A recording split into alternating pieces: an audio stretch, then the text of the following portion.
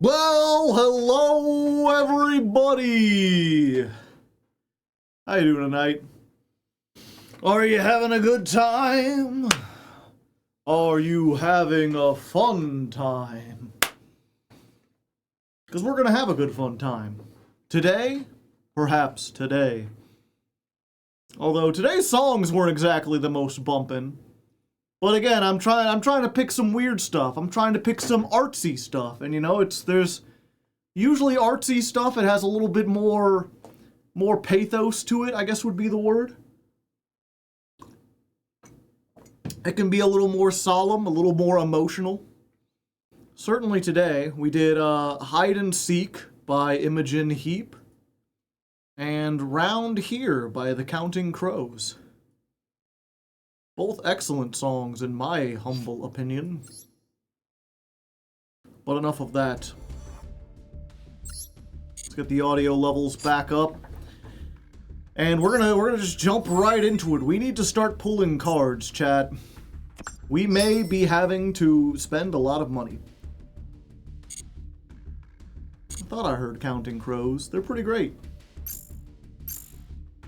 So, I didn't play on the ladder in the intervening time, but I did play the Fusion Ixie Festival using Artmage. And I managed to get about 1,000 more gems. Almost 2,000. So, we've got more. If you don't remember, what we want to do is make Bark Mage. The problem is, Bark Mage needs like 12 URs. And we cannot, you know, how to obtain this card? Pull it out of the master pack, idiot. There's no secret pack for K9, so we have but one option. And it ain't a good one.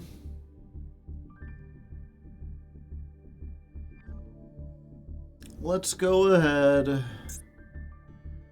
There's no other free packs, right? Yeah.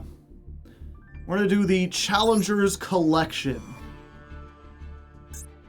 which of course contains a whole bunch of staples, which we already have. Your cards is what I meant to do. Like, we already have 3 of all these. If we get a third Crackdown, we might save it. If we get the Dominus Impulse, we can break down the non-full arts. But basically, if we get anything except Meowls, we're breaking it down. So this is the highest chance to get a UR that we can then break down into dust. I think that's the best way to go about that. Because if we opened up this pack, even though it might include URs that we'll use next month, we'd have to keep all of them and we wouldn't get anything we could break down. So we're just gonna try our best and hope I don't have to pay $1 million. 7K.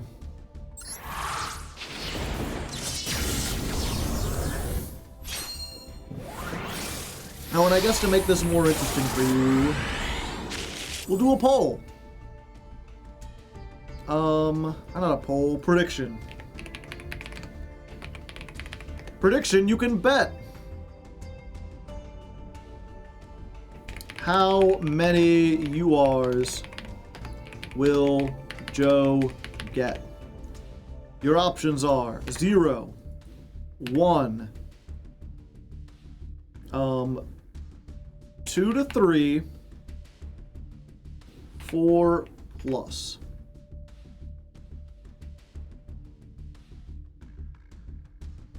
You're gonna have 30 seconds to predict, so get in there. And then, do we have a mod here who can run that again for the next time, so I don't have to start it every time?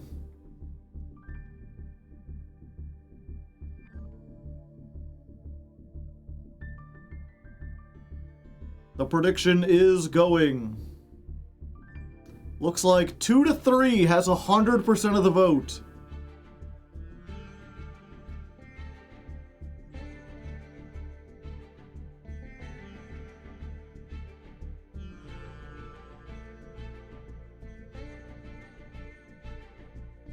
You got multiples, do I?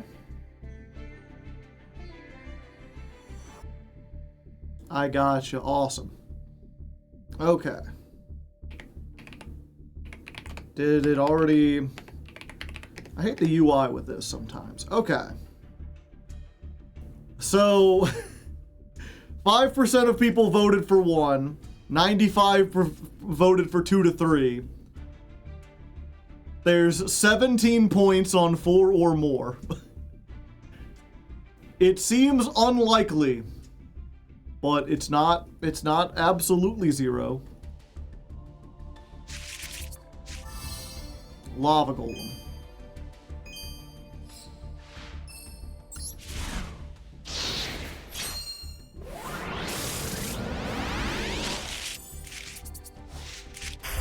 Well, there's 1, and there's 2.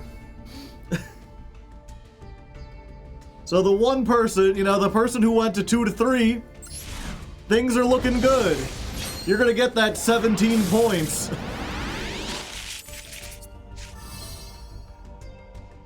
Dr. Link subscribed for 6 months. Thank you, Dr. Link. They call me Dr. Link. Good morning, how are you? I'm Dr. Link. I'm interested in things. I'm not a real doctor, but I am a real Link. Well, we got 3. If we got 1 more, a whole set, yeah. Well then. Let's find a rock. Yep, things turning out well for the investor who played 7 or more, or 4 or more. It's just Goose Goose. Goose Goose is the only person who voted for. Wow, we got 5. Holy fuck.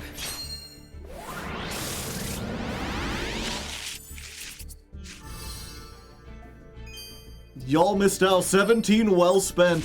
I'm curious what the payout is for that. Everyone else... Someone donated 15,000. I think you're about to get, like, all of that. Yeah, Happy Tater did 15,000. That guy did 2,000. You want me to pay it out? Yeah, go ahead and pay it out for 4 or more. If you can. 5 whole URs. Which, once decrafted, will get us 1.5 of our URs. A good start, but we're gonna need a lot more. Okay. So the prediction pays out. Goose gets 21,000 points for their 17 points spent. Crazy amounts of points. Discount point warehouse. Okay, go ahead and start another one. Same exact thing. We getting 0, 1, 2 to 3, or 4 plus.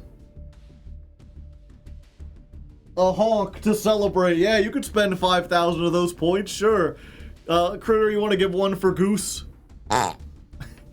Let's go gambling. Who the heck is messaging me?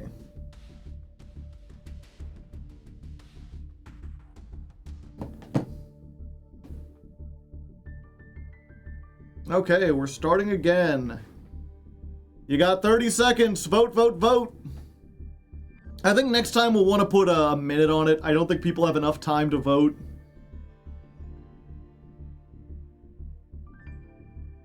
You really gotta go. I was doing that before. Yeah, no one voted for... Oh, 1 person put in some... Okay. 1 person voted for 1. 4 people voted for 2 to 3. 2 people went... Goose! Why would you put 23,000 points into 4 or more? That's not going to happen again. Even if you win, you're just going to get back what you spent.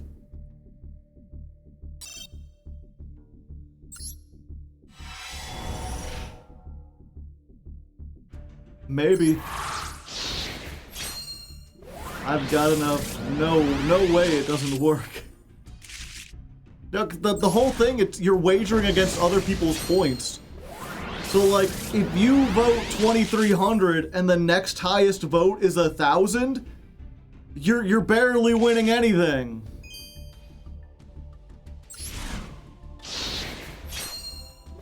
You're just getting back what you spent plus an extra 1,000.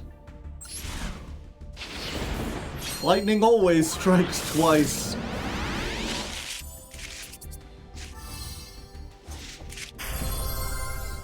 Well, good thing no one voted for 0, because we got 1.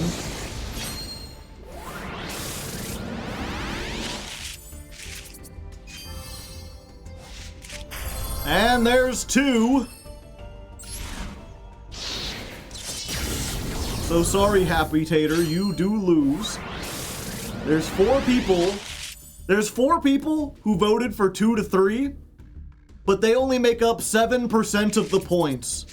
Because Happy Tater voted 15 or spent 15,000 on his 1 vote for 1, and Goose spent 23 on 4 plus.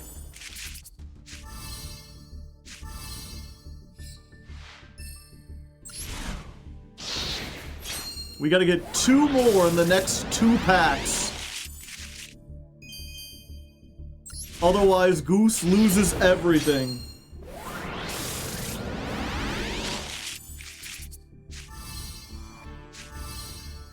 It's not looking good. You gotta get 2 URs in this pack. And it's only a super rare pack.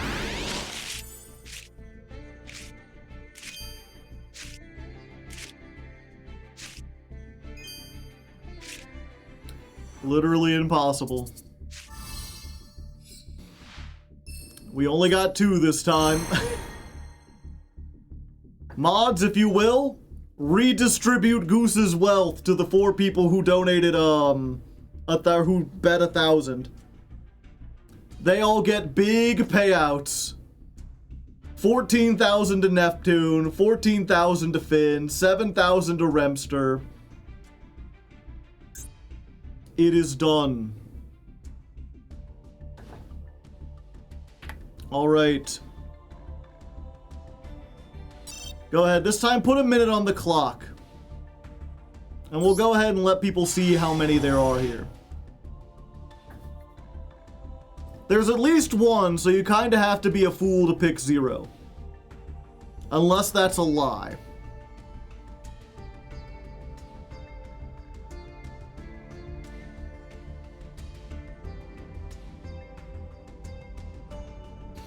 Alright, the prediction has begun. You have double the time this time.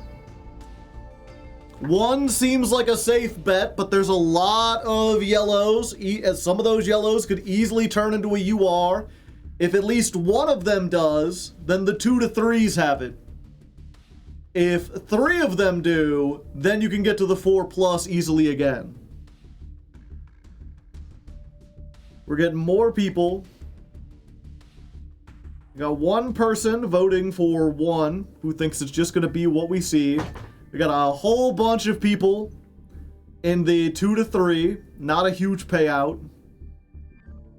And a couple people doing 4. We've got at least 4 of them. Together they only make 7% of the total points though. Including Goose going in with 50 points. Goose still happy about the 50 option. Alright, 81% of the points have spent to 2 to 3. There's 15,000 in that pool. There's 1,000 in 1. There's 2,000 in 4 plus. So not much to pay off if you win. But if this is the only UR, or we happen to get 4 again, things are gonna go big.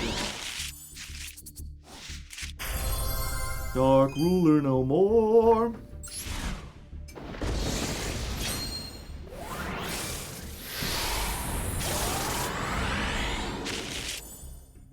Well, things already looking bad for the people who voted 1. We got to at least 2. Will one of these other SRs prove to be a UR in disguise?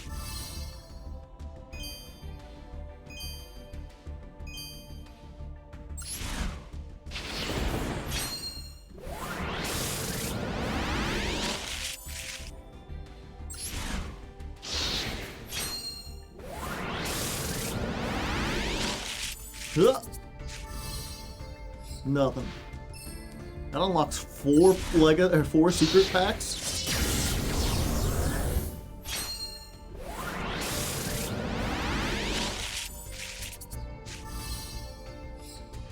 I only gambled 10, I'll live. You're just hoping for the huge payout. Well, so we got to 3 at least. Can we get one more in the next 2 packs? One more UR and we see a huge upset.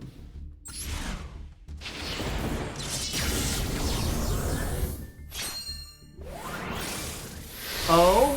Oh, it's just an SR. Oh my word! Goose pays off! We got 4 more URs! Goose's 50 is about to get a lot more. Make that 5. Make that 6. We got a lot of URs, baby. 6 URs. The whole top row. The gang's all here. Go ahead and pay it out, mods. 4+ wins again.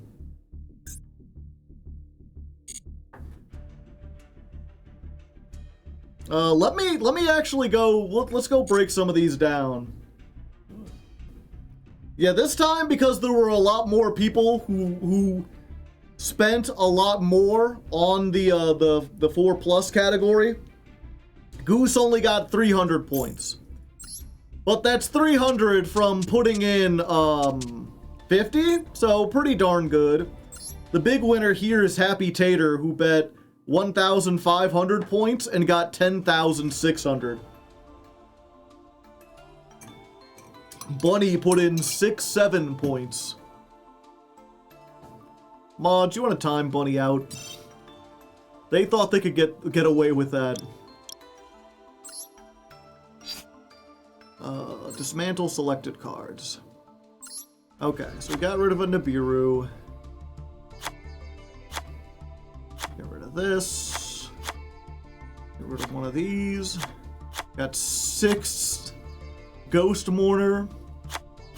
6 Dark Ruler.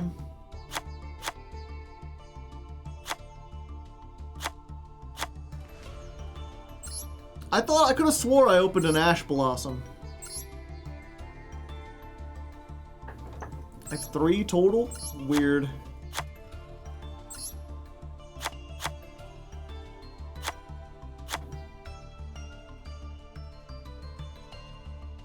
It'd only be for like 5 seconds and it ain't worth it. You did, you have 4 Ash. It says I only have 3. Oh, one of these can be broken down. Okay, I've got 3 of this and 1 Royal. Gotcha. I can only break down 2 of them because one of them came out of a bundle. Was there anything else in a bundle?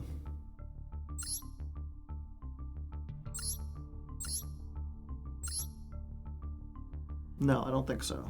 Okay. I got a Royal Phantasme, I got a Shiny Phantasme, and I got a regular Phantasme. I have 10 Cosmic Cyclones?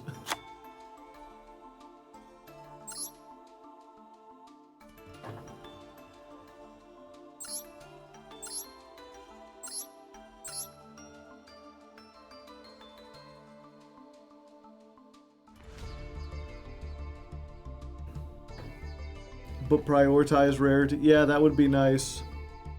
You're dismantling a whole deck. Just about.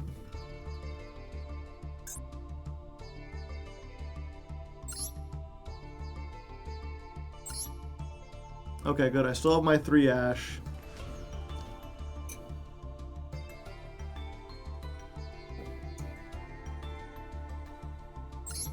There's still a Nibiru I can dismantle because I got an extra one of those. So we could dismantle 1 Nibiru. Same thing with triple tack. I can dismantle 1 more of those.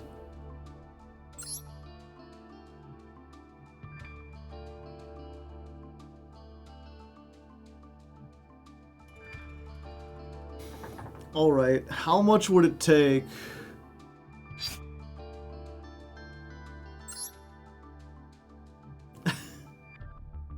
Negative 55. I still don't have enough. Okay, so what do we prioritize? We definitely need... We need a Ripper for sure.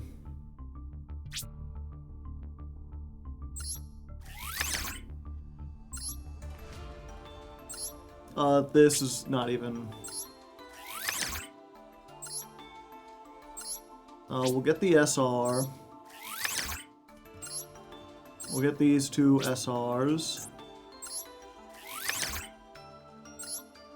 We'll get these two SRs.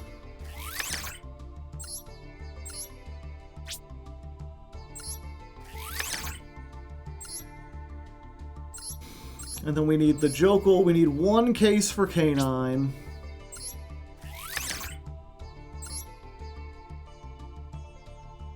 We can maybe get away with not playing the Werewolf.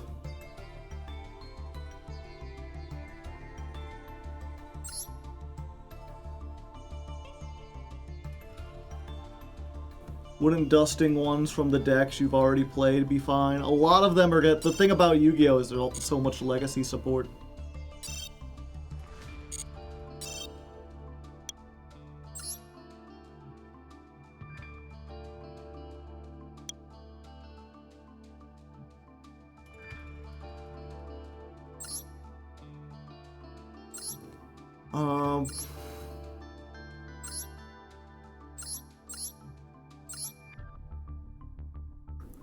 Oh, let's do it this way.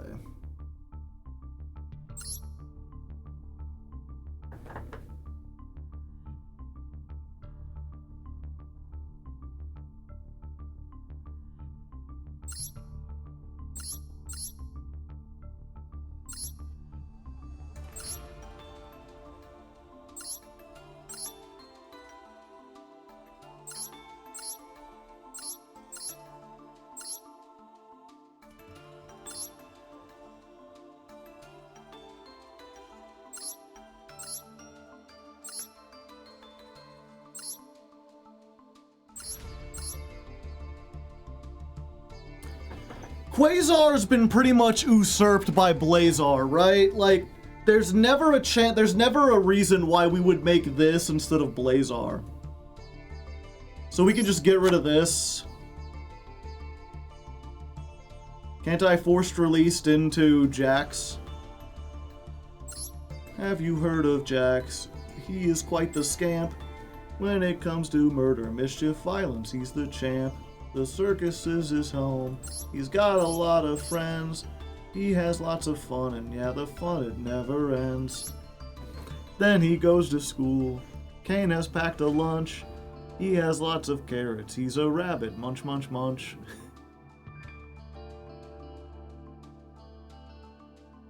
When farts are pure, art created from mages.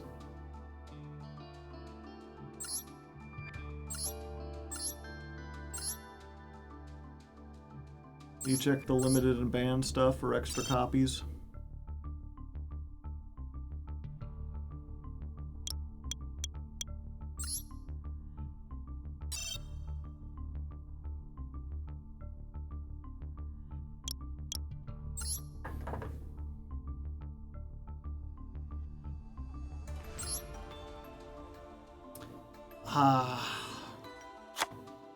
Yeah.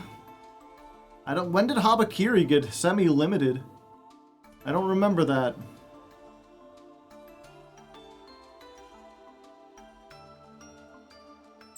Chandra. I was like, could Chandra come back to 3? Probably not.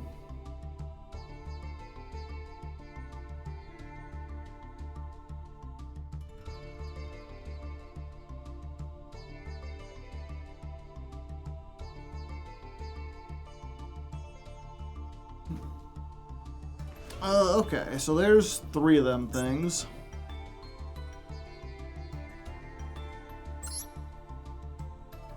No one's making you play Tenpai.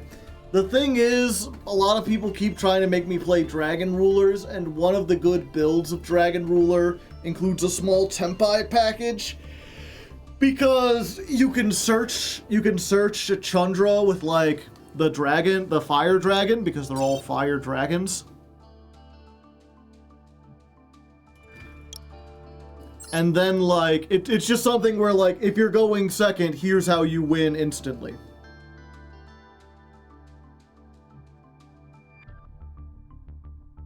Bonfire, I don't think is ever coming back. Did I have a bonfire?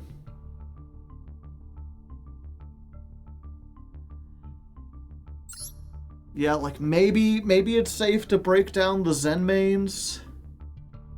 Zen mains probably won't come back. If Genesis happens,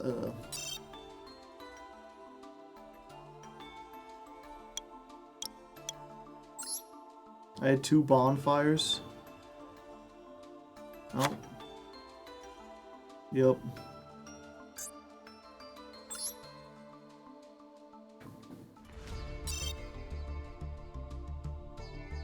Now they go to class, and Jax takes the test. He gets all the questions right because Jax is the best. And then Jax meets me because I am there.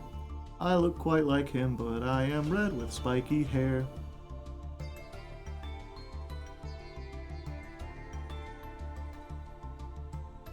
We become good friends. We hang out after school. We go to my house because I have a big tree house. Aphlasia.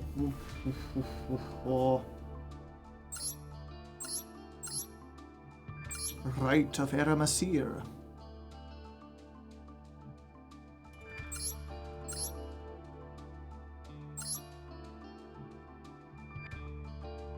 I think I talked about this last time where it was like, do Borals play Boral code? Like, a one of, yeah.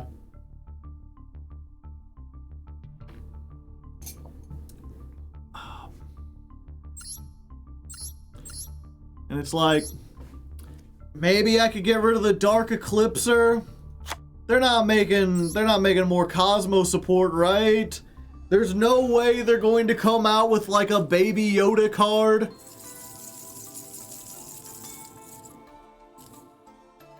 Right?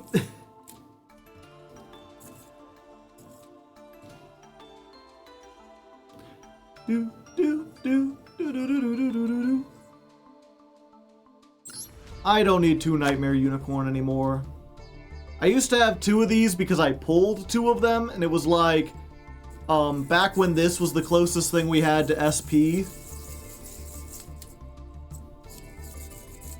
Look at Fairy Tail. But yeah, back when this was the closest thing we had to SP, like a generic removal, you would play 2, and then if they had something that removed your extra deck or whatever, you had a bonus one, but I don't think we need that now. Also, Chad, how loud is this? Does this make an annoying sound, or is it too quiet for you to really pick up over the microphone?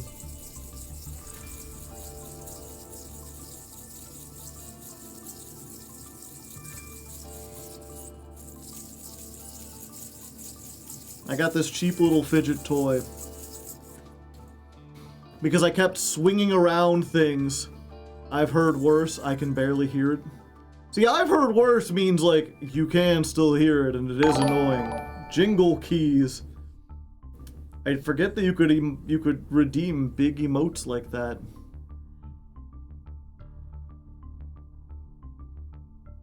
I think there's a rattlesnake somewhere in your room.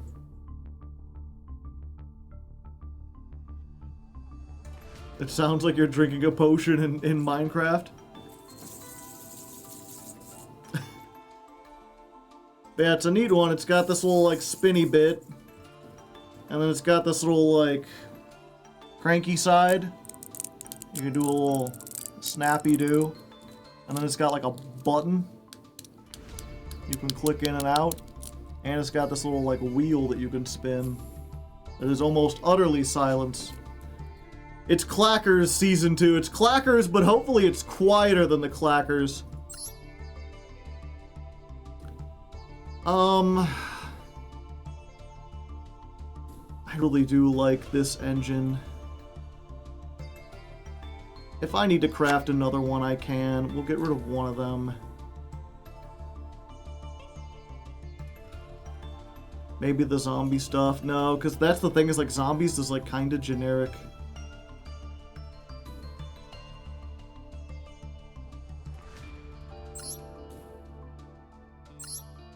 Add a heroic from your deck to your hand. If they ever make a good generic heroic. Isn't most of it in the structure deck?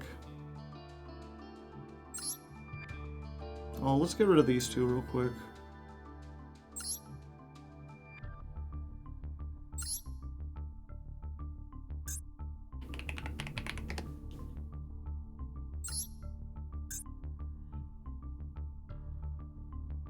No, that's not. Nope. Nope. No. Yeah, this is in the structure deck. Oh, which is where I got them. Yeah, these are all from the structure deck, which is why I can't dismantle them.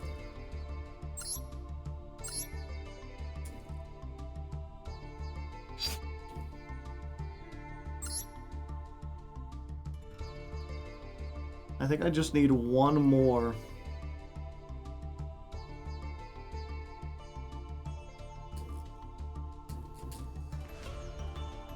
Prank Kids? I think even if they make more Prank Kids supports, I wouldn't want to play Prank Kids. It's not a very fun archetype. Are there any like big Prank Kid fans in the audience?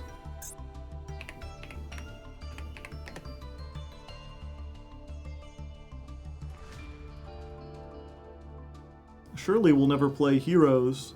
Heroes is on the vote almost every time.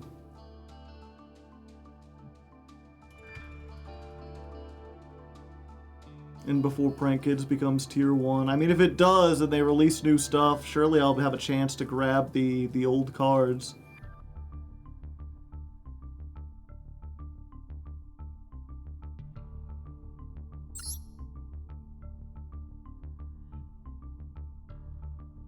Yeah, let's get rid of Prank Kids. These are both Prank Kids, right? Yeah.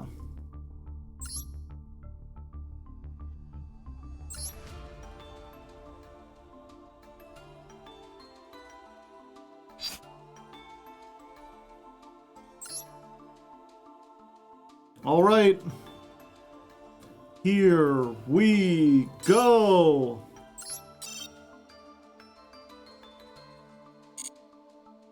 We did it. Welcome to Artmage. Okay. That being said, what I want to do, let's go ahead. I'm going to take a picture of this so I have it.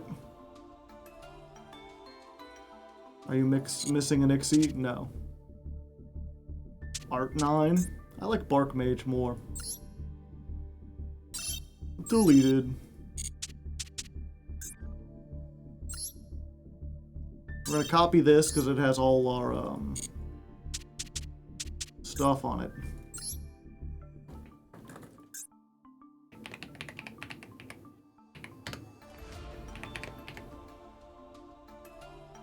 You don't have Suck Knight or the mage form? No, no, we don't.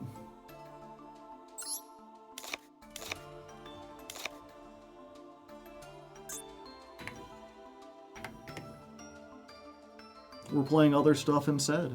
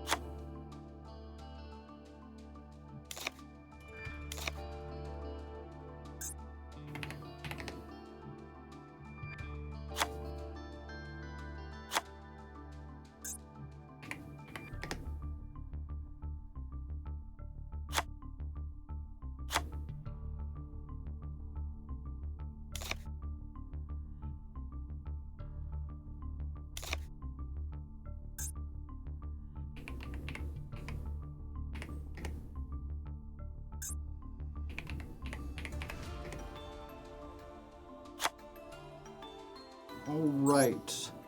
Wait, we're at 43 cards. This deck only had 42.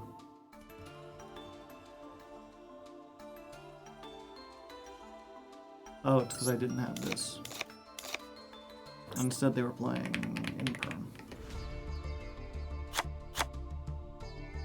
What stream are we on? Oh yeah, this is actually 4.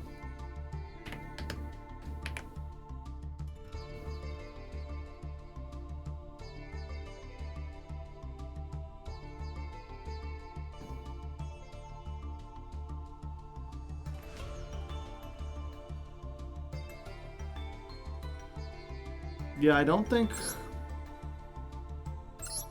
Oh. Yeah.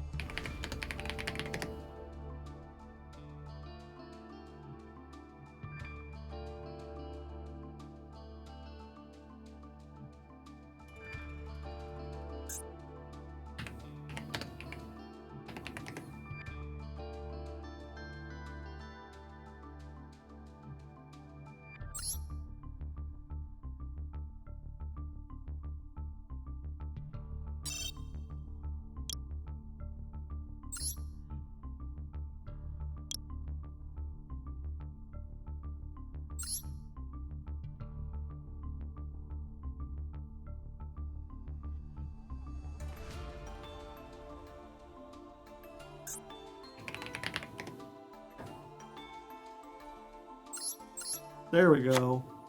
N.as.h.night. Okay. More like ass night.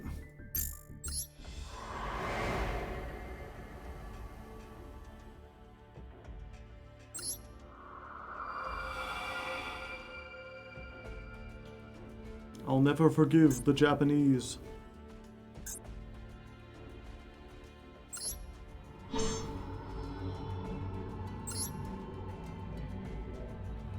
Or the effect won't work. I'm pretty sure I copied this list from what Coder had.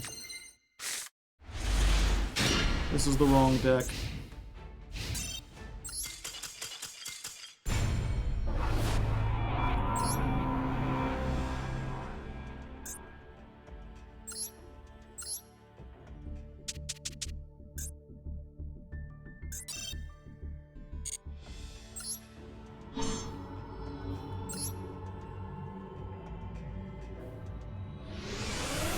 You do need... I have the CXE.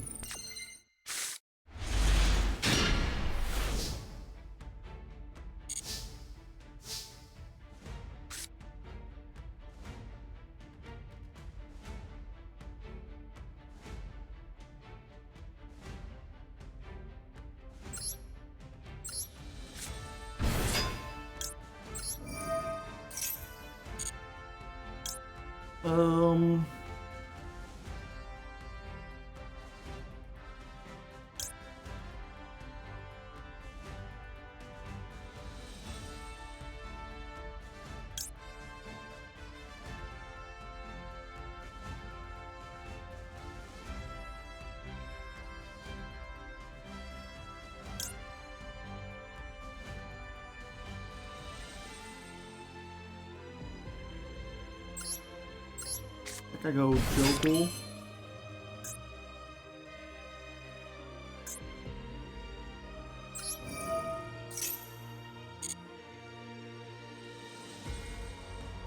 And then we add Azuna, right?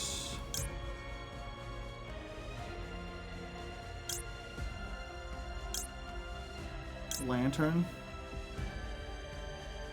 Target one in your graveyard, special summon both it and this card. Ah, okay.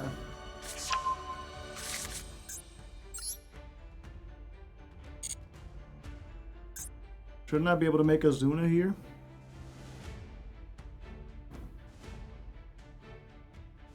I forgot to put Azuna in here.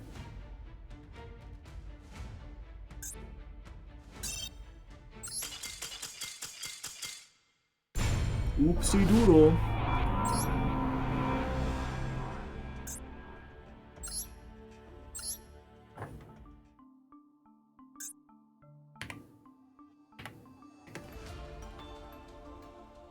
Wait, so what am I messing up?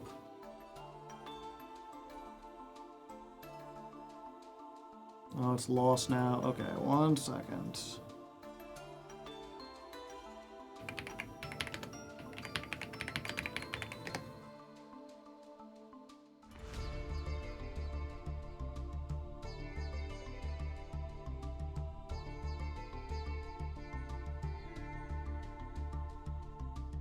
This isn't the coder one.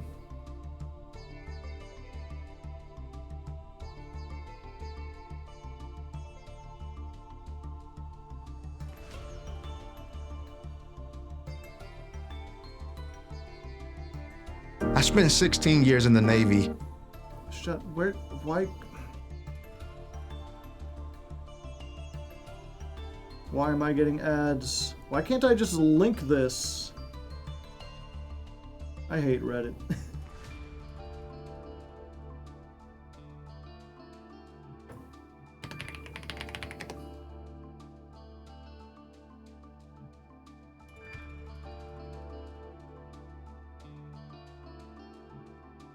So this past weekend... Okay, let's see this extra deck real quick.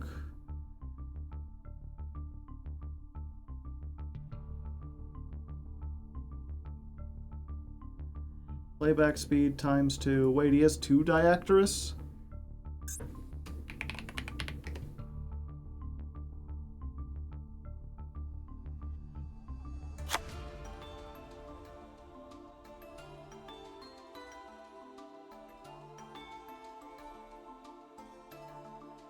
One non-finito. One Art of Creation, or whatever its name is.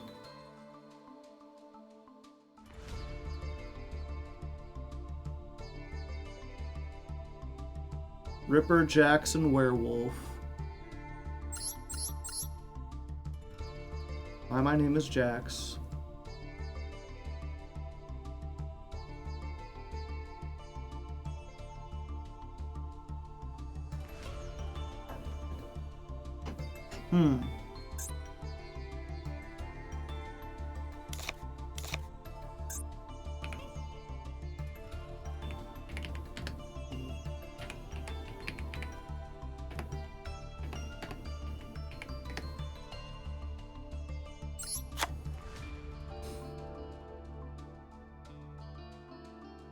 Hello, Lilium.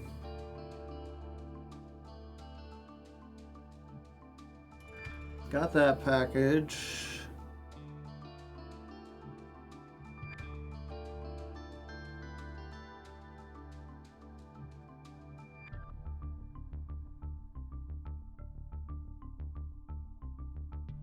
He's got the one Guardian Chimera. Got the one Illa Sylvia.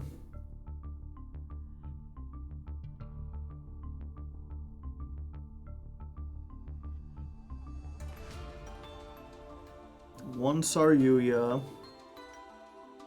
One Typhon. Okay. So the Secretarion, I don't know why I thought that was there.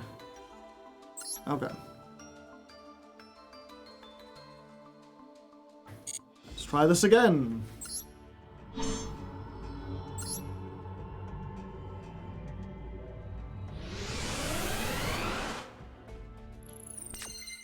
Yep, I guess I couldn't trust past me.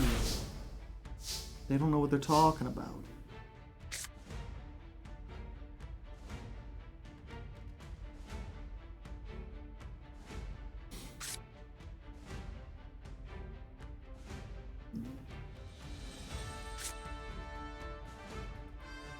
Okay, so I start with Lantern, because if they Ash, then I can summon the Azuna, right?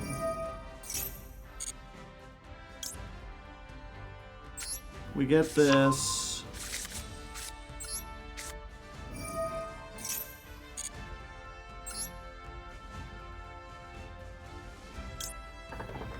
You can reveal this card and one other 5, summon both, but they cannot be used as material. Send face up.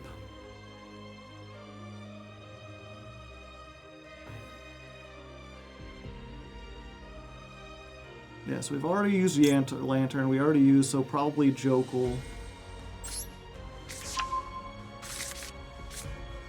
Then we can... Ah! Reveal the Graflair. Graflair doesn't get its effect.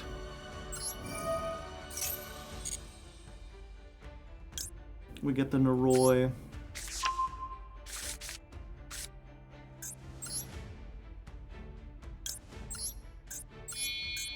Ripper, I barely even know her.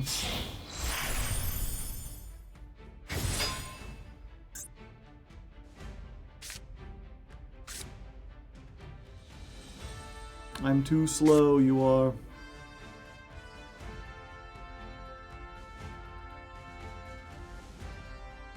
Yeah, so the Noroi does nothing. I should have made this first. Okay. I didn't think this deck would be that complicated. Maybe it's not, and I'm just dumb.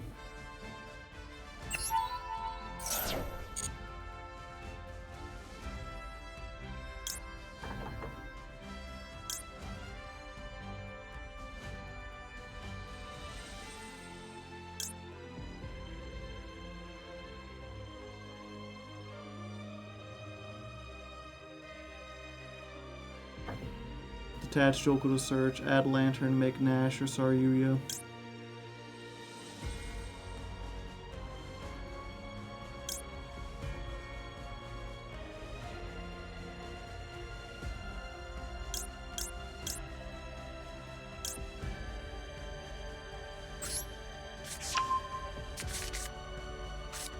Okay, let's try this again.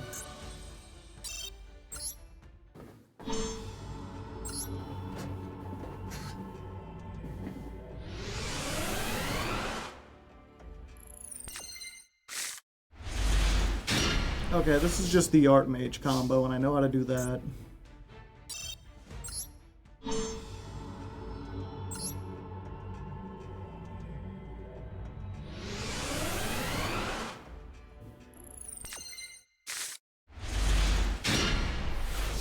Okay. So Noroi summons one from the deck. So I start with Noroi. Noroi effect. We grab Lantern. Because Lantern adds a spell trap.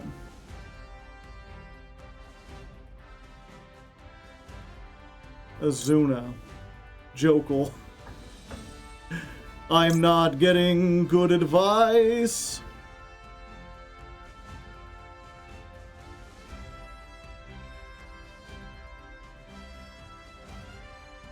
Yeah, the thing is I don't want to search though, right? Don't search until we make Ripper. Jokul gets Lantern. Okay, special summon Jokul. And then we want to activate this.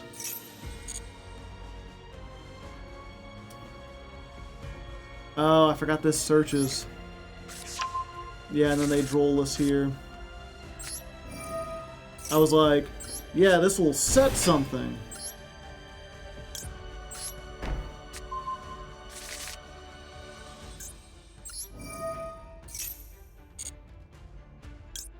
Ripper adds Lantern.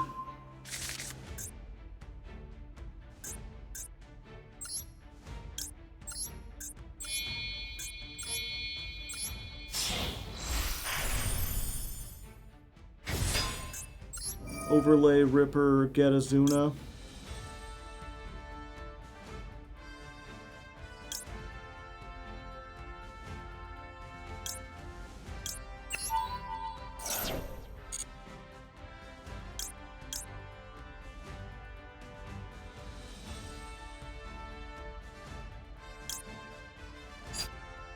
I have Lantern.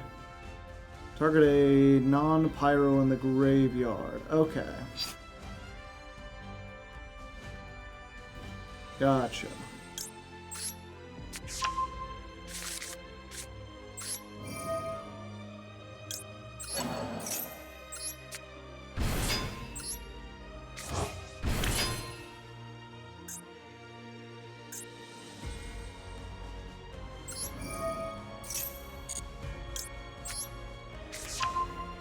Damn it, Pizza Hut, not now.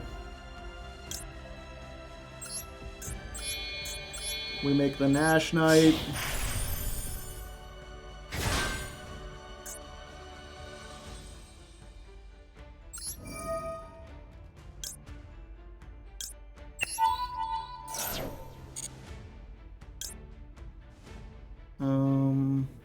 Attach one Ixie, then attach one other. Oh, this is removal. I thought this was the other one.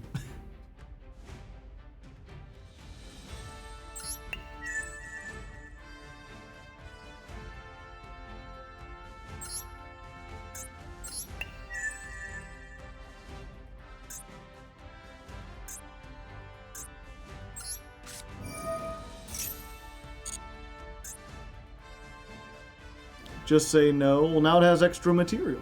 Don't I want it to have extra material?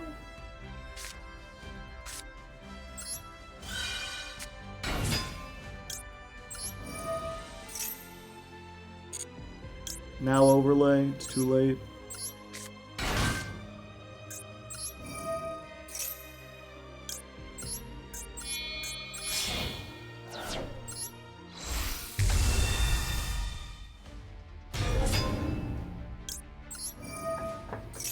This gets me the trap.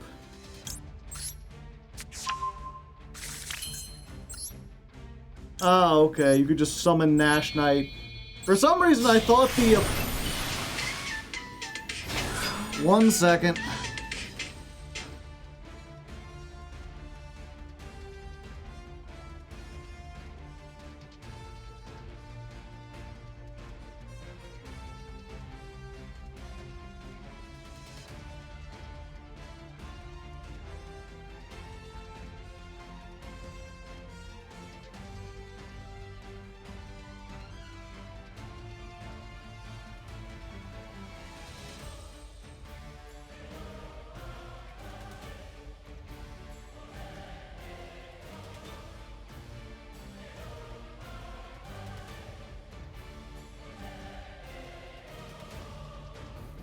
Alright, sorry about that. Special summon, okay. Now the Graflair goes in the graveyard.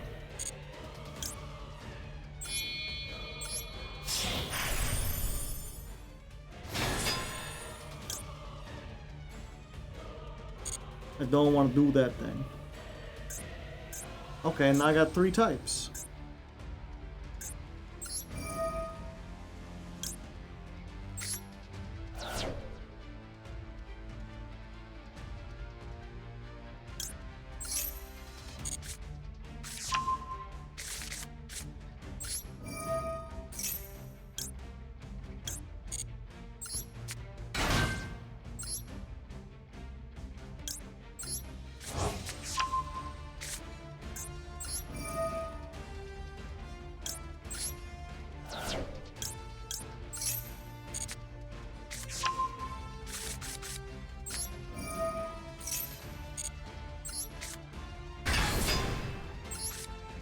Hey, free draws.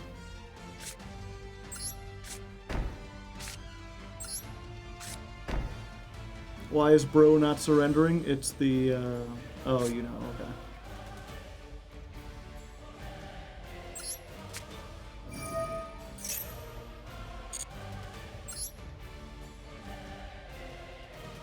Get another Azuna.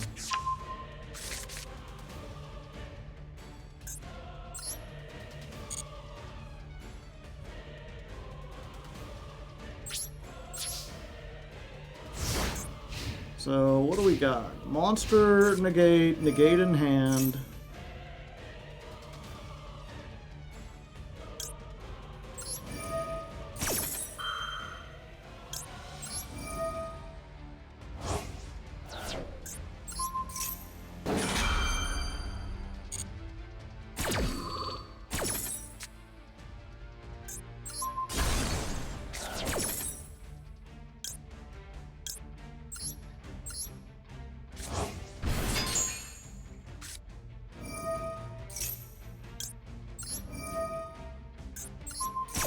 No pendulums for you.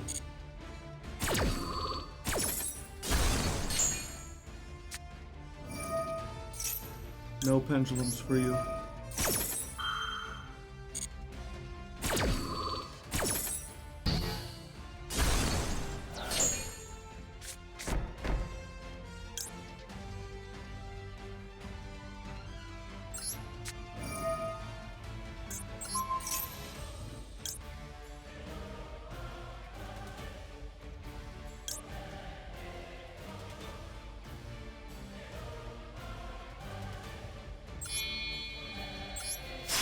Woo! That's a double pop. Well, the Jax only destroys monsters.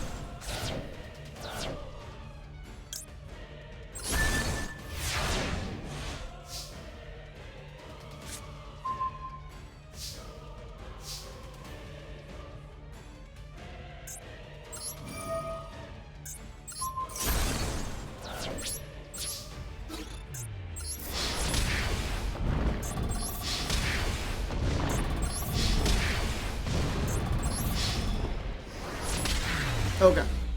For some reason, not for some reason, it's one of those things where, like, I've played against K9 enough, I was like, yeah, I know how everything works, and now I'm realizing I didn't know how everything works. So give me a moment, let's do the Let's Learn treatment here.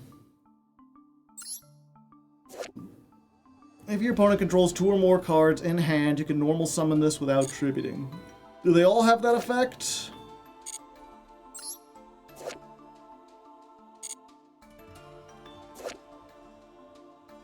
Except for Lupus. Lupus is different. But the rest of them do. Okay, so I can normal summon one of these. I know that Azuna's a hand trap when they activate a hand trap. They activate a hand trap, you can... A hand trap or a graveyard effect. You can summon this from your hand. If this is summoned, send a K9 from your deck to your graveyard. And I know you send Lupus... because Lupus says, during the main phase, if your opponent has activated a card effect in the hand or graveyard, you can summon this, and during the opponent's turn, if this is summoned, you can immediately Ixie. Okay, so you can only Ixie with Lupus, but I could just do it manually. So, if they hand trap me, I can summon her, I can send Lupus to the graveyard.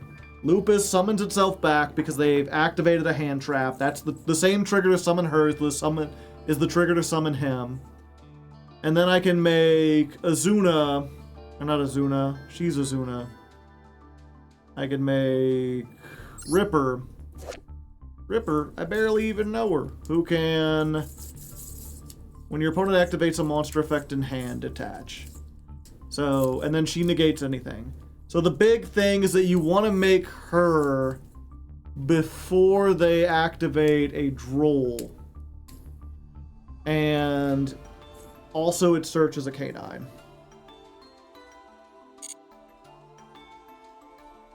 Is it specifically a monster effect? Yeah. So Imperm does kill this. She's Droll, Sash, and Abiru Insurance.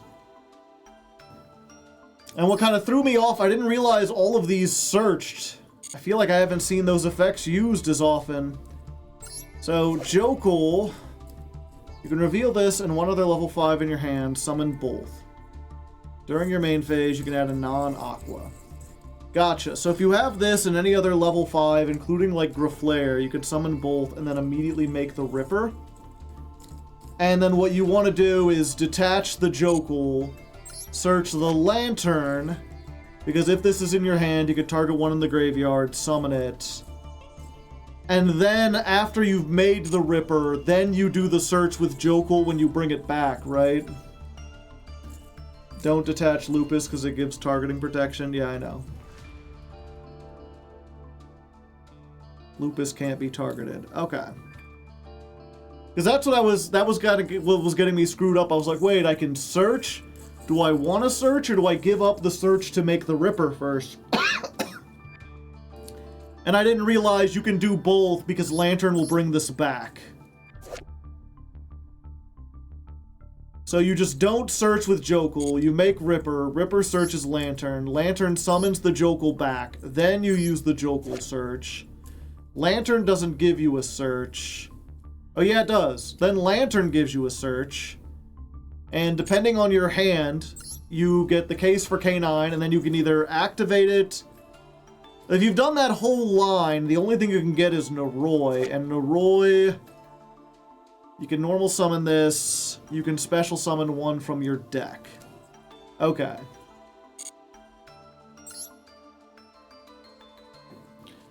It's weird. I feel like if possible, I want to start with Noroi then.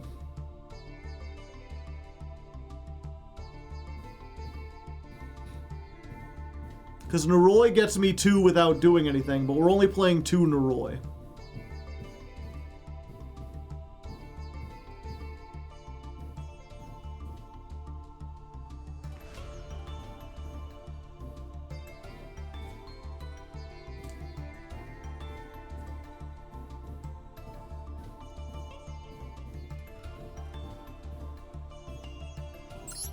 Noroi plus any other 5 in hand.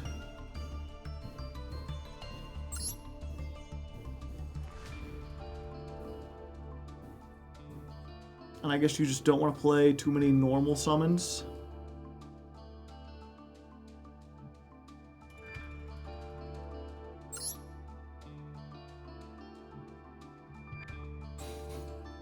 Yeah, why do you want to play 2 Lantern?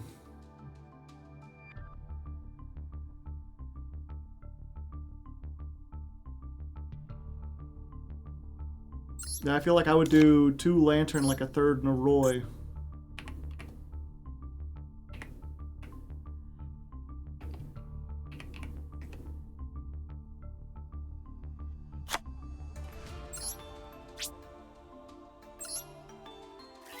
Because then I have like the best normal summon. Granted, if you don't have the normal summon, it don't do a whole lot. But this deck otherwise doesn't the only other normal summon we have is Medius, and if we've got the Artmage Academy, then it's a double normal anyway.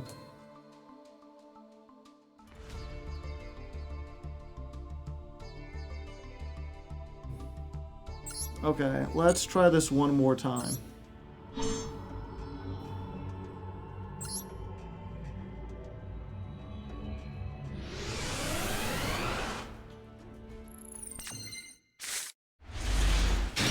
This is just the Artmage package.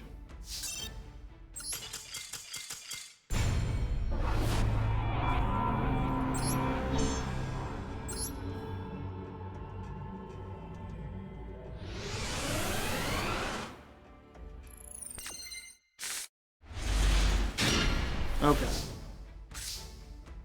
So we open with Noroi. We want to normal summon it.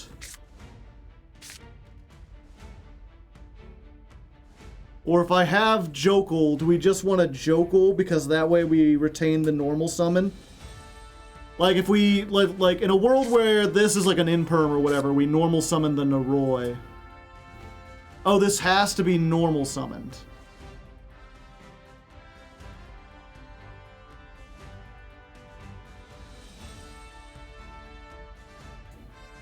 But... Okay, so if we just have Noroi, we normal summon it. If we do have the Jokul, which is a 2 of, then we use the Jokul because afterwards we can normal summon this and make non-finito. So we Jokul, reveal the Noroi, summon both. Let's just assume they have a hand trap and we use that.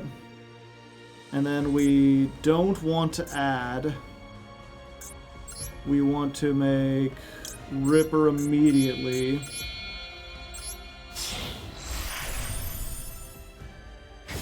We Ripper, send the Lantern because that was the one that searched. Or send the Jokul, get the Lantern.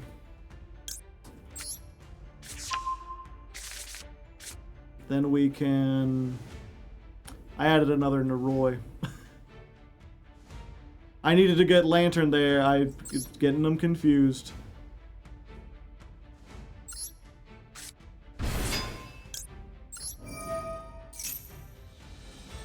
Sure, let's get Lupus in the graveyard.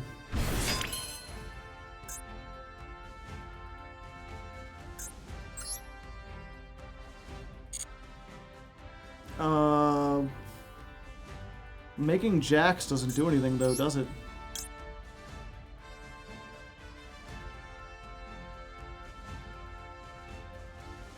Or if your opponent activates a monster effect. Okay.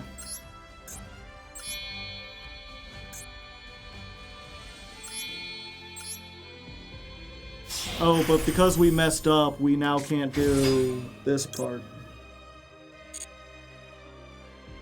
Okay, let's try that again.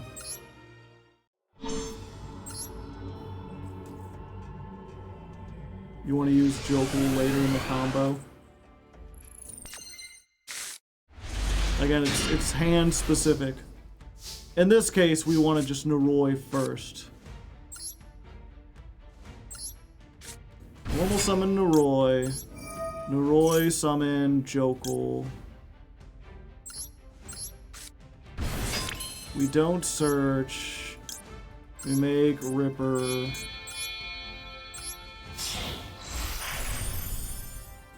Ripper get Lantern, but since we already have Lantern, we'll just grab an Azuna. Then we can Lantern, get the Jokel back.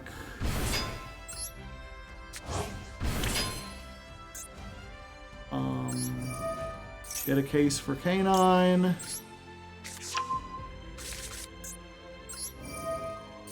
Get...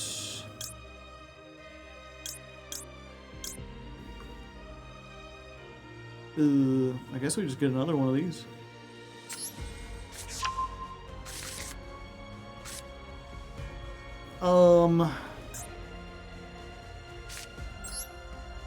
Have we used the Jokel effect? No.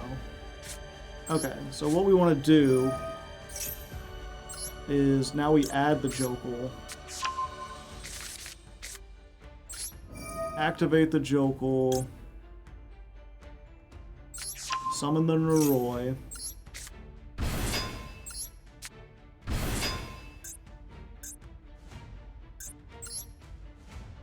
Saryuya time. Jokel is a different... It has to be different names. Fuck.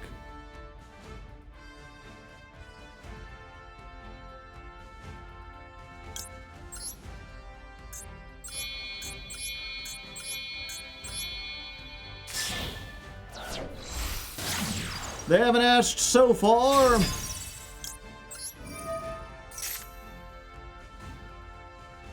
Did I not draw a single fucking Artmage card?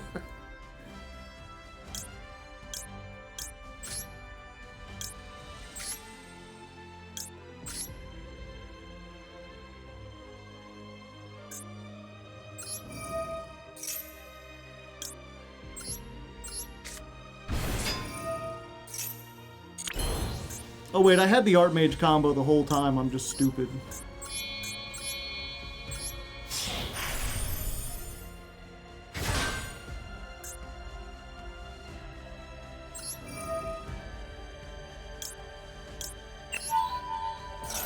Get to attach this. Make the Nash. It was the monster Nash.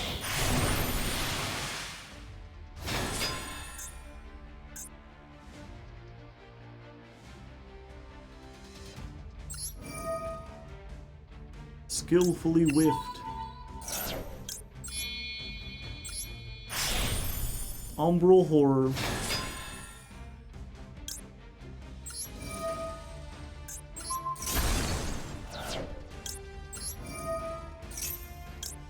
Set the forced release. Oh, I already used my normal summon. Fuck! I keep thinking I have this, and then I fuck it up as always.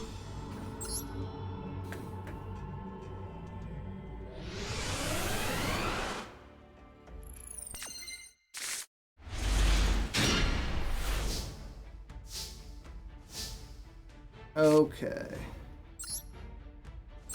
Normal summon Noroi. Noroi get Jokel.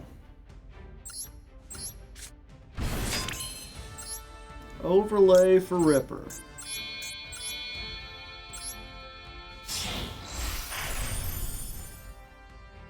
Shouldn't have made that up there. Ripper, detach the Jokel, get the Lantern.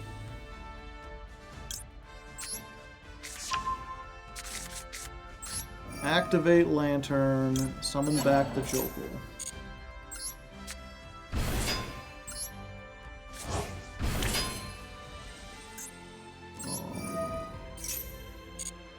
If we already had an Azuna, we would add one. We just add the follow-up Noroi.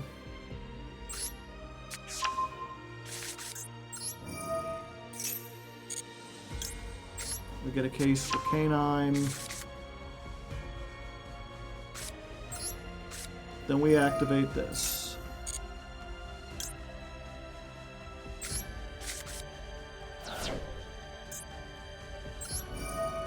Activate, send force release, grab Graflare.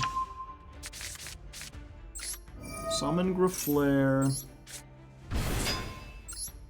Set Vandalism. Activate Vandalism, get Medius. Normal summon Medius. Medius grab the Hoot Hoot Owl.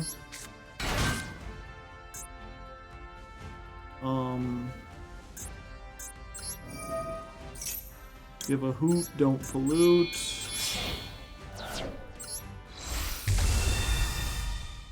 Diactorus. Diactorus gives us this. We activate a case for Canine. We add, I don't know, another Jokel. Now we do this part of the combo.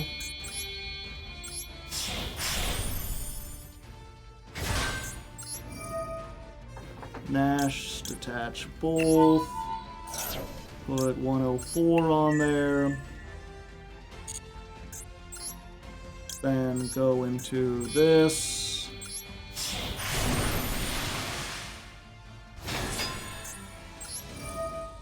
Detach, but not that one. Get Masquerade.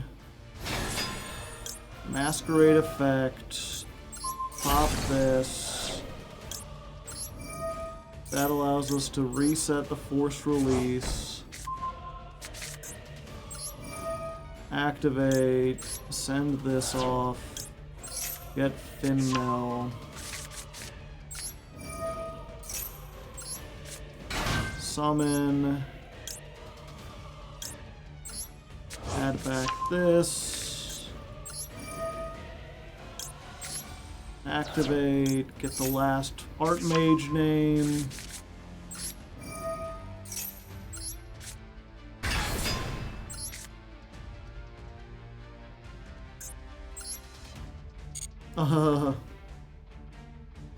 Yeah, it's pretty good. I mean, we didn't draw any hand traps.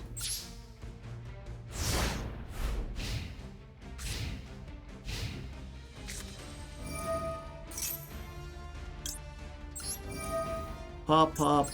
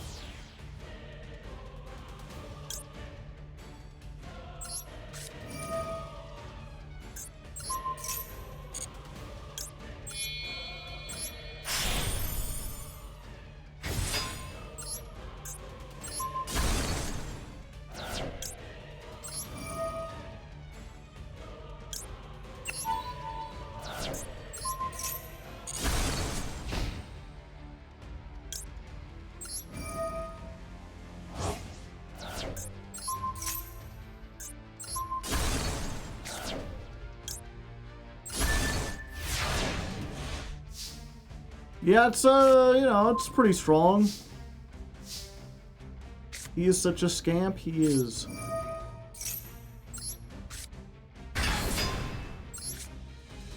There's my imperm. I got 9,900 attack. And the bitch ain't one. Unless Jax is a bitch. I can't even tell what this is supposed to be.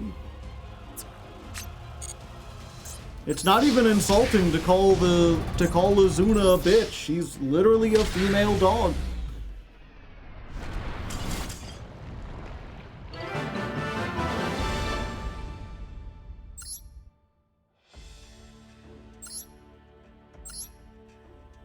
Jax is jacked. Okay, I think I got it enough. Hopefully. Oh, that took longer than expected.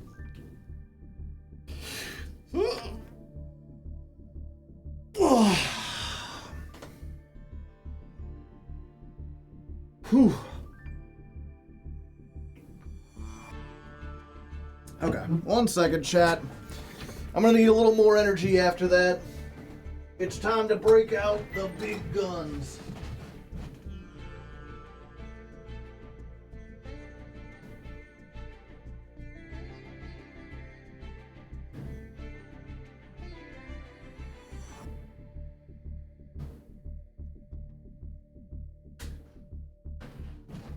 What you're about to see has been banned in several states. The caffeine content is higher than any other conventional soda on the market. Behold, Dr. Pepper. I don't think it's actually banned in several states. Not yet. Maybe they should ban soda, you know?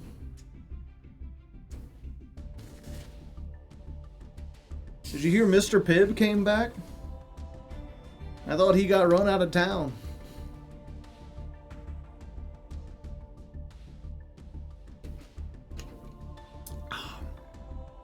Okay. Let's put some cats in the chat. If you have dogs, you can put dogs in the chat as well.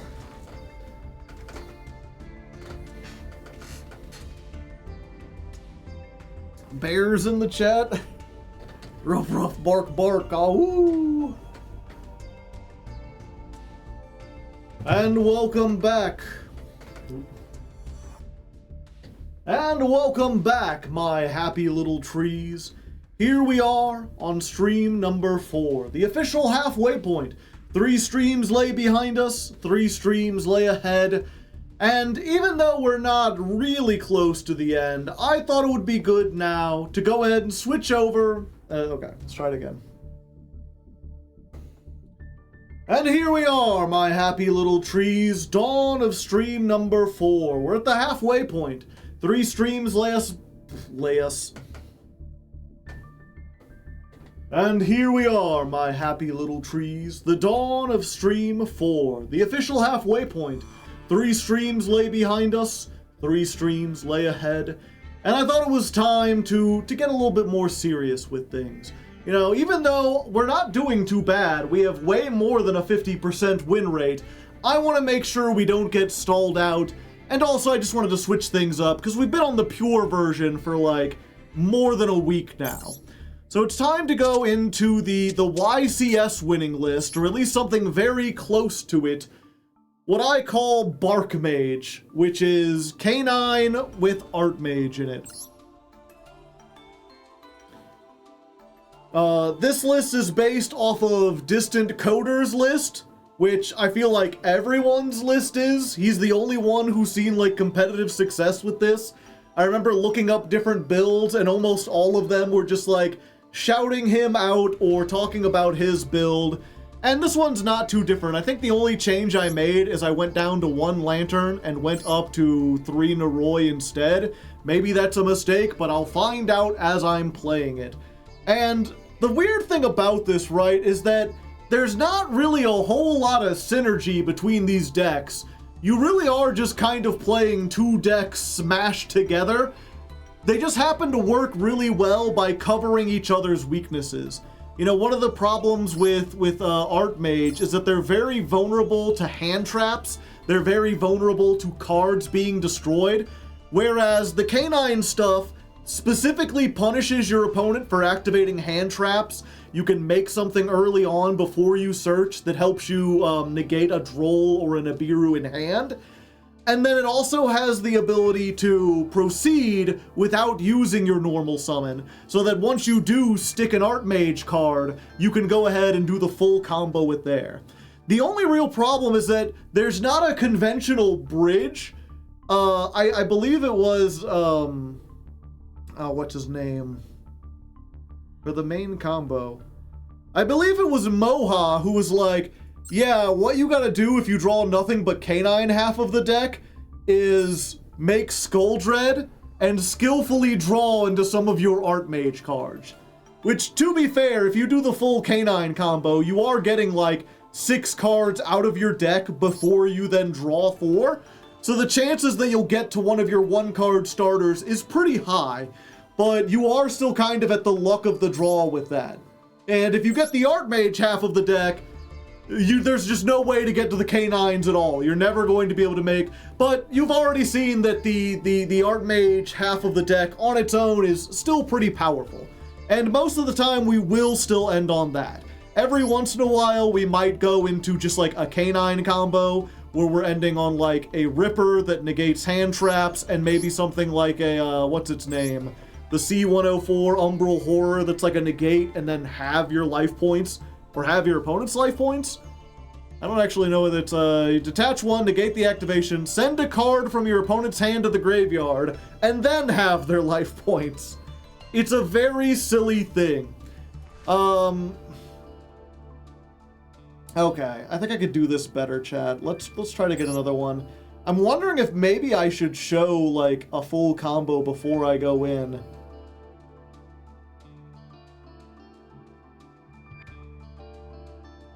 Yeah, that's probably, okay. We're gonna do this one more time for the full combo, yeah. All right, happy little trees, here we are, the dawn of stream number 4, the official halfway point. 3 streams lay behind us, 3 streams lay ahead, and I thought it was time to start taking things seriously. I mean, we've already been pretty good. Our win rate is way above 50%. And honestly, we could probably ride pure Artmage a little bit further, maybe even to the top of Diamond. But I wanted to make sure we didn't get stuck this month. So I'm switching to the version that most people swear by. This is the one that has like a YCS. And it's something I call Bark Mage. There's a couple different names for it, but I like this one.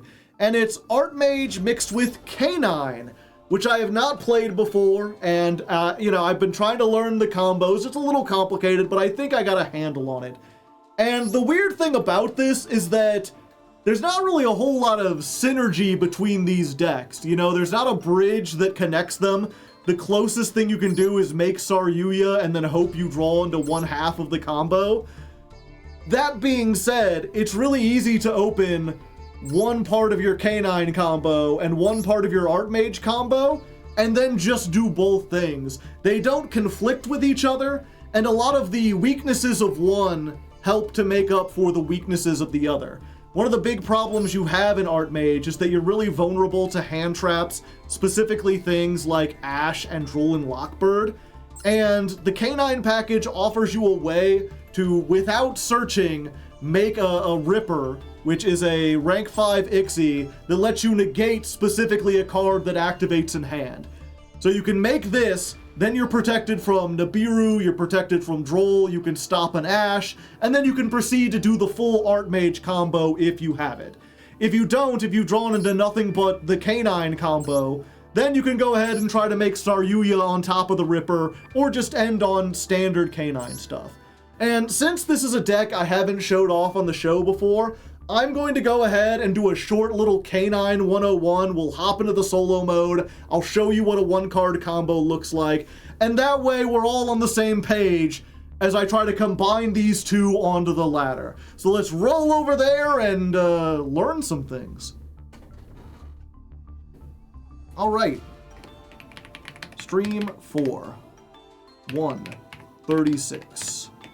Dawn of new stream. plus introducing Artmage.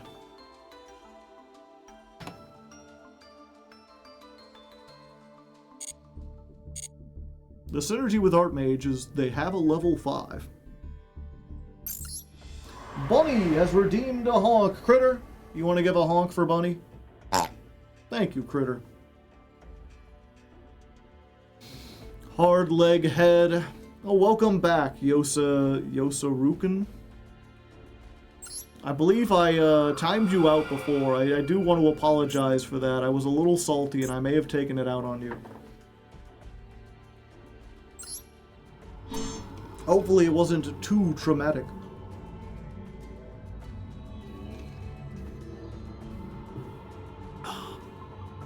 Let's go ahead. Go first. Critter, can you give us a bark? I understand where it came from. Okay. We want to get the Noroi, because that's what we... It was just 10 minutes. Yeah, but I feel like, you know, even if you make a small slight, you should still try to make up for it.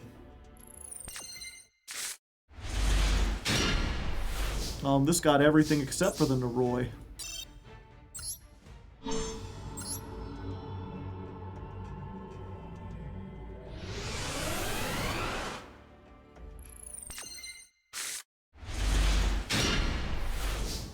Things not looking good for us.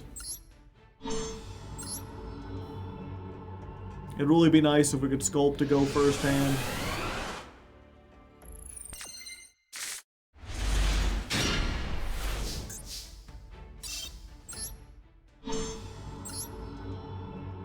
Earlier, he was in every hand. He has a 3 of.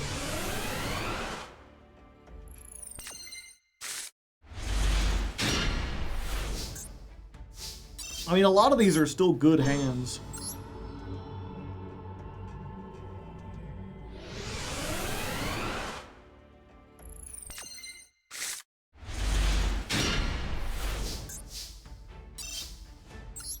We used all our Noroi luck.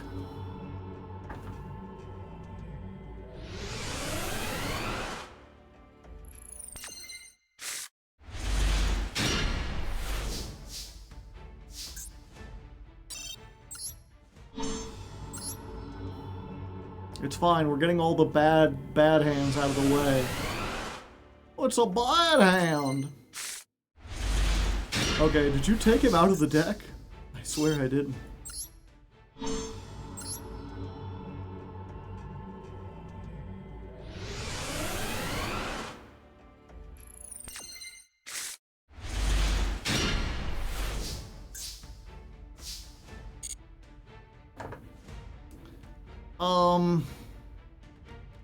I was like, we do this, it's like, that doesn't show how we play around.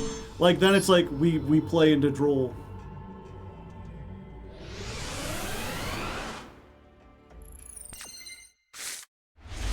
The fuck is he? How have I drawn a case for Canine twice, and Noroi 0 times?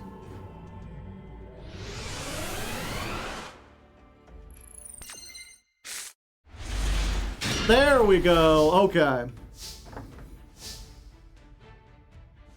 Alright, so this is a fairly good example of what we can do. Okay. Alright, so I'm going to show you what this deck can do with a 1-card starter, specifically Noroi. With this hand, we do have a lot of backups if Noroi gets ashed, if we get stopped, but let's show what we can do with just this 1 card. So, if you don't know, the Canines are all level 5s, and almost all of them say if your opponent has 2 or more cards in their hand, you can normal summon this without tributing. So we're going to use our normal summon on Noroi, and when Noroi is normal summoned, you can summon a Canine from your deck. And we're going to go ahead and get Jokul. I think we might get something different, like normally since we already have it, but just pretend we don't have this Jokul in our hand and we'll get this. Ooh, pardon me. And then, even though these are glowing, we're just going to ignore them. We're going to overlay and we're going to make Ripper. Because as I said before, Ripper can negate Droll. So, without having to search, we can go ahead and do this. Now we're essentially droll proof, unless they have imperm and droll, then we might be in trouble. So what we're going to do is we're going to detach this Jokel, and we're going to add Lantern from our deck to our hand. Now Lantern says you can reveal this, and then target a canine in the graveyard, essentially other than itself. They all specify a certain type, but they're all different types, so basically any canine other than itself, and you can summon both of them things. And then when this is on the field, you can add a canine spell trap from your deck to your hand. And this allows you to add a non-aqua canine, so basically any canine except itself. So if we didn't already have Azuna, we could get that. We could get a second Noroi. I think we will go ahead and get the second Azuna. And then, what was it? Okay, we're going to a case for canine. We're going to add another card to our hand.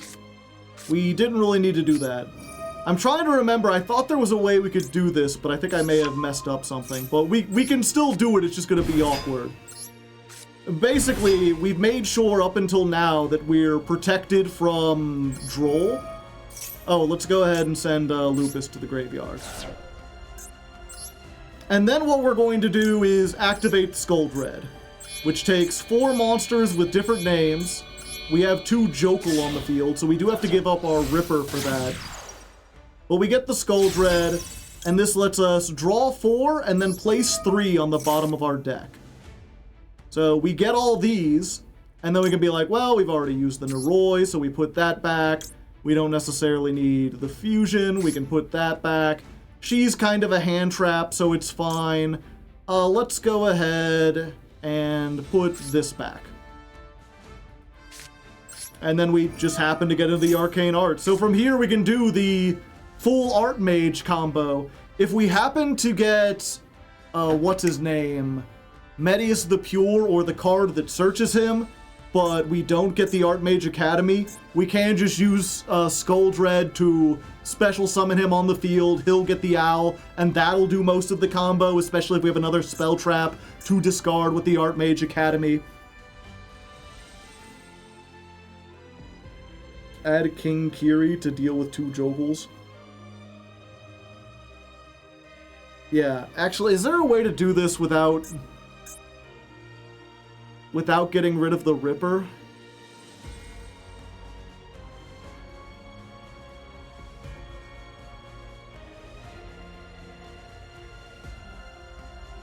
Like, it sucks. We finally drew it, then I'm like, I messed up the combo.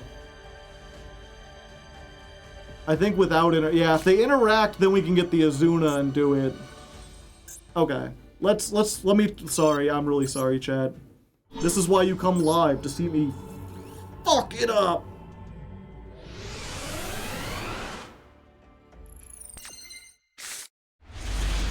It's fine, we got Noroi first time.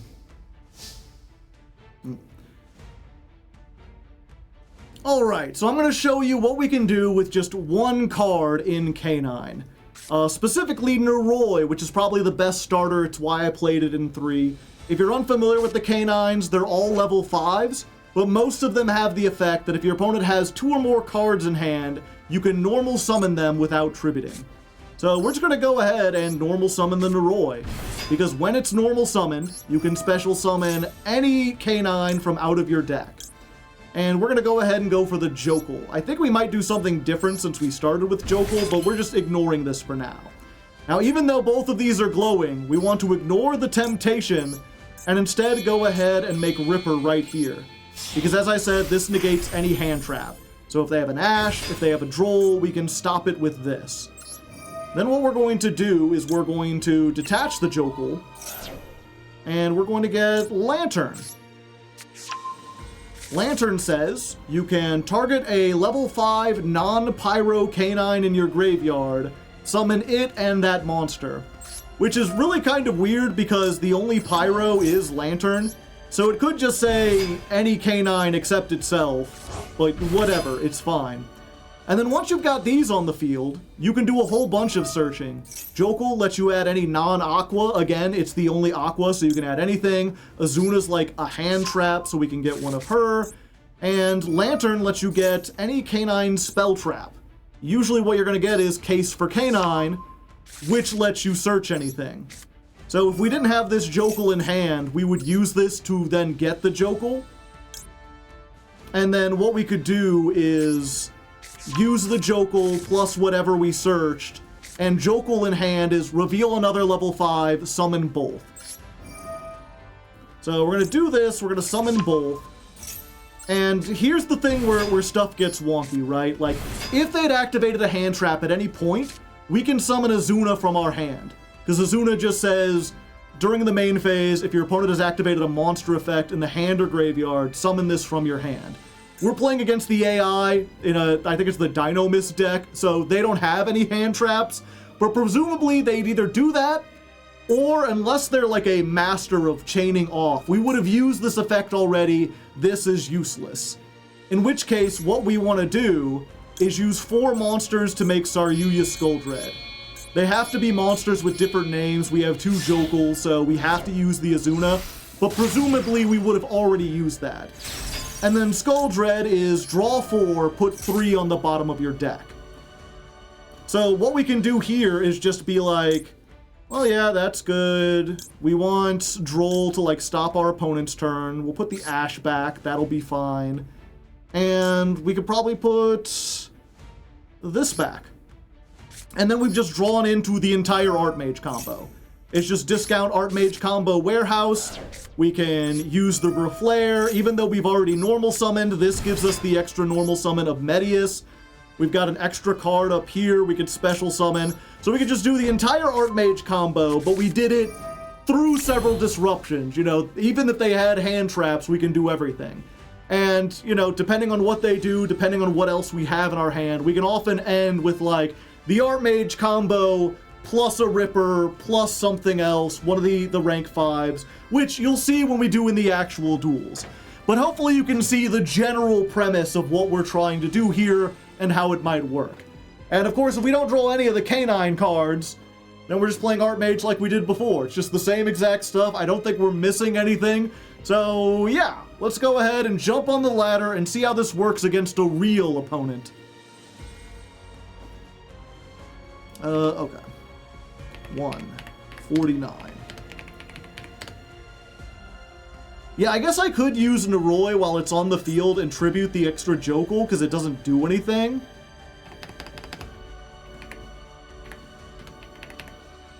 And then we could double check to see if they are holding something.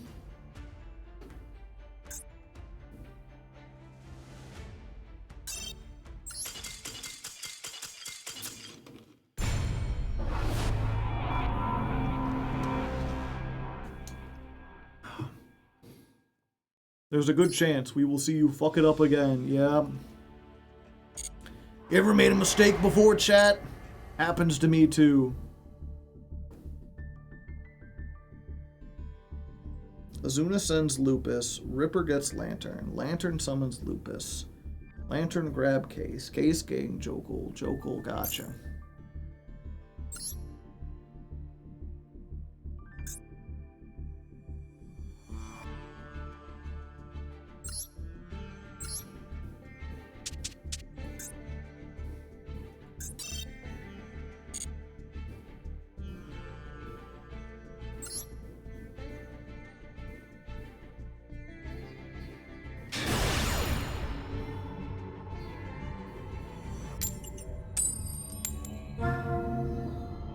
Alright, I have been here for almost 2 hours, and this is the first duel of the day. We've lost the coin toss.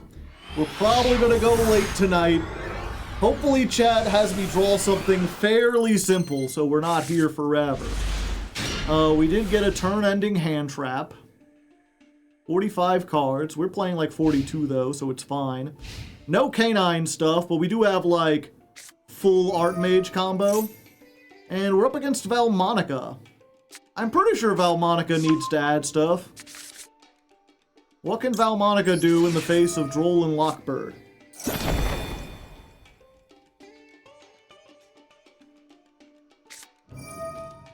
They're still going. They're doing some stuff. Maybe even some things. They can Fiendsmith? Yeah, because they are... One of them is like a light fiend. Yeah, if they can summon this, they can do full Fiendsmith combo. Which, to be fair, I think does solo us. Maybe they're not playing Fiendsmith. They got the Hollow Heathen.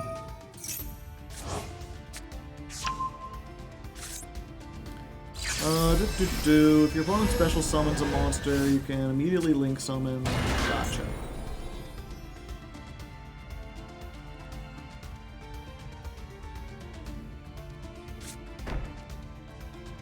Okay, it doesn't look like they have the Fiendsmith combo. I did a Let's Learn on these once. I believe what this can do, if a card would be destroyed, you can remove 3 resonance. Target a Valmonica normal spell trap that is banished or in your graveyard and activate it. Apply that card's activation effect. Link monsters gain 1500? Wait, this is this effect is continuous. So I believe all they can do is gain 1200 plus whatever the back row is. Okay, let's go ahead. Yeah, we'll start with the Acropolis.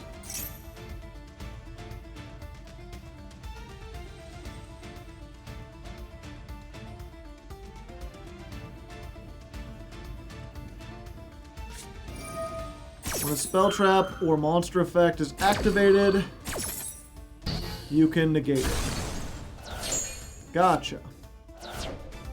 And then they can activate it again. Yeah, we have to try it though. Do we activate this first and try to bait it out?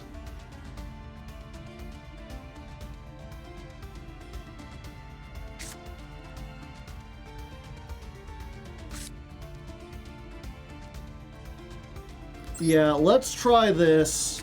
I don't think we'll need the cross-out designator. Wait, they didn't have a trigger to do it. What's up with that? They had draw. Yeah, I do need to do that. Which unfortunately turns off a lot of stuff.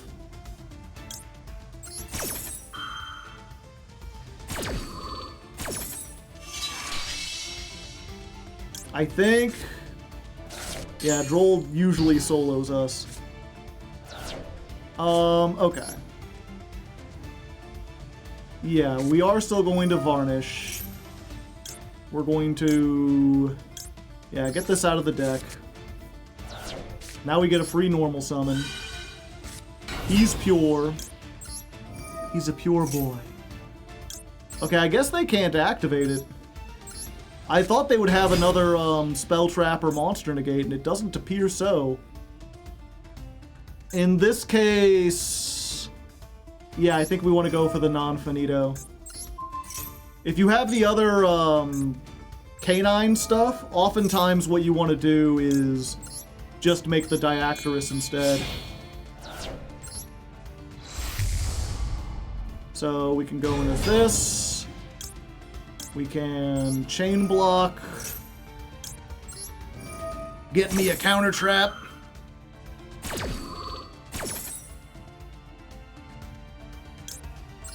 We'll set that. And then we'll get a not so counter trap. Let's go ahead and activate this. We're going to get Litera. Literally. We're going to... Yeah. Activate her effect. Summon. Add... We'll add this back. Just to make sure the trap stays trapped. We'll go for Finmel. Yeah, I think we need to play it safe and negate this. As tempting as it is to go in with the whatchamacallit, the Graflair and just start popping scales. Well, that's pretty good. Oh, actually, we could do all of it now. So, let's negate everything. We don't need this fusion. We get Graflair. We special summon the Graflair. Go ahead and just set another copy of this. And then we pop this thing with the counters on it. Normal summon Medius. I'm not afraid to die. Let's attack over that.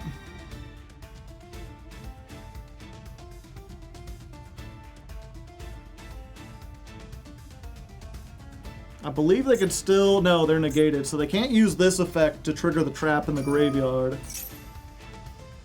You can link summon. Okay. I'll allow it. Oh, they got a link too.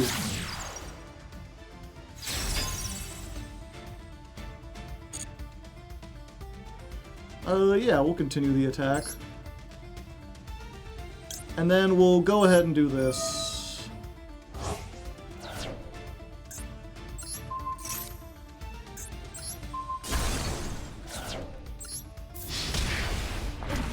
There we go. There's 24. There's 21. 18. And I believe that's game. Alright. So we beat Valmonica. And all it took was Droll and for us to have the cross-out designator. We didn't draw any of the Artmage or the canine cards, you know? And we went second. It's fine. A win is a win.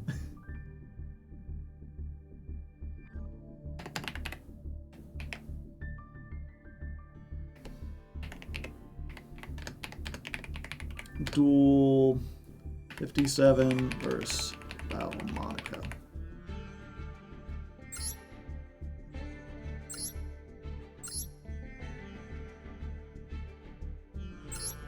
Toy tank. Step by step, heart to heart, beat by beat, we all fall down like a toy soldier. Nope, no Fiendsmith. They had to have room for the red supernova dragon. They can make it. Who says they can't? Your mom? Probably your mom.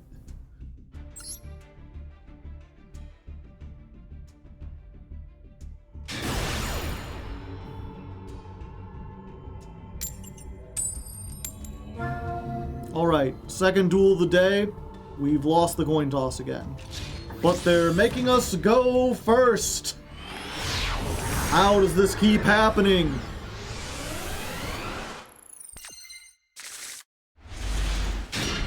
And we have not drawn a single... Yet again, we don't draw any of the canines. Canine stuff. Do I just make non-finito here? No, we normal summon the owl. We try to activate the owl. In perm.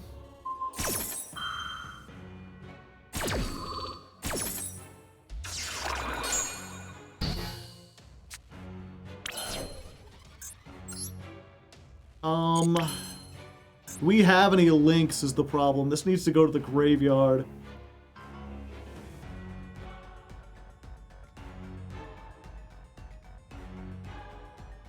Non-finito sets a card, but we'd have to discard this. Fuck. For some reason, I thought we still had a link, but we've gotten rid of all of them except for Skuldred, so this is kind of useless. Let me think about this. Yeah, I think we do it. The only other hope is that we activate this, we draw, and then maybe we get something good. Then Mel first to draw.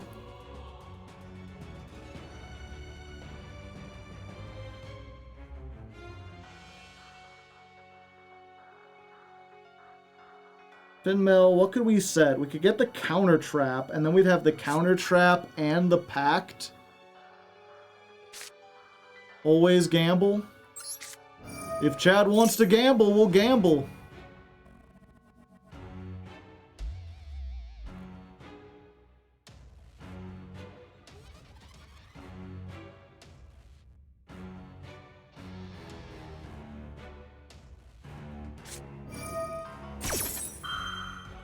I see.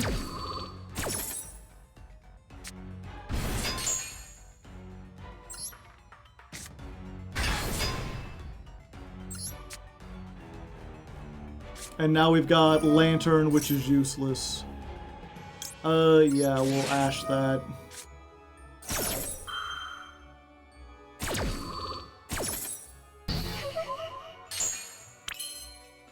Oh, I can still make non-finito. Do I want to, though? Would it be better to just have Awakening?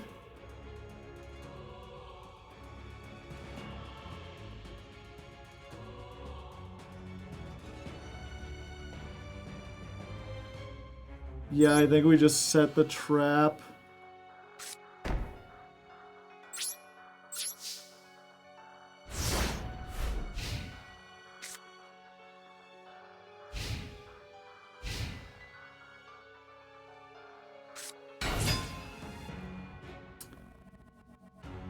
It's not something I expected, chat.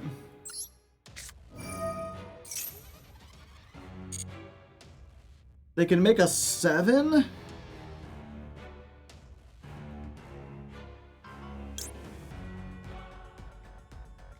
Are they just gonna Black Rose? Is that what they're doing? They're making the car. They could make the car. Yeah, I think we just Graflare. If they make Black Rose, now we can negate it with Finmel. Ah, they're doing that. Okay. Which activates in the hand. Then they've got 2 level 5s.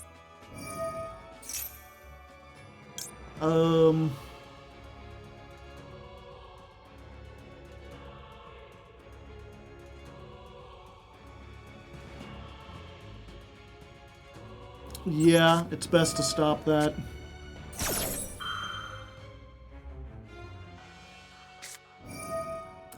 They got a second one.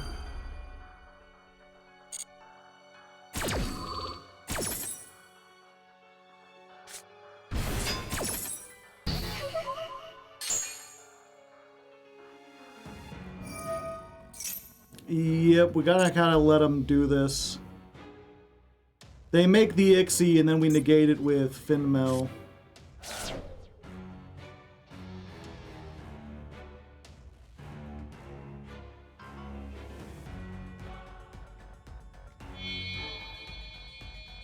Yeah, what they should do is go to battle here.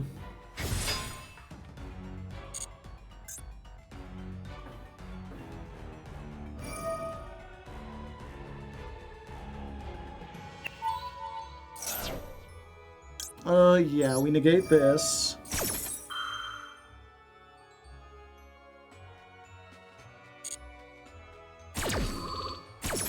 So stop them from searching. Now they can't really beat us by battle.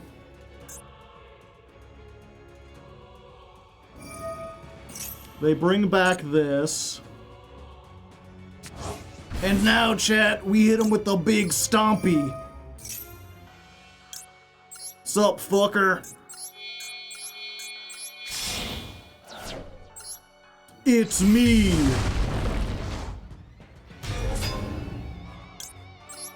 Activate.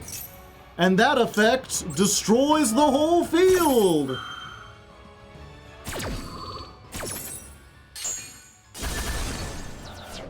Oh no, your lupus is banished. Now granted, this lantern does nothing in my hand. Unless I get a lantern. That ain't a lantern. I do got him on a clock, though. 33. Set. Your move.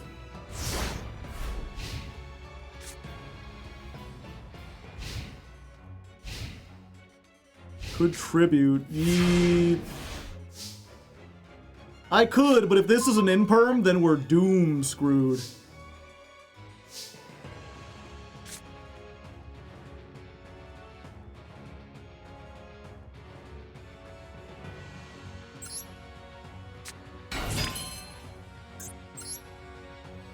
Okay, yeah, this gives us a pop in addition to what we had before.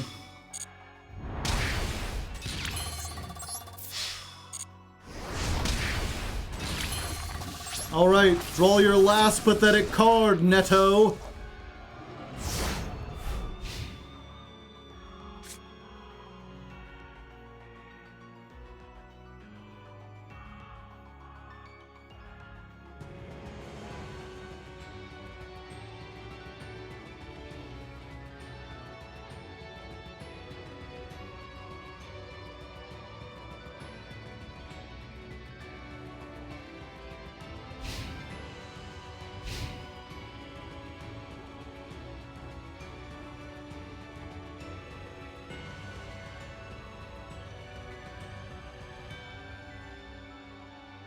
Netto Posaiba.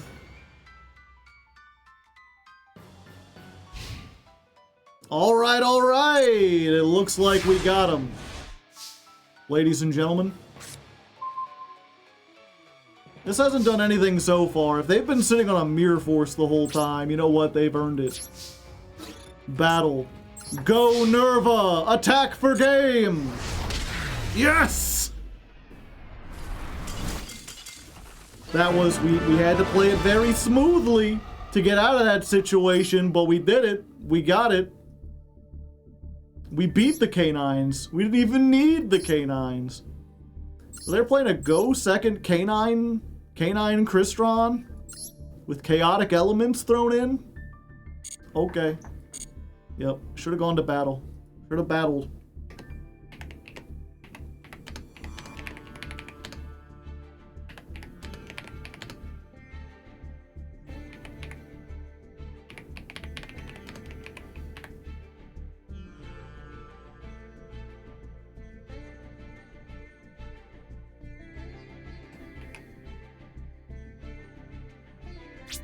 Only Giga Chads use Mirror Force. They wanted to go first, but misclicked. I assume.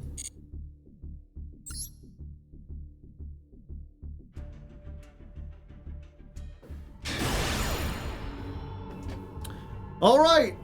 Doing good so far.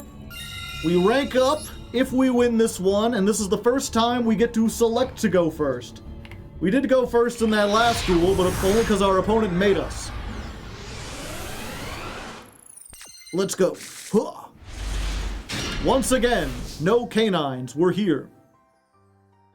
We've got, like, all the hand trap protection in the world. I think they have to have specifically Imperm. I forget if we're playing Imperm at this deck. Let's go ahead for the Power Patron. It's an owl. Hello, owl. Yeah, we might as well draw one while we're here, right?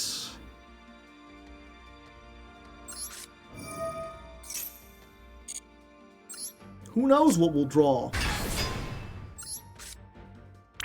Oh, hey, the Art Academy? That's pretty good. Alright. Let's fusion summon. We're making Diactorus. Paid actor. Us. This gets us the Trappy Trap.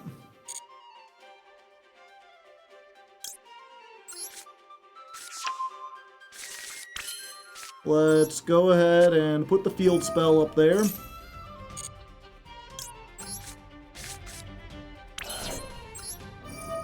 Discard the trap. Get the Litera.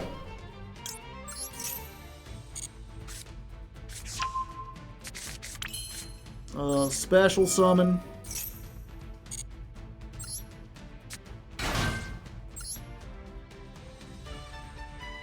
Yeah, we have this back.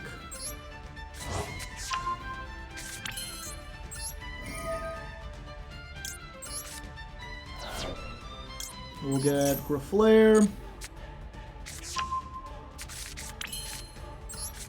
Special summon. We'll go ahead. We just get this.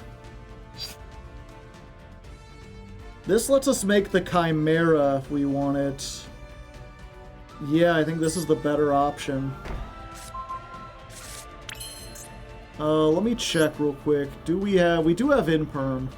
If they had an Imperm, they would have used it. I guess it's a chance they draw it, and then they can Imperm something. I think instead, though, what we want is... Yeah, we're just going to go ahead and pitch the Cross-Out Designator. And we're going to add the last Owl instead. And that ensures that we can Ash and then still retain one monster in hand to use for the Chimera, if we want to make that. Lots of layered interactions on this end board. Of course, the fact that they didn't have any hand traps means they probably got all the gas in the known galaxy. But not the galaxy gas. That would be different. Okay. Chance to pop a spell trap? I'll do that. Graflare's just excited to be involved.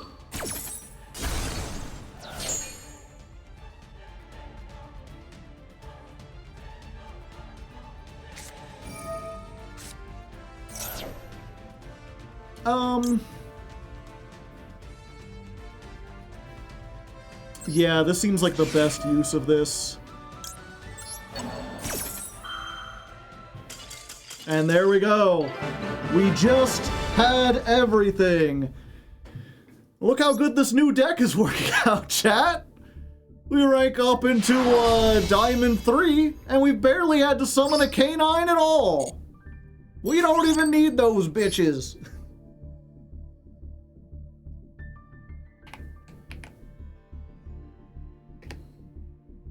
2, 14, duel. 59 versus... The Roy is tired after all the practice.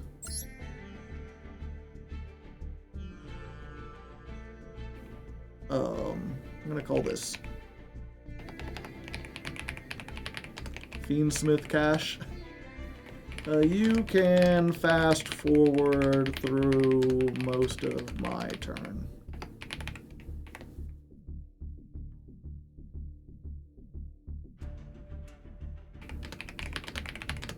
Just come back at the end.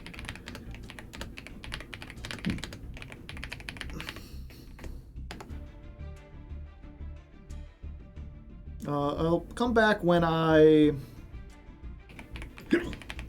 summon Graflare and start talking about Chimera options.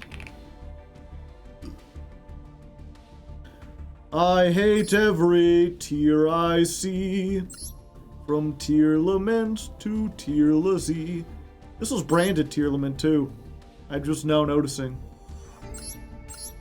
They got a couple of Ecclesias in there. They got a couple of Wowbazes. They got fucking Dogmatica Lawbreaker. And the one Chaos Nephthys as a fun of.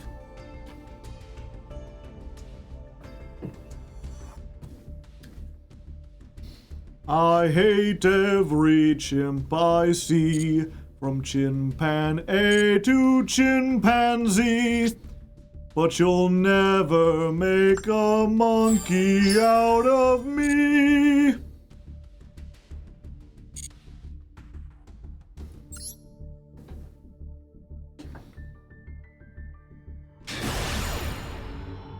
Well, someone's having a worse day than us, chat. F's in the chat. At least they get to go first. Maybe they'll get a good hand. Maybe I won't get Maxi or Droll. I'm not bored. I'm just, well, there we go.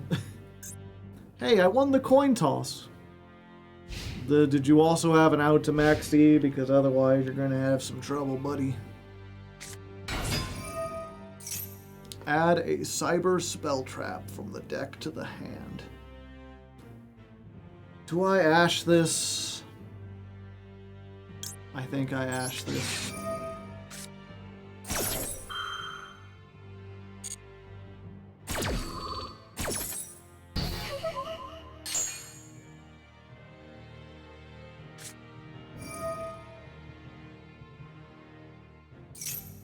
Look at your opponent's hand and shuffle one into the deck. You're not shuffling this one!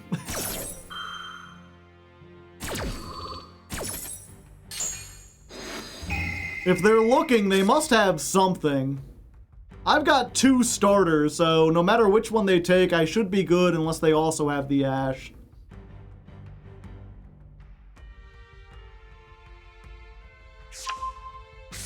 Okay, they're putting back that.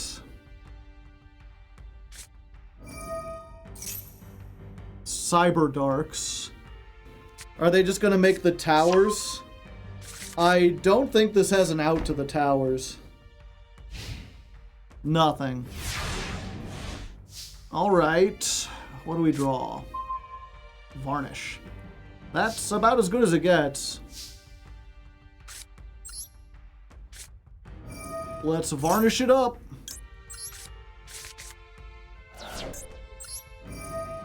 Do the thing.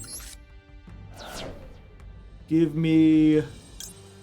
Yeah, we start with Littera, right?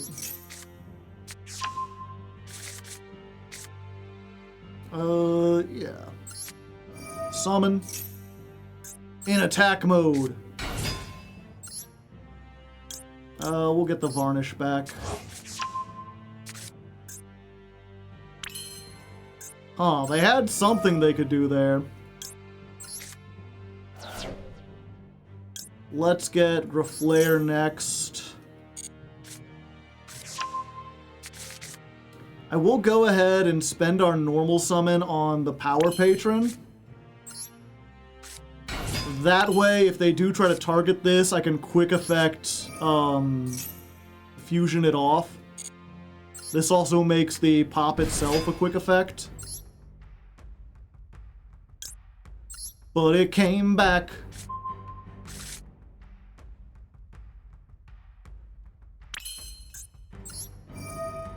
I will pop this.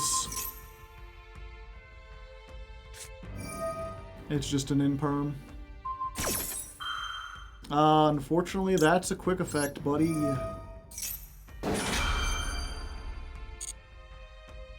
I'm so sorry. Yep. You hate to see it.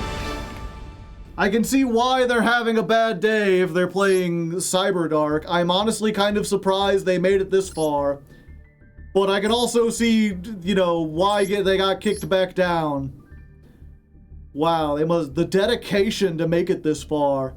You know, I gotta at least give a little salute, 07s in the chat, to our brave Cyber Dragon Warrior trying to make it work in 2026.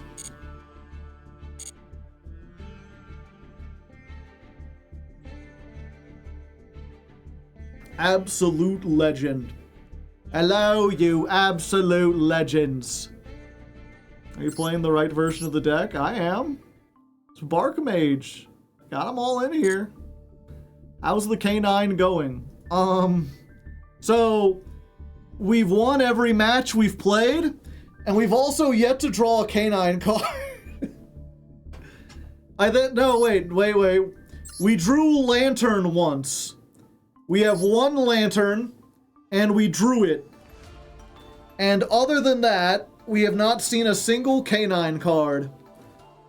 Even though we're playing 1, 2, 3, 4, 5, 6, 7, 8, 9, 10, 11, 12 K9 cards. 12 canine cards, and 1, 2, 3, 4, 5, 6, 7, 8, 9, 10, 11, 12, 13, 14, 15, 16, 17, 8. Okay, so it's 18 Artmage, 12 canine. So it makes sense that we would see the Artmage more. I just thought we would see the canines eventually.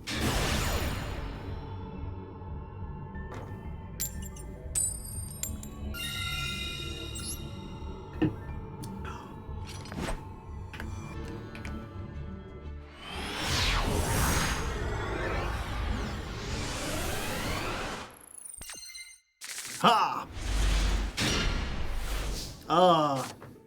Interesting. So we do have a canine and we can actually activate the effect. I'm just not sure if we'd want to.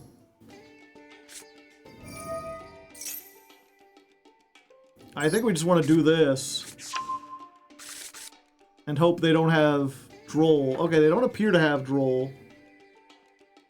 The question is... Yeah, actually, I think we do this.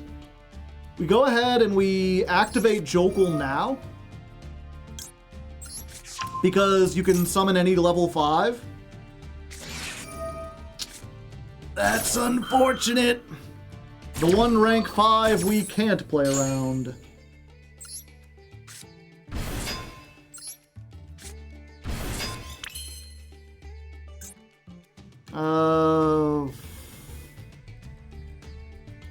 Challenge it. It's Jover. Yeah, it's kind of Jover. Let's go ahead and get an Azuna. That'll help us. I mean, that doesn't negate it.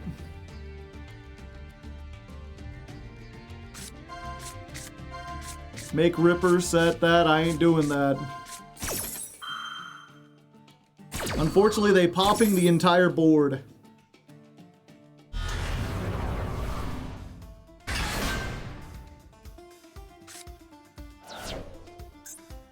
Pack bit?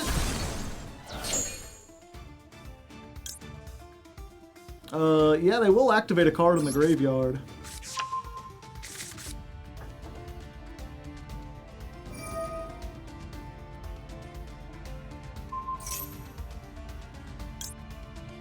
Yeah, fuck it. Max C doesn't exist. Let's just make everything.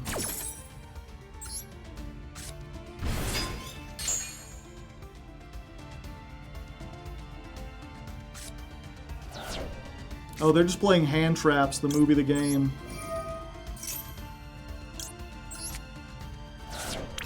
Okay, hold up. If they're just playing Hand Traps...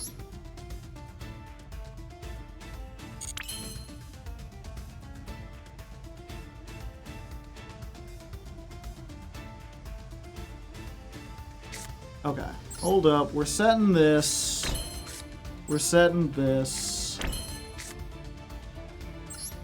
We're getting Medius. We will give them one more draw, but I think then we just end it there.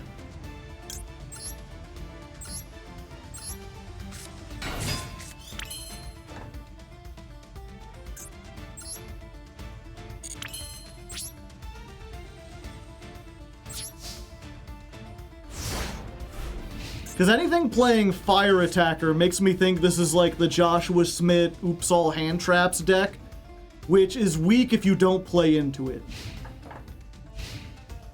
We still Ripper? No. They will almost certainly trigger the Ripper.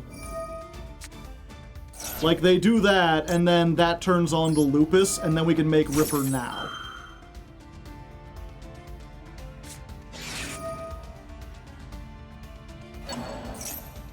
That is unfortunate.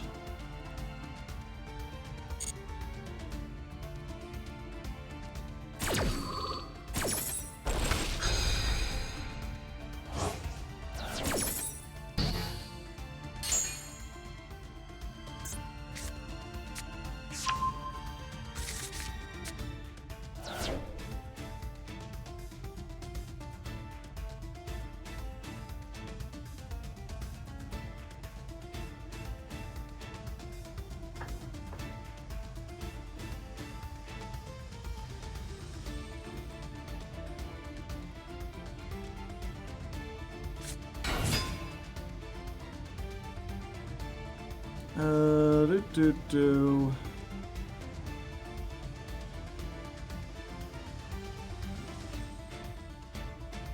Okay.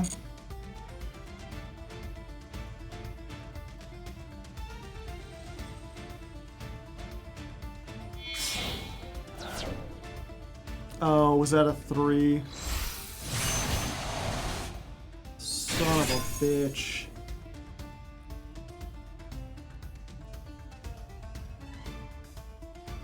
It's fine. It's fine.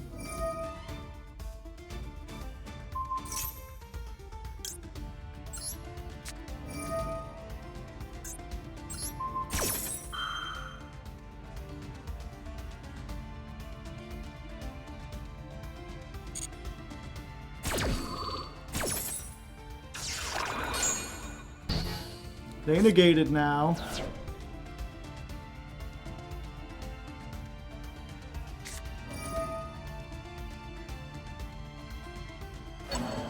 Okay, they're summoning that.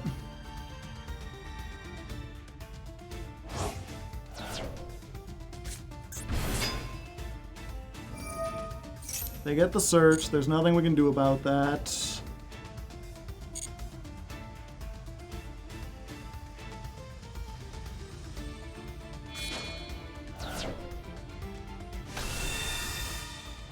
I get Bestial Rebellion.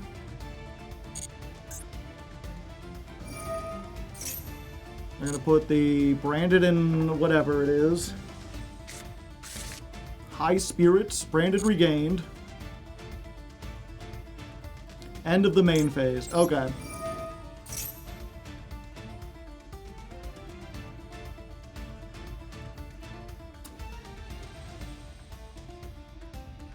I thought this was 3 monsters with different attributes. 3 Artmage monsters. Well, I fucked up royally. I thought I was so confident what we were doing here.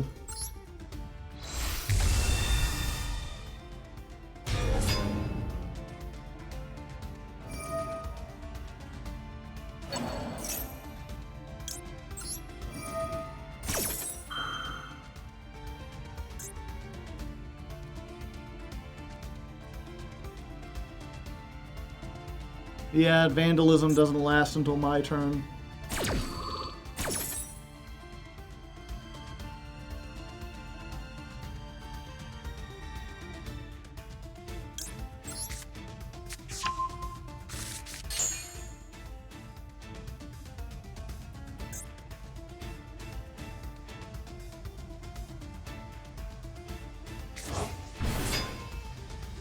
Yeah, Diactors turning to defense isn't a quick effect. They just eat the board here.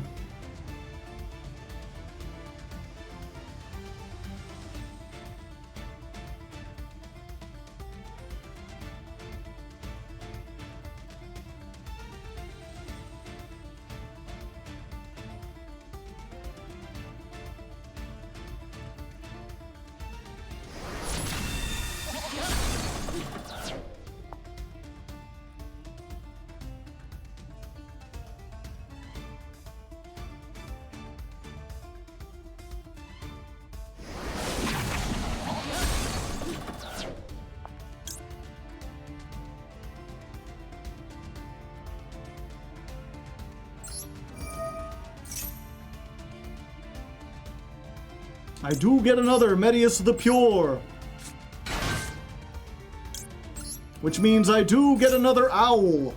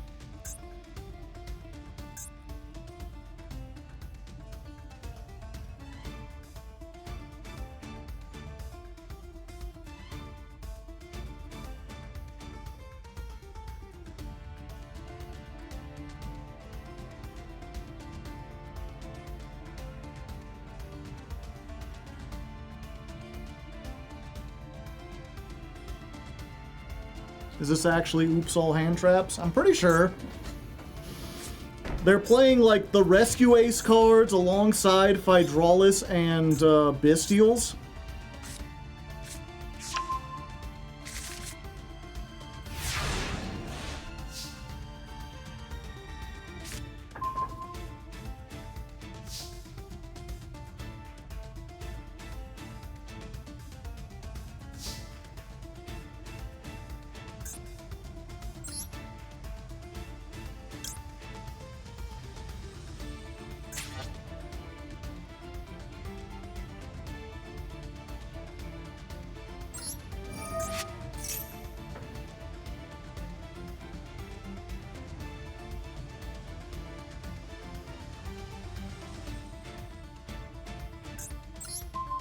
Shuffle that back. Summon this dude.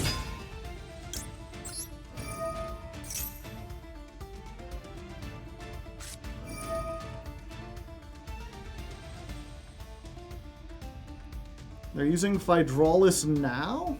Oh, I guess I will have two.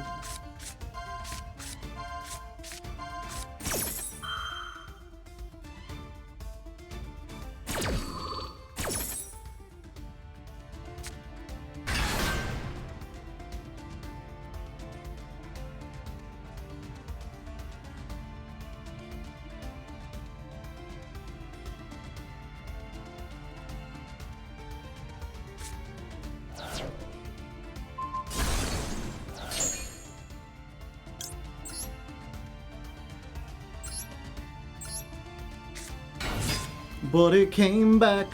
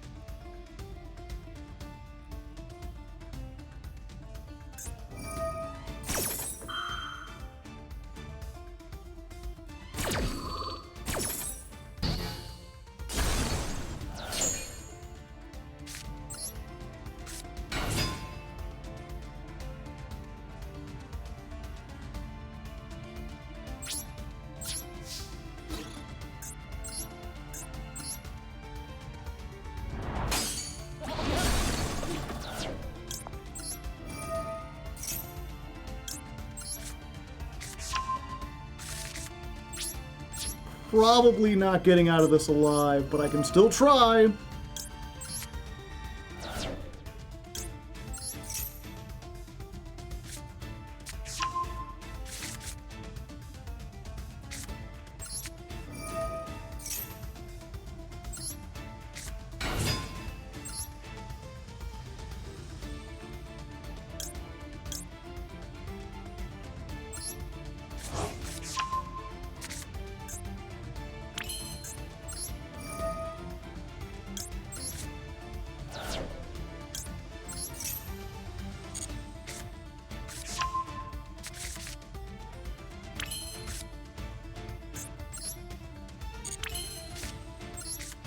Okay, we gotta have the heart of the cards here.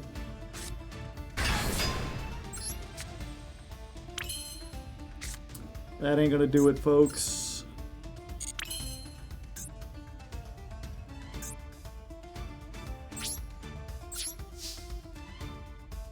Well, I can still do...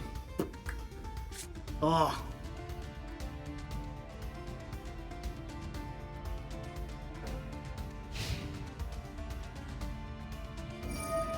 Worst card possible, close to it.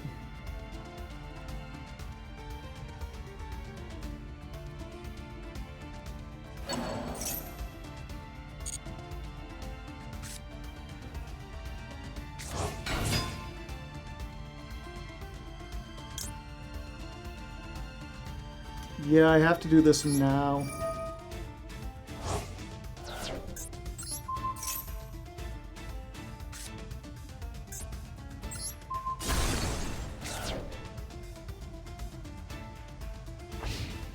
Because otherwise, at the start of the main phase, they just make another one.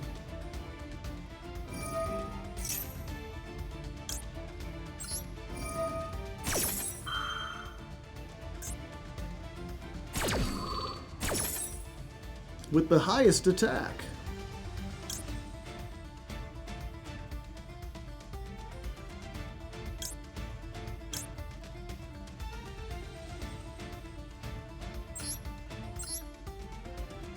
I'm bigger!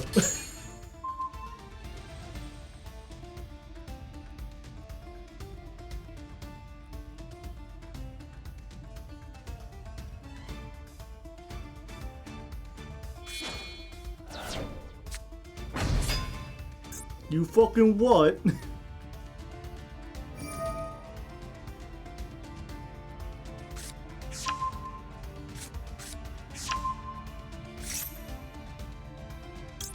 No. No, I'm not allowing it. You've just revealed 2 cards in your hand. You don't have enough to get game on. Oh wait, they get to summon that one they just revealed, don't they?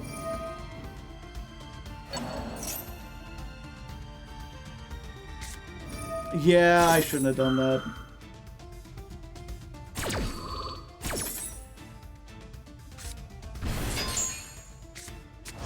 Yep, and that's 64.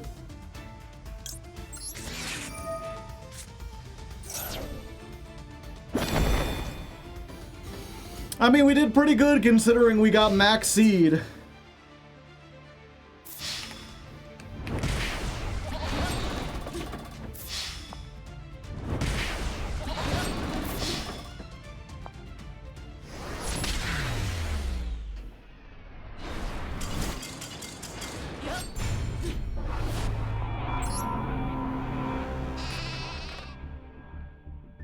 But we couldn't let them go full Vanquish Soul combo.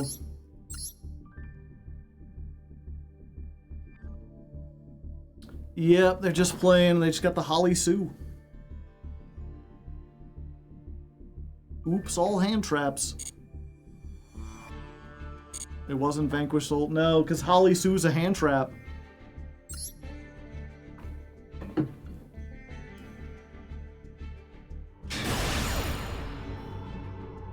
Well, someone's having a better day than us. But we at least get to go first. Let's see if we can knock him down to size. Let's see if we can actually get the canine part of the deck. They've got the canine field. Well, I got the canine part of the deck.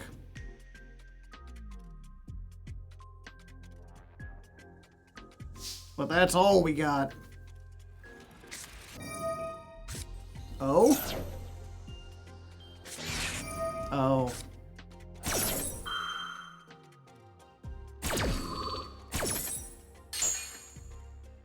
I mean, what do you do to that?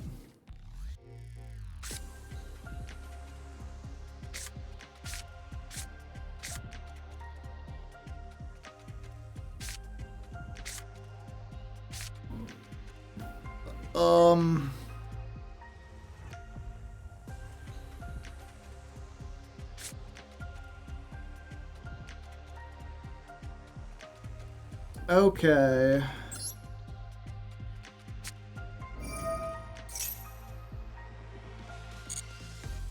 Let's get this. Let's activate this. We add Medius.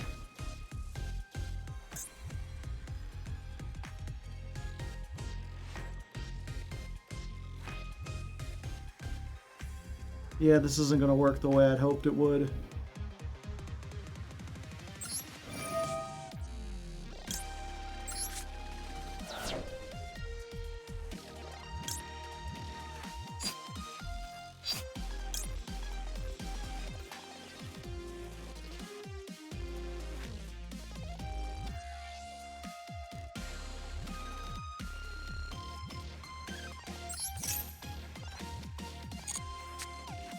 There are already a couple cards down, yeah.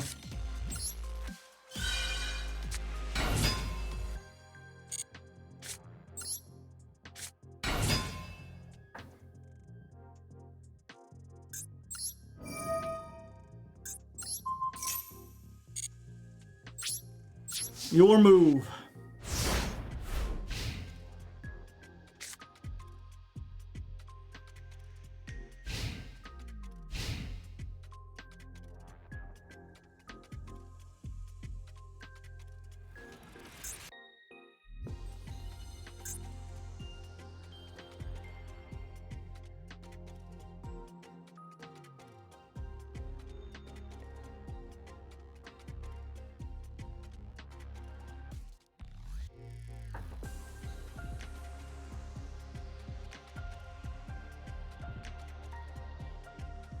Oh, Medius can add the owl to hand. I always forget that. So I could have deck thinned and saved this for next turn.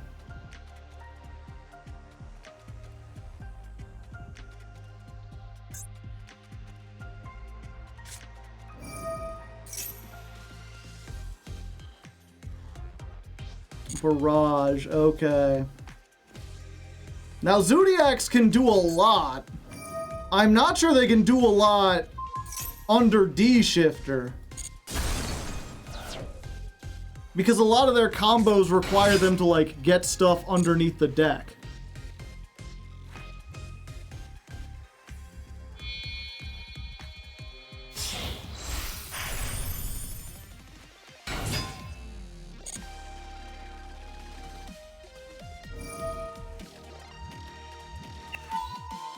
Because every time they special summon, they get banished.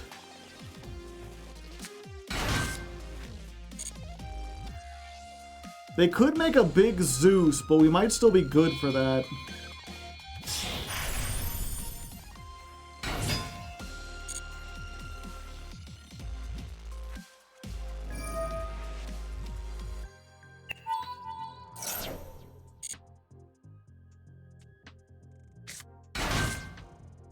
Okay, they had one in hand.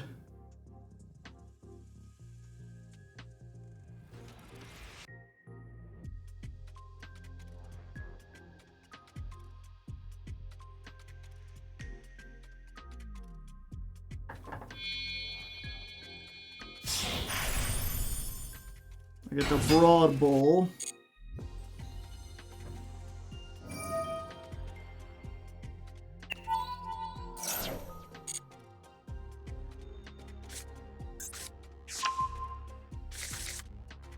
I've got spell traps, so they can't summon those. Oh, they still have their normal.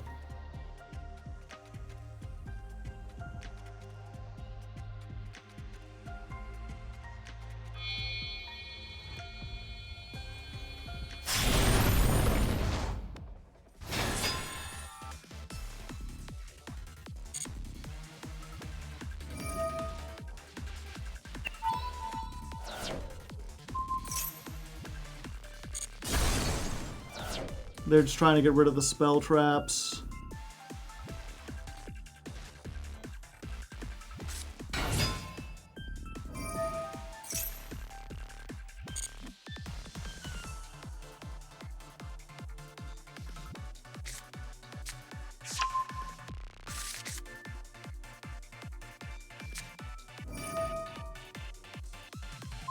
There goes the field.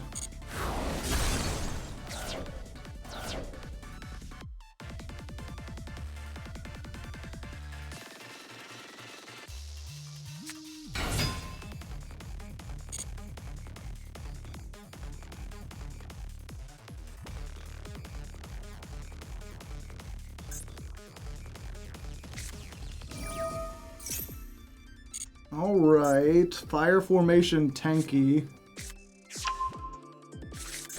The Ram Ranch.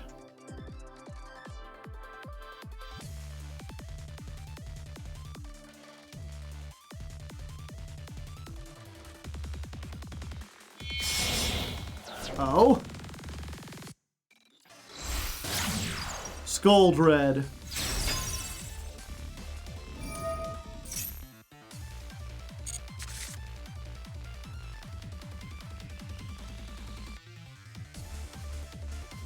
I wonder what one card they're digging for.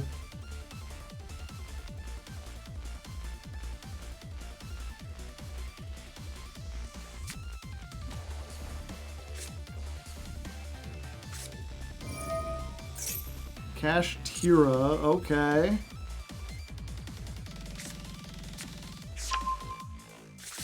Is the other card in hand fucking Birth?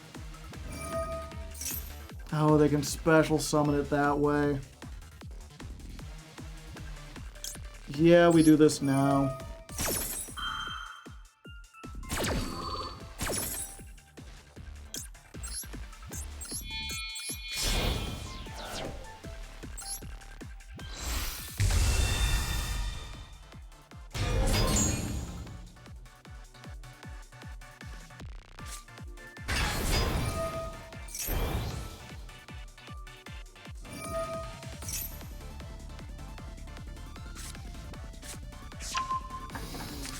Ugh, fucking Theosis! This is a Kashtira deck the whole time.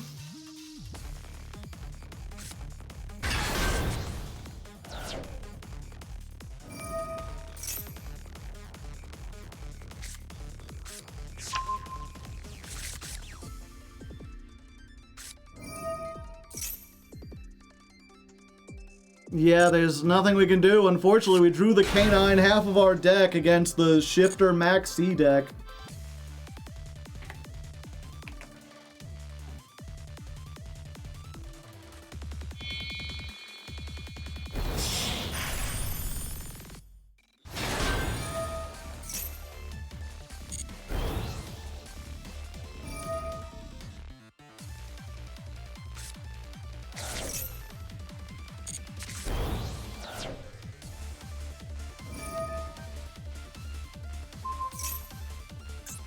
Yeah, let's just get out of here.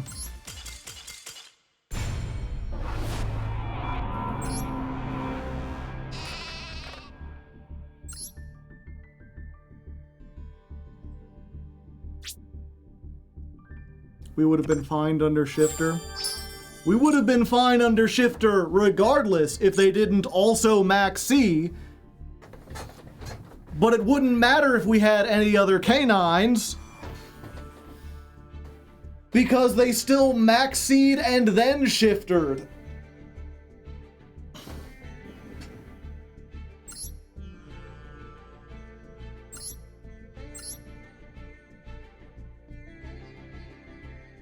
Yep, just all the one-ofs in the world.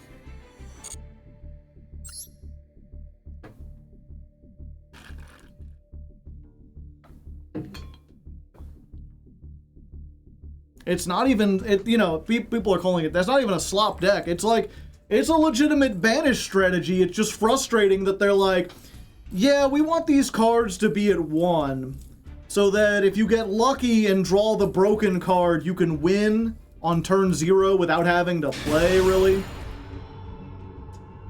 It's like, that's not fun. It's not fun for anyone.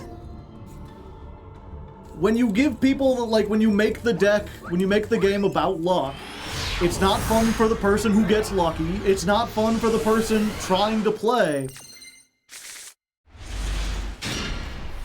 And now I draw Canine cards, but I get Noroi going second, and none of the other stuff, and we're up against Vanquish Soul, so we're in a terrible place.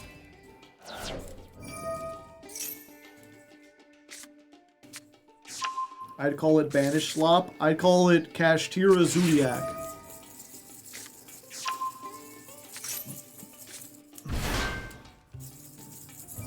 They were playing Kashtira Zodiac. I only really consider it slop if you're like, you've got multiple, like more than 3 archetypes mished in there.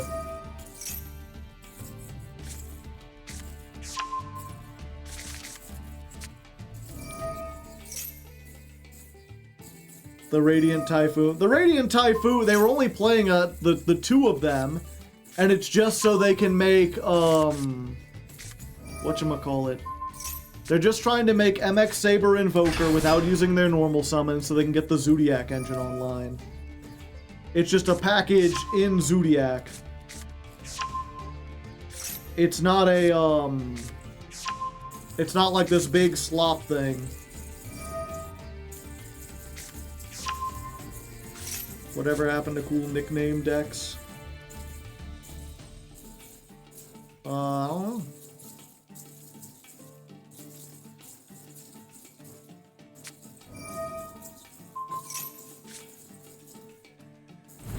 Don't hate the player, hate the game masters. Exactly.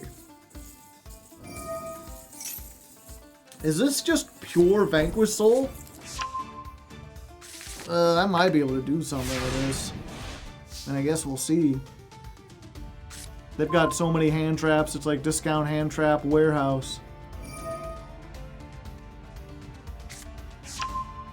Hello, Raisin. Hello, Doggeran. Sure, that's fine.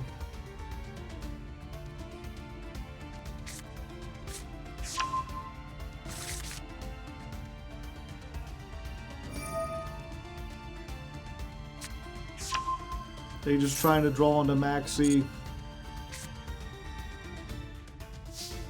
8 cards in hand?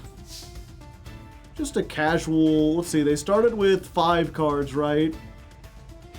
6, 7, 8, 9, 10, or, so 3, 4, 5, 6, 7, 8. There's casual plus 9, you know. Normal summon to Roy. Let's go. Let's get the local Jokel.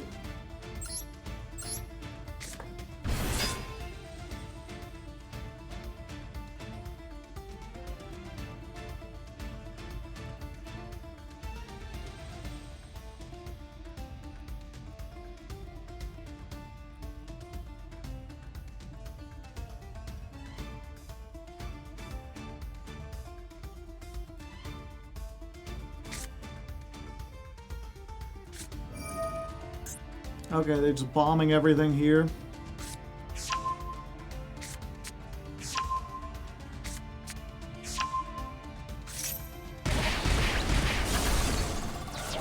Pow, pow, pow. Okay. It's Artmage time.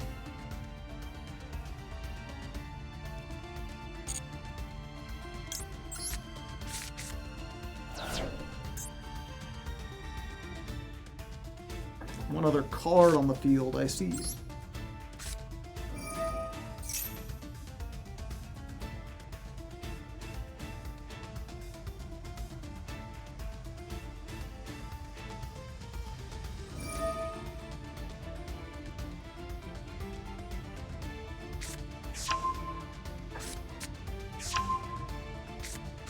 Let's hope they destroy the vandalism.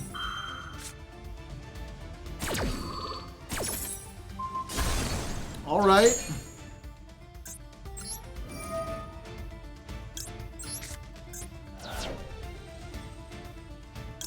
Yeah, we go for Finmel. Finmel.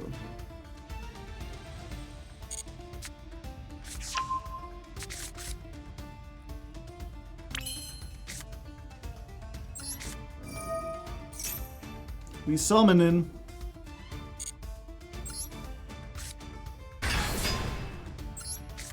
Free draw.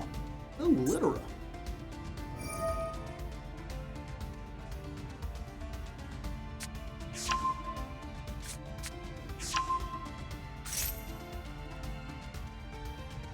Okay.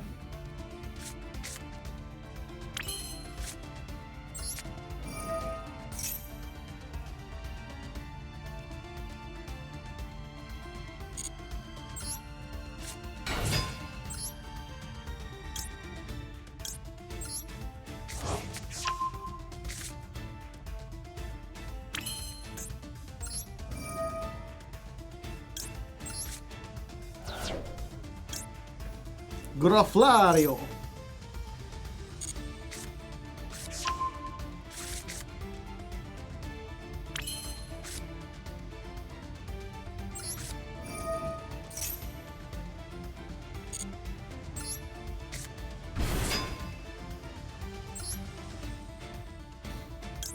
I've already activated this. I've already activated this. Yeah, I guess we just do this.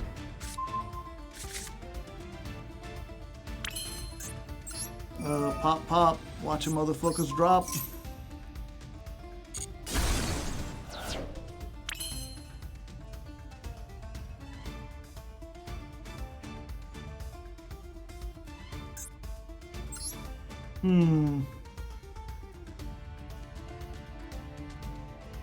Remember, they have a kaiju. Yeah. I could make non-finito and get the trap, but I'd have to give up this, and I don't think I want to. Battle phase?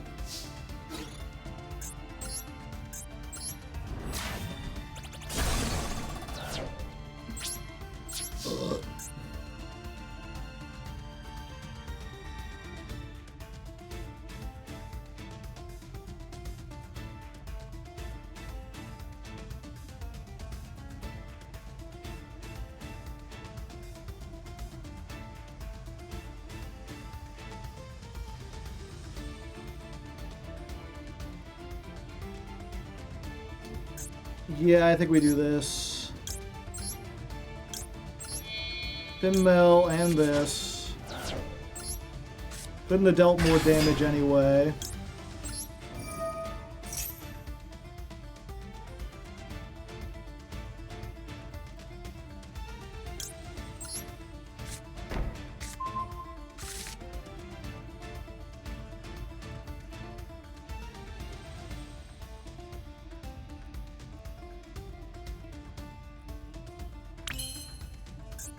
Huh?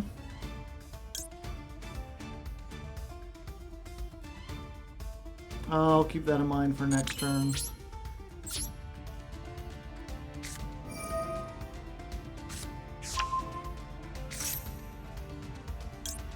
Fuck you.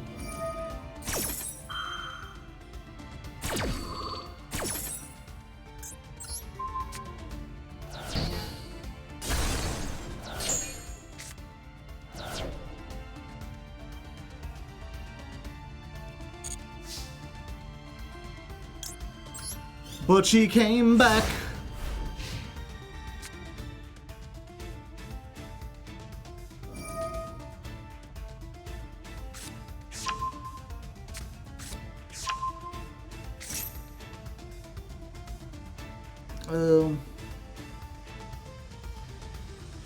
Sure.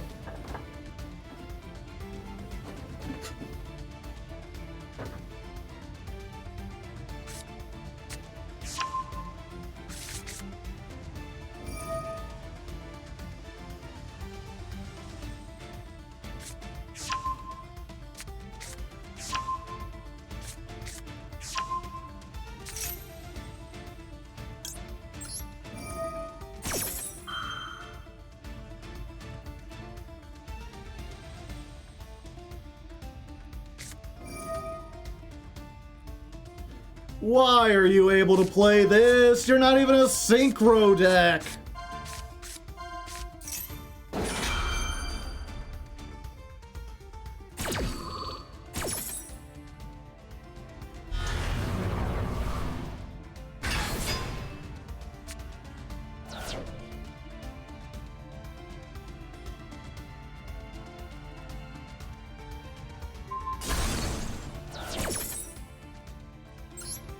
There are no monsters to summon. Yeah, yeah.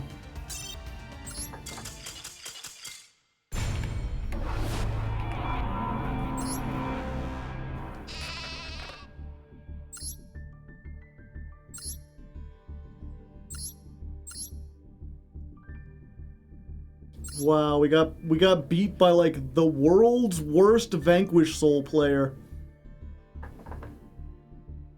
They're playing 3 Pluton, 3 Doggeran, 3 DD Crow.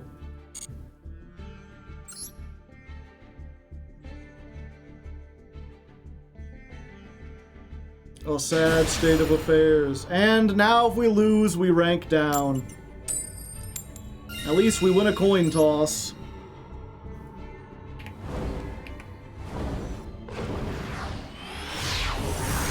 Let's hope we can not rank down this time. They're like, hey buddy, you want the canine half of the deck?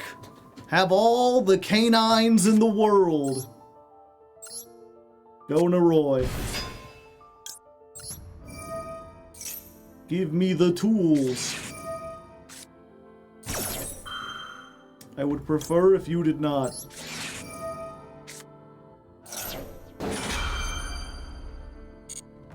And now I've got the Azuna online. That's pretty neat. Huh? So we get the Jokel. We go ahead and do the Ripperoo.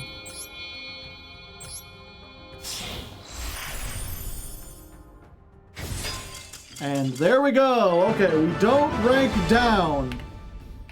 Huzzahs for us.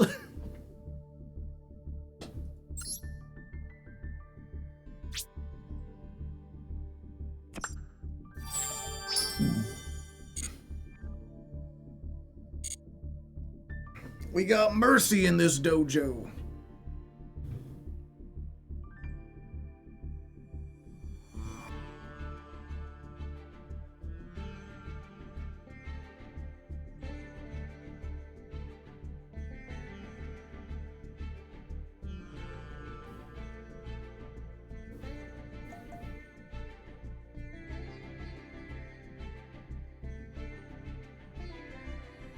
What the heck?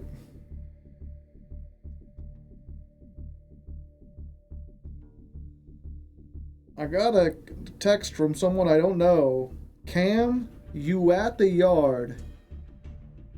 Cam, C-A-M. Like a camera? But I guess it could also be for Cameron? Unless they're talking about the new cameras I put up. The cameras? Give me 1 second, I'm out of water. Actually, let's go ahead and just run a minute-long ad. Ads help support the channel. If you don't want to see the ads, you know, you can always join. Join as a subscription, then you don't get to see them. If you do see the ads, you know, you could always go get a drink of water yourself. You ain't missing anything. It's just gonna be a chair. I got one. There was the one guy who's like, "Oh man, you're playing too many ads now," and now I always feel defensive. I'm like, "You're not missing anything." I'll be right back. I'm back, chat, with liquid water.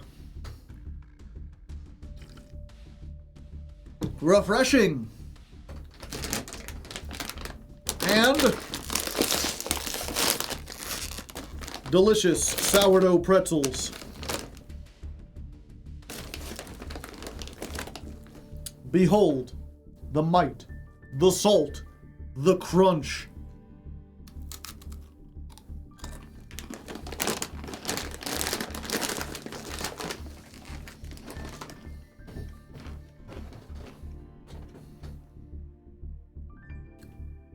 How are the ads, chat?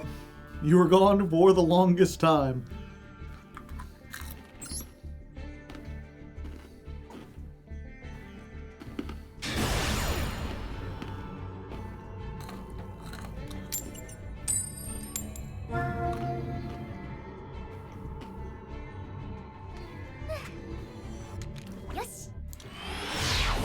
Have you messed around with Doomsy at all? Nope. I haven't really seen anyone play it either. Yet again, we do not draw the Azunas. We have a single Ash Blossom.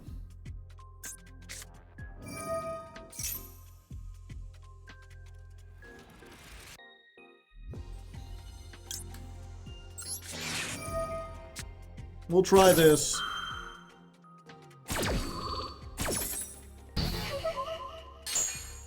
Can they beat us with 4 remaining cards? Malulu is here. Yep, probably.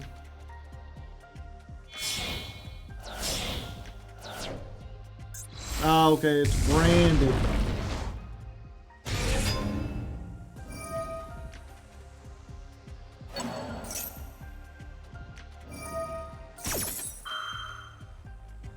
Huh? I don't have any face-up cards to negate. Rahu! Rahu!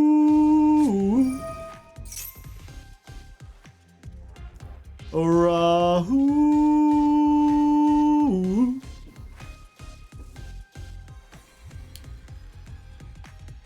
Rahu!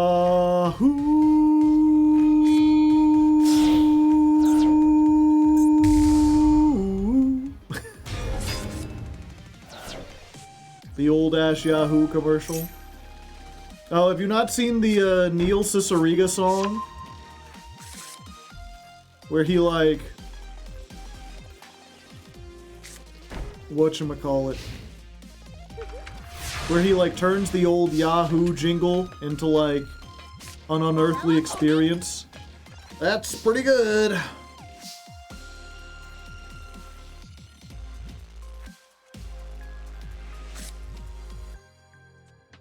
Okay, so this is not once per turn. So I can do this. And maybe they'll waste the thing on it? Yeah.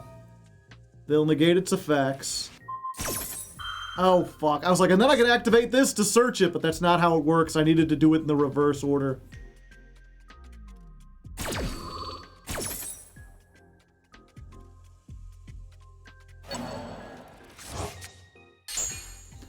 Boom, boom, boom.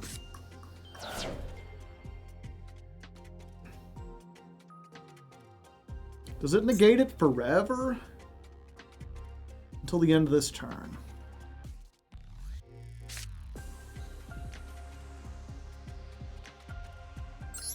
Yep, let's try this.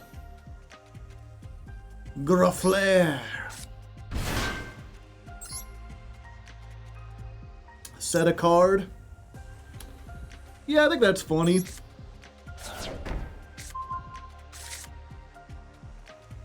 Now it's not negated. Also, I'm popping this card, whatever it is.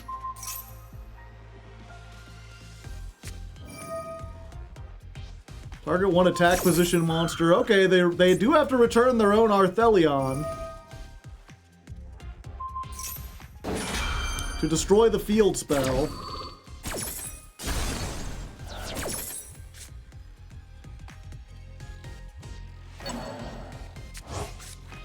Draw a card. I can Typhon. Okay. Yeah, and now I can Alteration.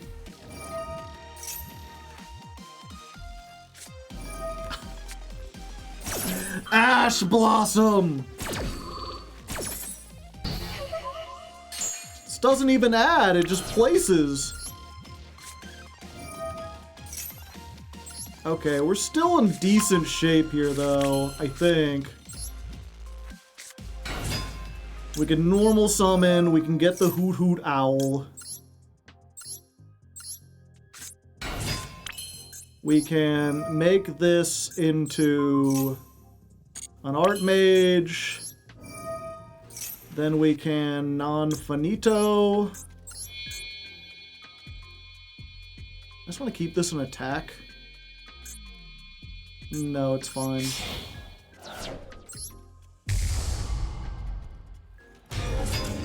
Hey, we got it! Yeah, we can then use the owl to add the third the third academy, and then discard to get what's her name? Littera get Finmel cut in half, and then we have the counter trap, the halve, the spell trap pop. We did it. Going second, even.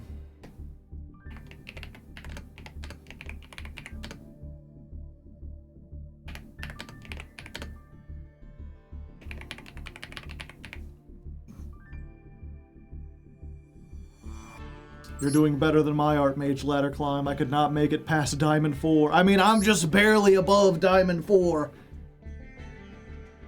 I was one duel away from getting knocked back. Looks like we're going up against a Sky Striker player. We do get to go first, at least.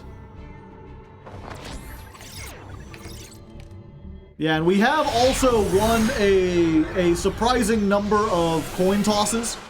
Well, to be fair, this is a go first counter, not a coin toss counter.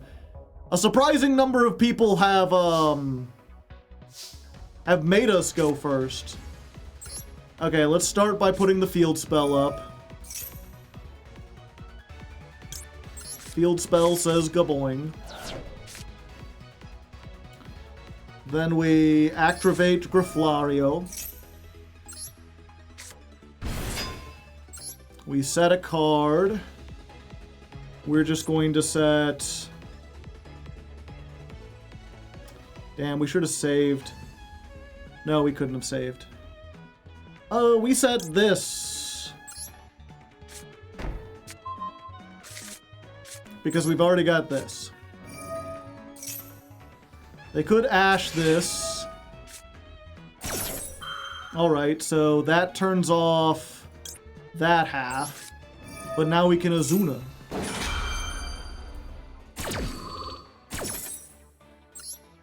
Azuna Matata. What a wonderful phrase.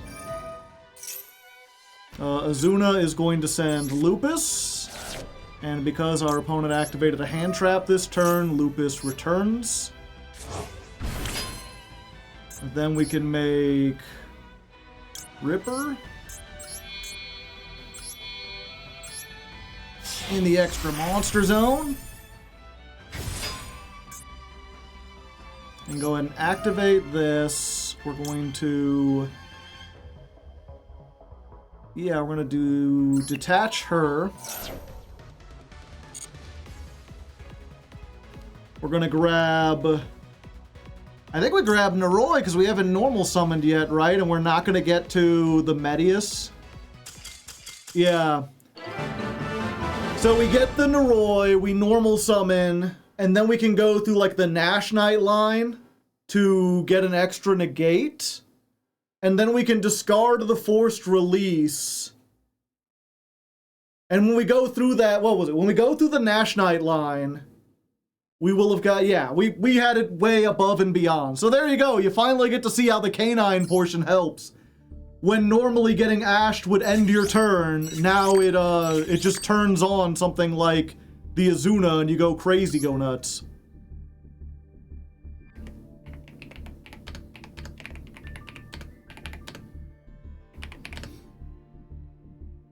Did all three opponents surrender? What do you mean? Elf note.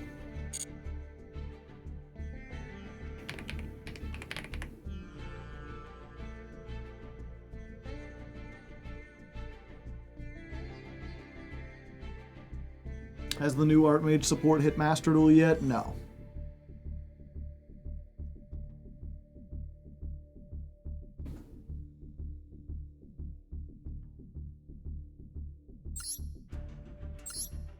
They scooped before the combo ended. I mean, that time they did. Last time we did a whole bunch of stuff.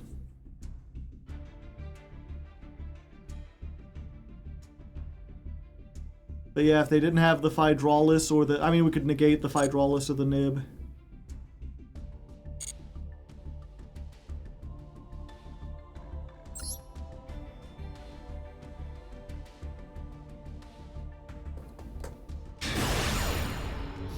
Alright! We were about to rank down earlier, now we're about to rank up. We win another coin toss. I will say, I'm pretty sure this deck can brick, but at least so far, Adding the canines has done that. It's made it much more difficult to brick. I see. Alright. Yeah, we will ash that.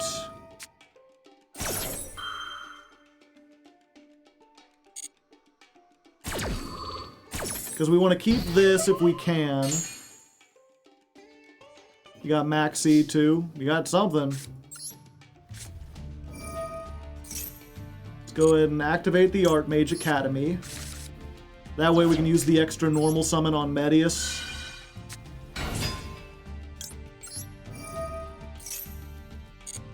Medius get the hoot hoot.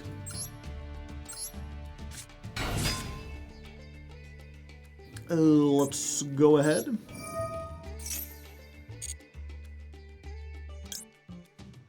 Why can I make this? Oh, I can make it with herself. Or with the other owl. Do we want... They did have something.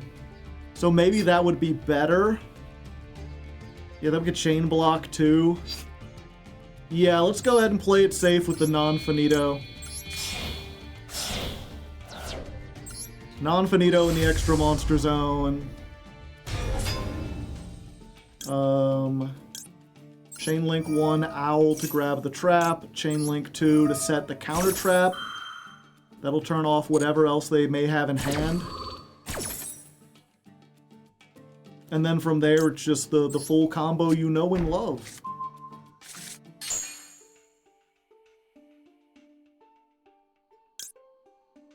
Minus Graflare. We could give up the called by to do the Graflare. I'm not sure if we should.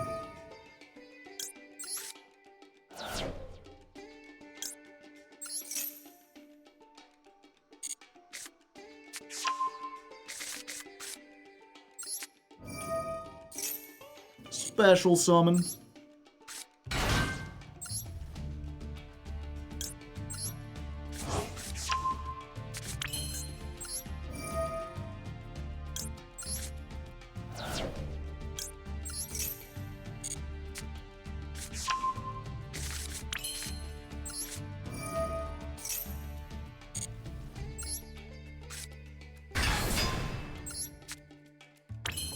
Oh, brother! You know, I've heard there's a hack or a cheat or something that allows you to see your opponent's hand, and it did kind of feel like they could see that draw. Because as soon as I drew it, they're just like, yep, you know, I'm out of here. Well, there we go. We rank up into Diamond 2. Making our way downtown, doing things, got that stuff, it's a kitty cat. Meow, meow, meow.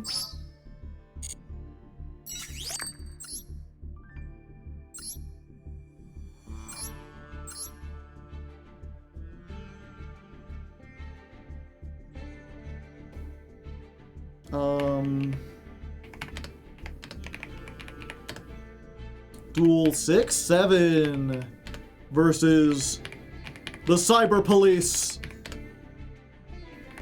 You can fast forward from the time I ash to the summon of Finmel. There's like 5 cyber cards in there.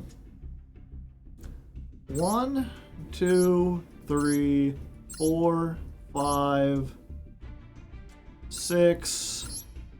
I'm gonna say that's a cyber card. 7, 8, 9, 10, 11, 12, 13, 14, 15, 16. Yeah, I'm gonna say 16. Cops and yeah, that's how I was like, if you've got cops and cyber dragons, it's the Cyber Police.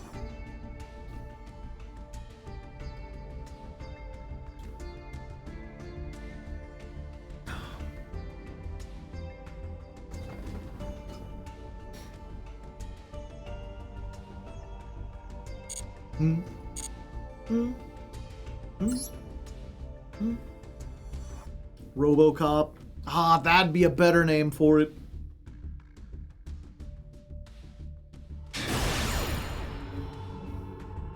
First duel in Diamond 2. I wonder if I'm wearing shoes. You'll never find out.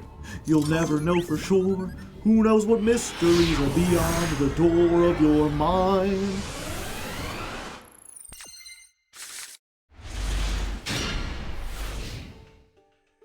Alright, looks like we're going up against Yummy, going second with 2 dead cards in hand and an Ash Blossom. What the hell do you Ash with Yummy? I haven't the slightest clue. Do you stop the field spell? You can't stop the field spell.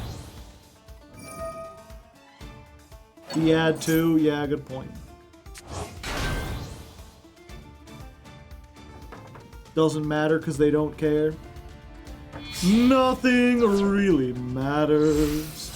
Anyone can see.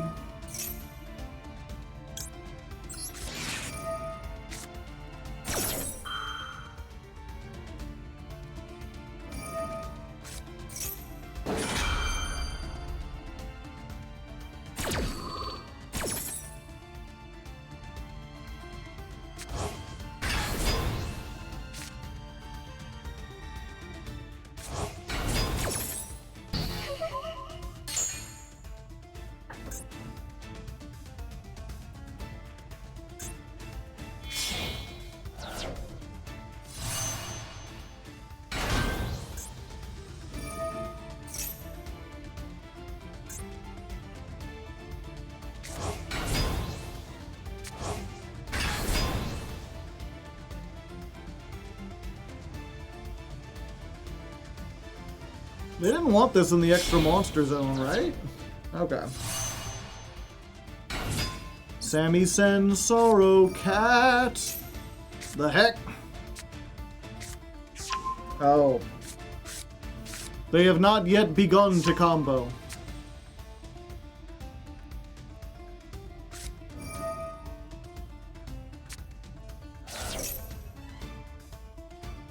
Was that a fucking elf note?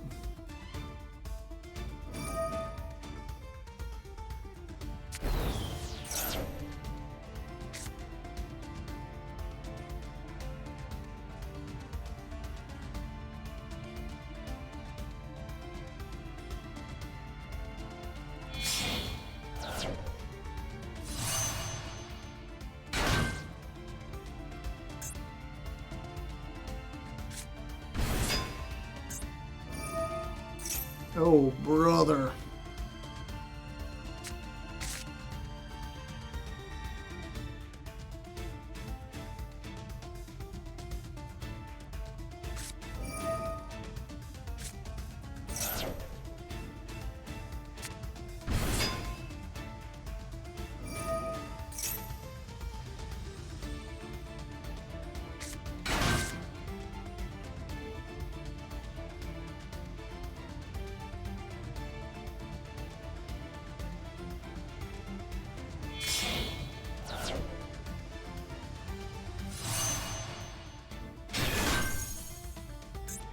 Oh, this is a U card if ever I've seen one. We doing some level modulation up in here.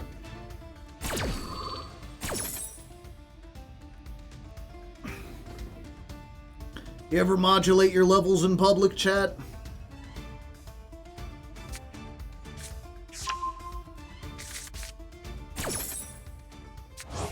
No, I mean you.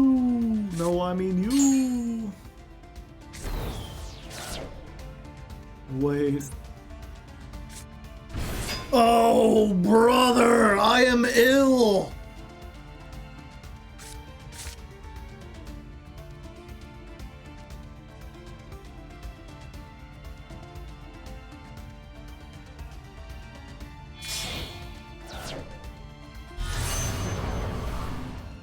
Why are you still legal?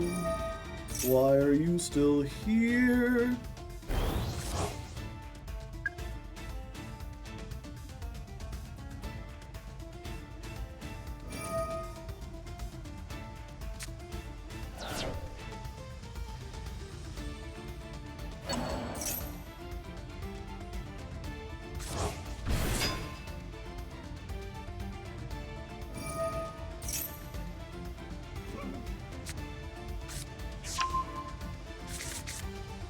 How do they get Canceller back? It's the only reason I'm sticking around is to figure out.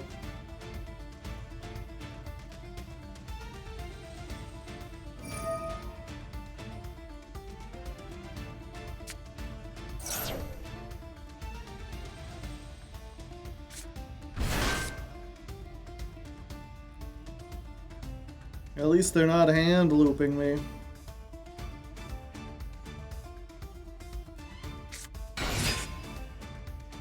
That makes 10. But they're not making 10. They're making 4.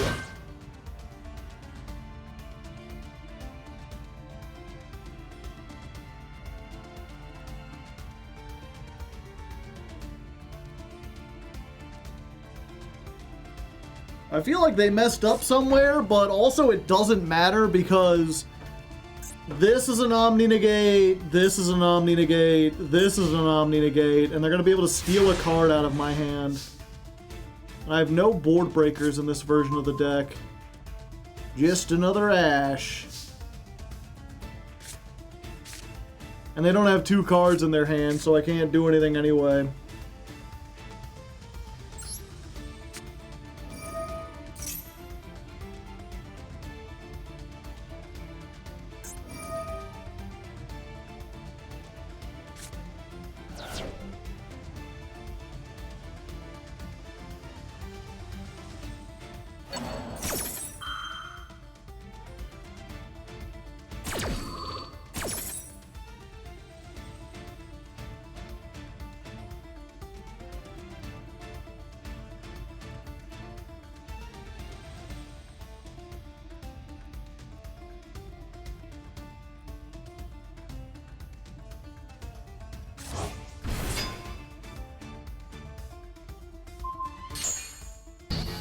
Just don't take my Ash, please. I'm probably dead. But maybe. Just maybe. And a slide to the right.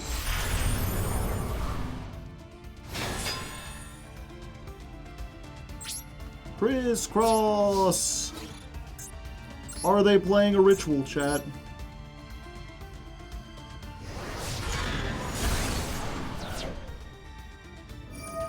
Oh yeah, we know they are. They activated it earlier.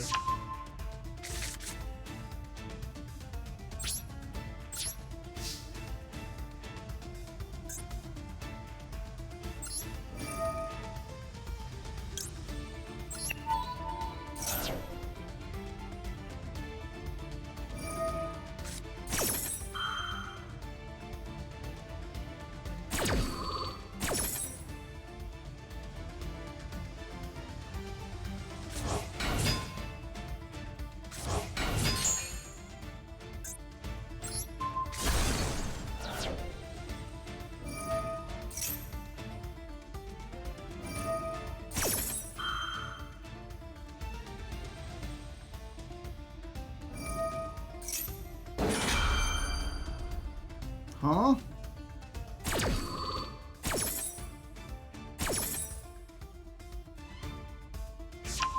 Does this trigger? Was she ever in the middle zone?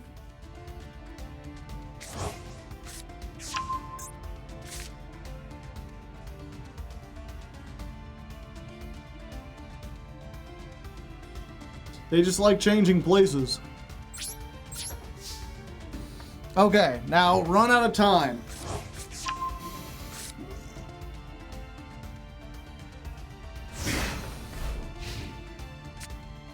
Crisscross! Yeah, they're like, slide to the right, slide to the left.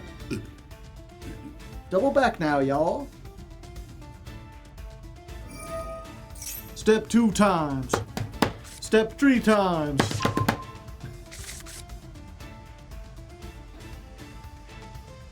Remember Alien Infiltrator? This is him now.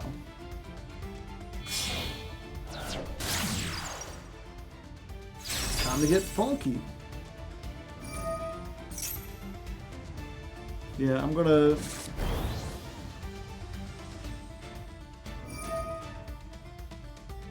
Chad, I'm starting to feel really hungry.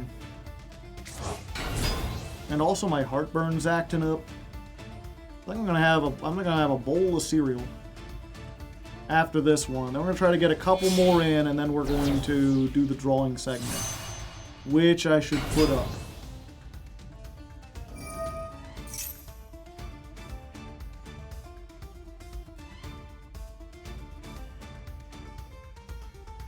Stream number 4, art suggestions.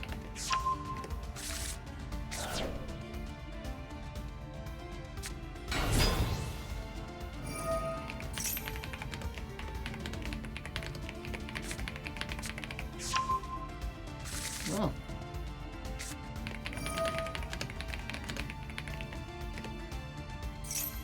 An error occurred. Okay, let's try this again.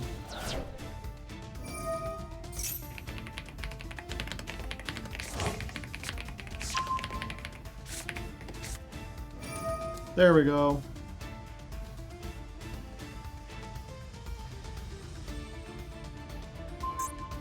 Oh, my Typhon's still here.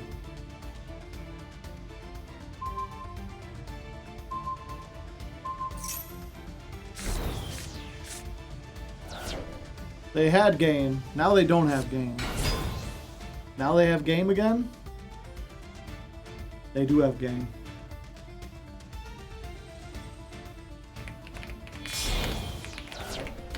And now they're still doing stuff. They wanted it, then they took that personally.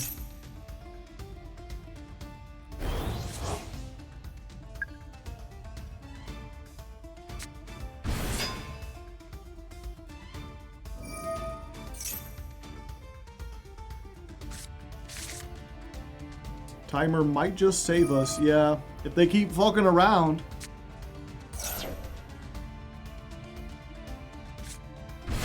They really want to get the spell canceller out somehow.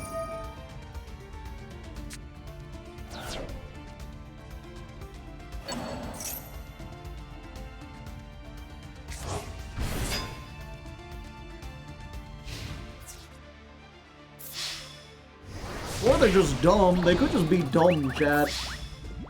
It's entirely possible.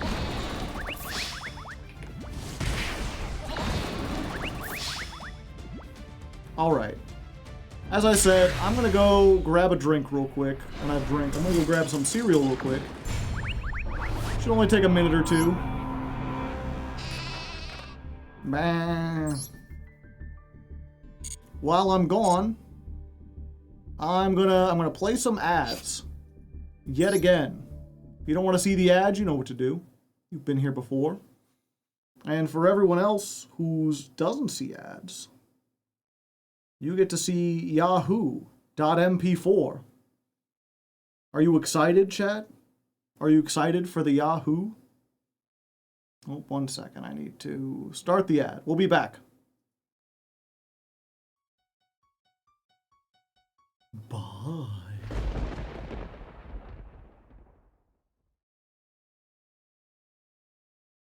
That was funny. Yeah, he's got a bunch more where it's like the guide to all the Star Trek races.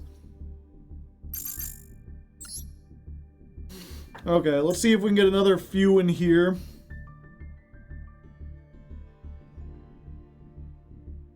Bean Soldier.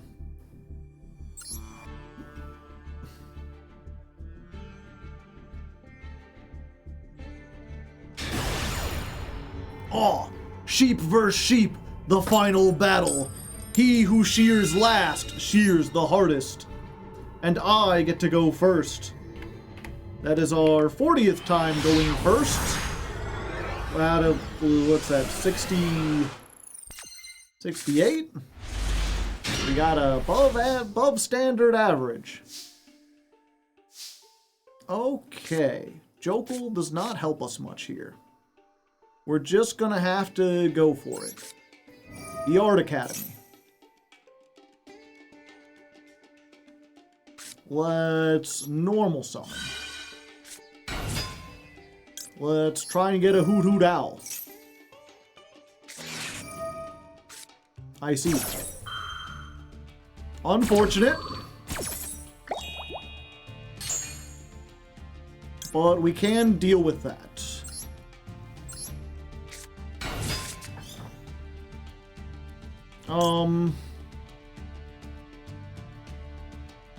Yeah, if we're gonna make one, we might as well just do this. And you know, if they want to droll here, go right ahead, bucko.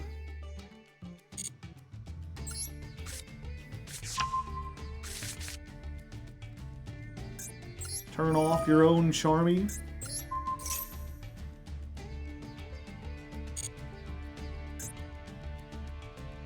Let's go.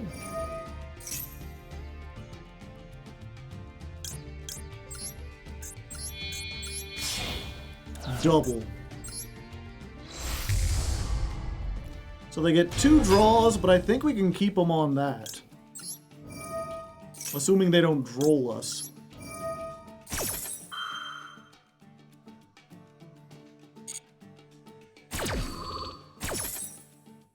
Okay. So we get this set. We get the Trapperino.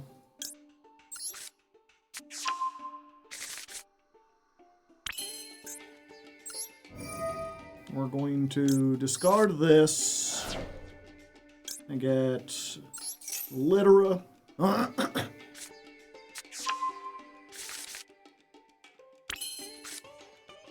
Going to activate Littera. They got something they can do.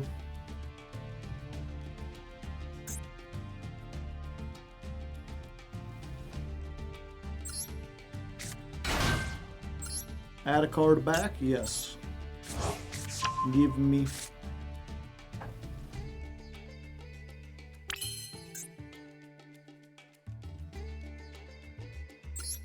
They got something. I don't know what it is.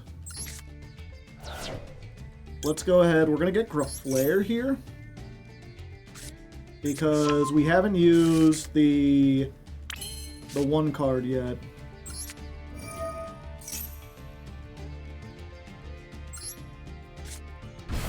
We get this, we can set a Varnish, that's what I'm thinking of.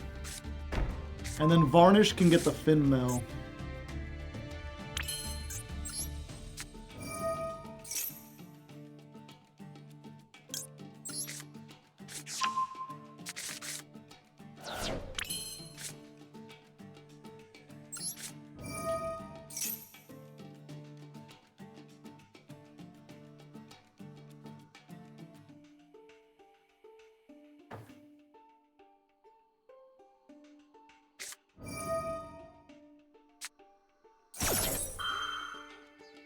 What does this do? This card is normal or special summoned. You could special summon 1 elf note. Okay.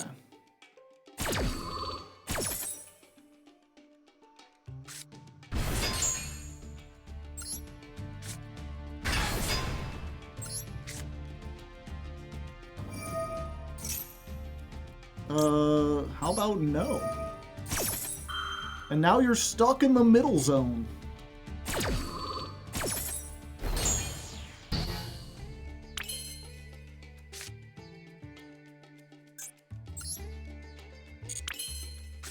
Another one.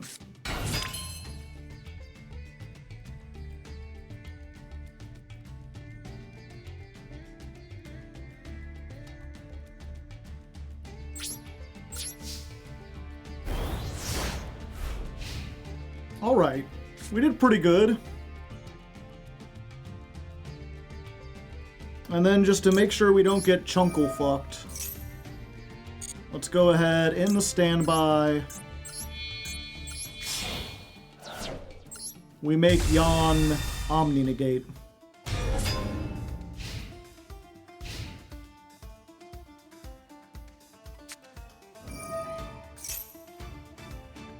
Add a White Forest? I would prefer if you did not.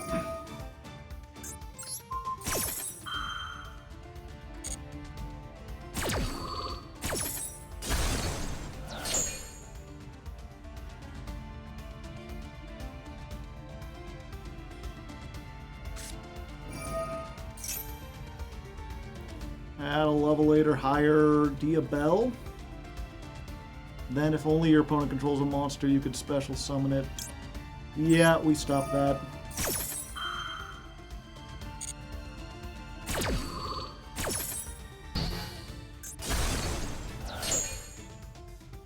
We've got a negate attack, so they can't even get rid of the Litera.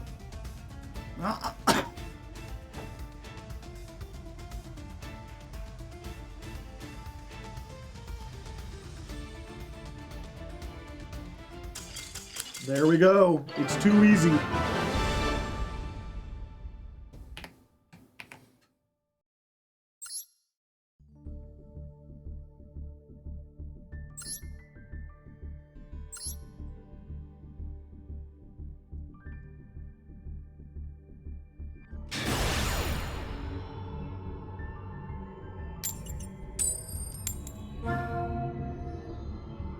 The new game changer. I'm not sure what you're talking about, Scenario. I know what Fahuku Gods is, but I'm not sure where it was game changer. I'm like, Magic the Gathering? Ah. Bloss. Does the board wipe fusion come up often enough for other people playing the deck? Yes. I would say you absolutely need to include the board wipe fusion that has won me many a game.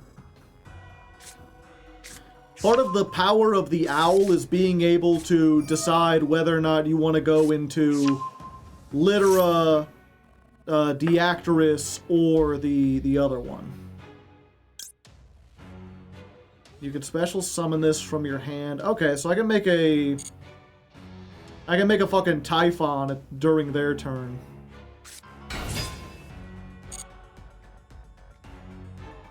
That's funny.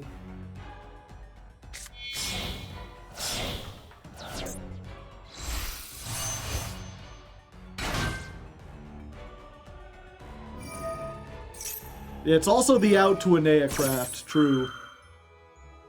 Aneacraft has no way to stop the... Because it's like, they have a thing that lets you respond to cards that would destroy.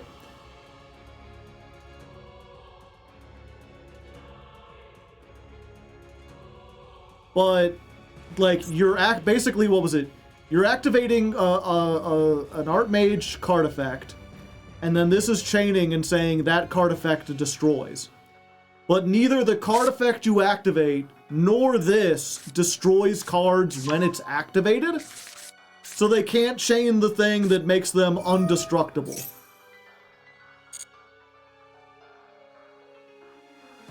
Now, if they can flip it up beforehand or get the thing that stops you from chaining, then you're a little doomed.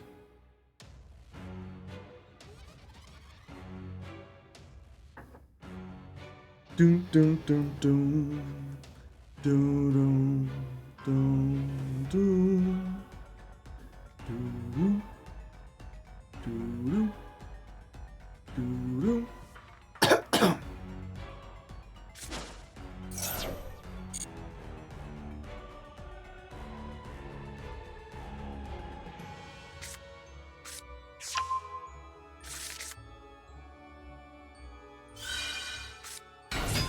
Another one.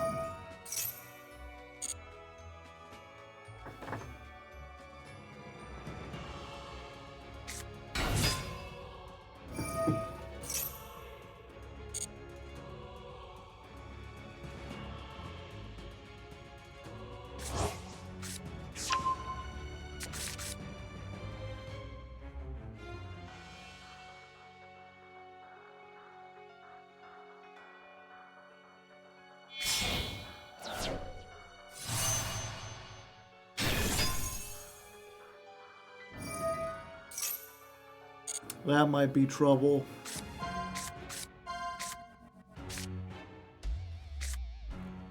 They got rid of the Academy. What do they put on top of my deck? A second Naroi.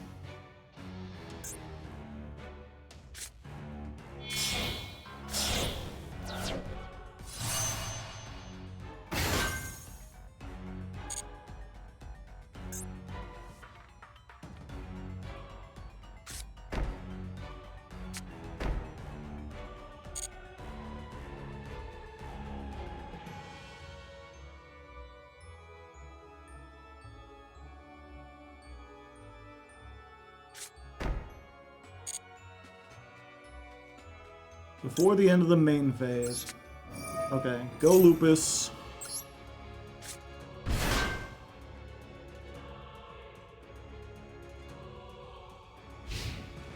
Wait, why can't I... Okay, good. So now I've got an untargetable Typhon.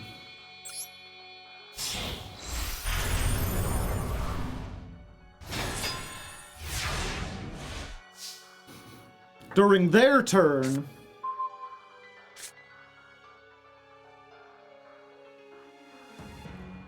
So I just want to run over the Zaylin, right? If I activate the effect, they can chain the Zaylin and do something, but if I just attack over it...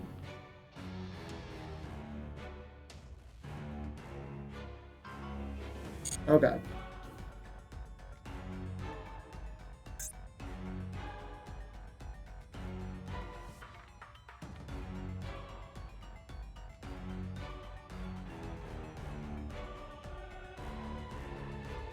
Oh yeah, and then Noroi does nothing because they're gonna they have more than one card in hand.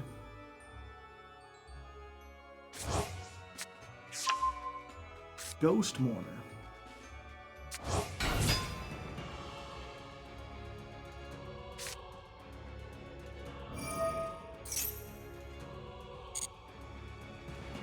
They're gonna pop you.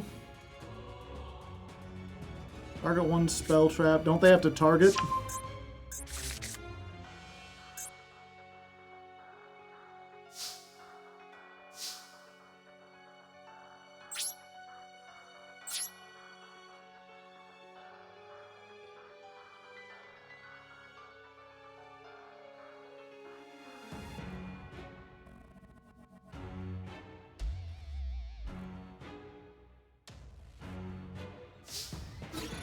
Okay. And go to battle phase. We can just attack over the Zaylin. They can cool tune synchro here. Oh yeah, we can tribute Typhon for the Noroi. I mean, now they have more than 4 cards, so we don't need to.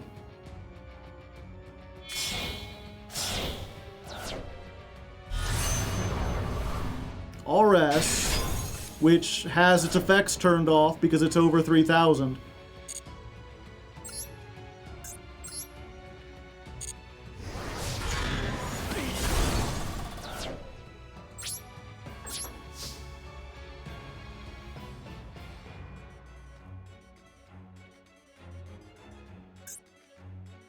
It has to be one monster, yeah. I could just bounce it back. I'm gonna wait and see if they summon anything else, because right now we've got the Noroi online. They've got more than 4 cards, so we can normal, special summon, imperm. Yep, not much we can do about that.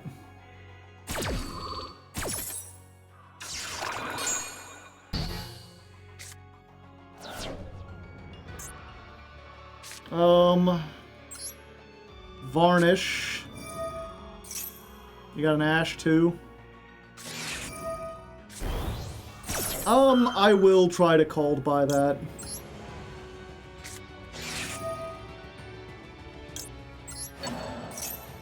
Because if we can get this off, we can get out to the races.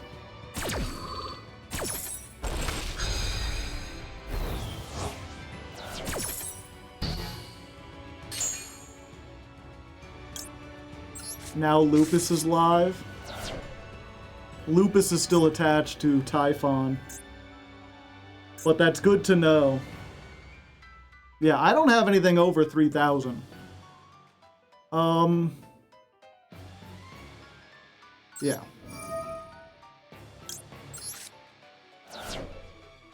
Let's get Graflair.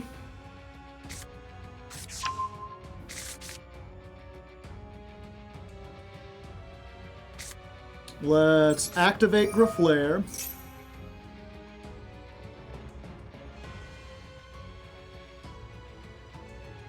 And it surges when it activates from hand, so... They can't even stop this with the mourner they added.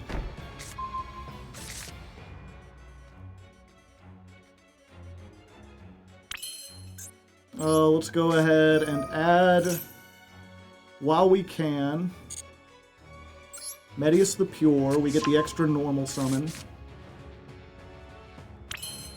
Let's pop this back row.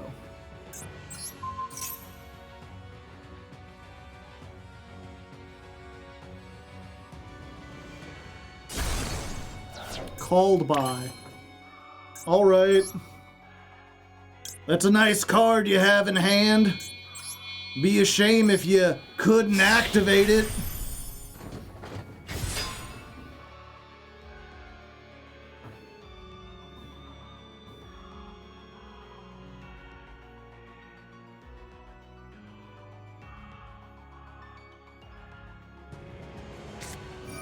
Yeah, I mean, they gotta try, right? But I can just detach.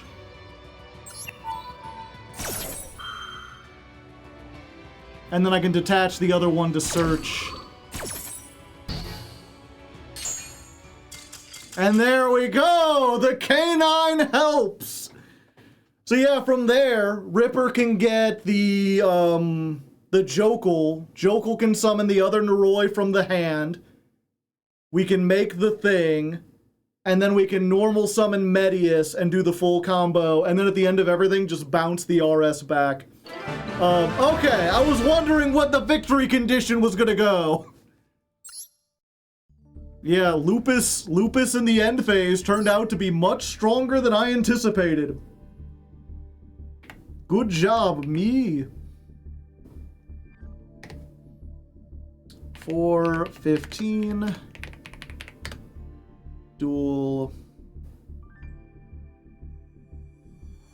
70 versus Cool Tune. Did the field spell not lock you out of K9? The field spell doesn't lock.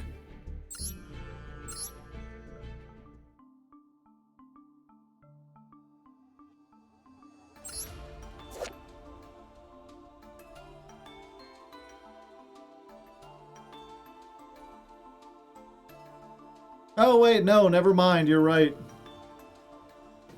It does after you search.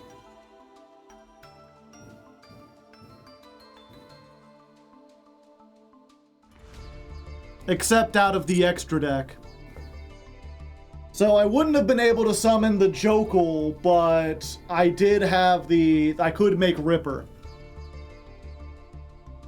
Yeah, so I wouldn't have had as much follow-up as I thought.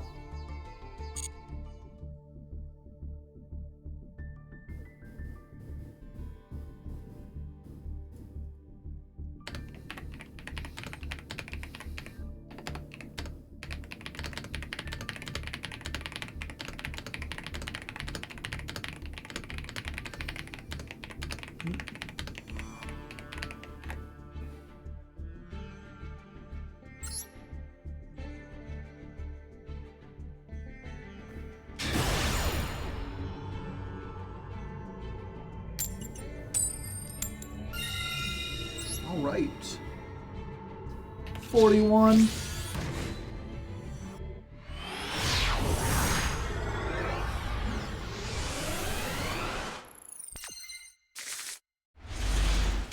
All right, okay. We're in an interesting one. That fucking sucks. Although it does just turn on Izuna. So like, hello there. Nice to meet you. Let's just do this. I think it is worth giving them the one card to go plus ultra off of all of this. Send the Lupus. Lupus summons itself. Then we go +1 with this, but then we gain protection from any hand traps they might draw off of that.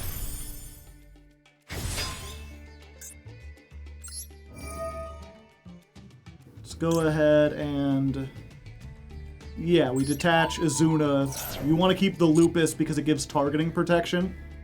And it's Lantern that summons from the graveyard, right? Yeah. Set a card?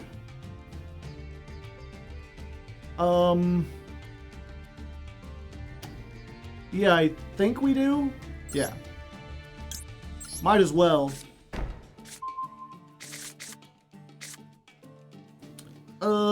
Do we give them another draw? Or do we just wait? No, because unfortunately the extra deck stuff that we do would be like a whole bunch. I mean, we could make Jax, but, you know, Jax, not that great. Can go into Werewolf. Yeah, I think we're fine. I think we just want to play it kind of low. We already gave the 1. So what we can do here is Medius the Pure. We activate the effect. We don't special summon. Instead, we add it to the hand. Then we can normal summon. And then we give the second one. Do we want to make... No, we've already got this, so I think... Yeah. We just do it like this.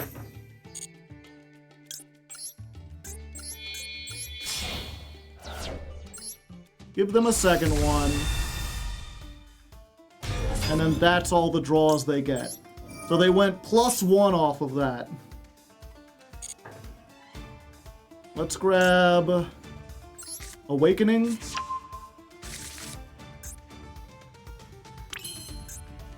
And then we do the Truffle Shuffle.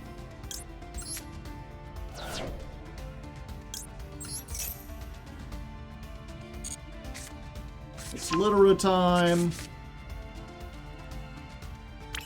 They got something they can activate. I don't know what it is.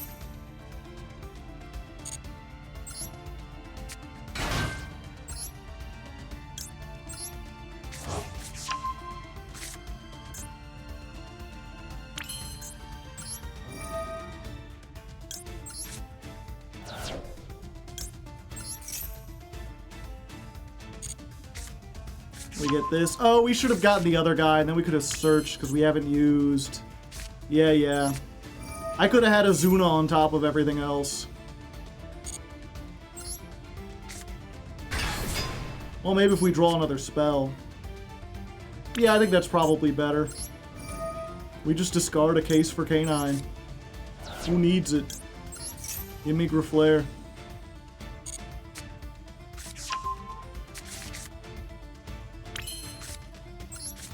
Then we activate Griflair. And we set the fusion spell so we can make the Chimera. And we set this. 1, 2, 3, 4, 5, 6, 7, 8, 9. Plus max C. I'm feeling pretty confident.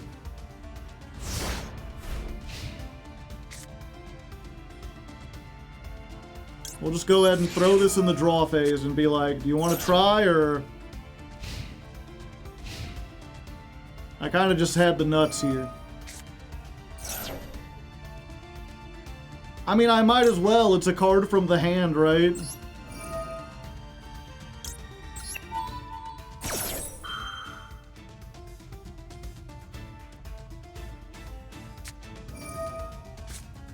Ah.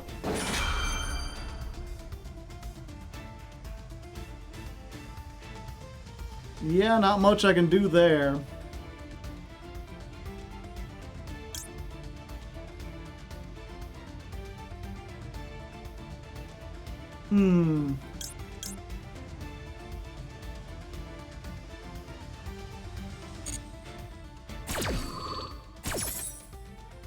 We've been bamboozled.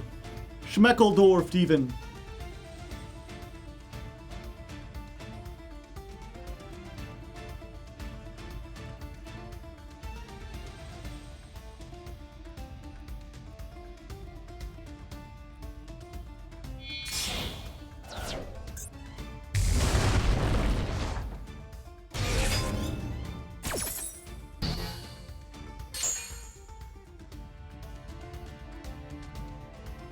Alright, what order they do this in is going to be very important. Doing that first, eh?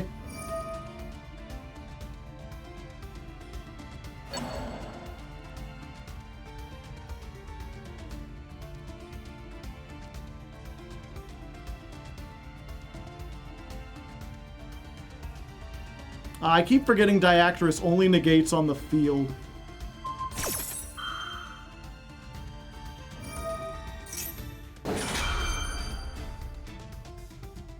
All the things in Big Thing City. Yeah, we just... real quick, what was that again? Negate the effects of one monster. Okay. Yep, we imperm here.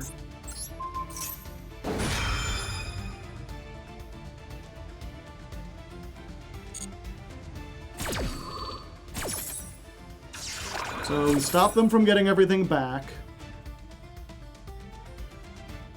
Who are you negating? They get the Rahu. Negate the Diactrys, which makes sense. They get the draw. And then at resolution, we pop the face down.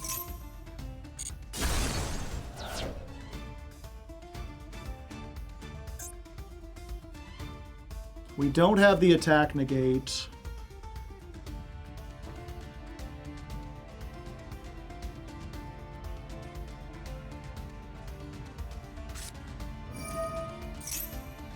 Polymerization.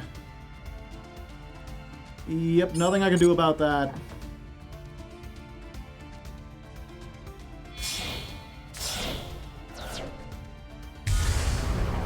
Dragoon. Okay, they goonin'.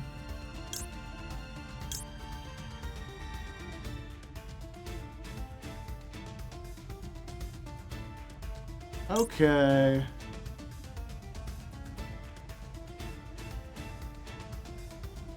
Let's try to change some things. Chain Link won this.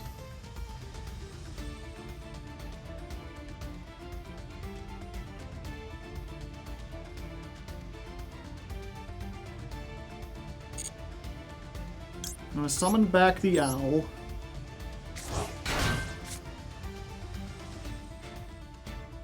Now that's safe in our hand. Damn, we can't stop that. Summon back the Lupus.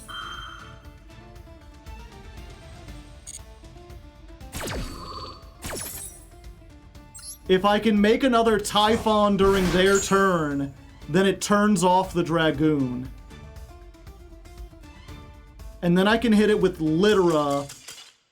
And then once it's negated forever.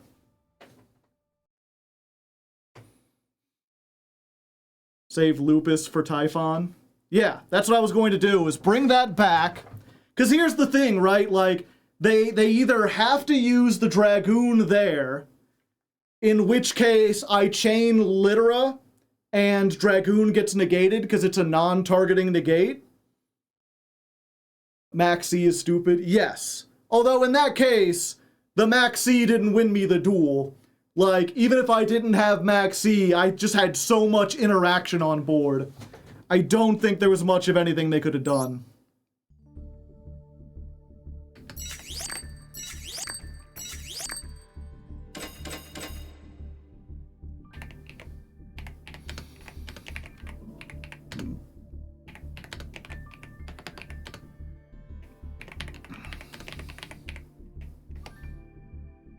Typhon can bounce Dragoon? Yeah. But then I would have to, like, make it on my turn. Well, yeah, I guess I could, but then I wouldn't be able to do anything else. I was really worried that they were going to, like, pop a bunch of stuff. But I guess they couldn't because they didn't make it with the proper materials, right?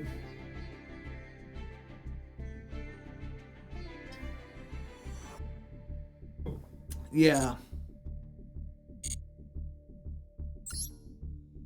And Nash Knight, true.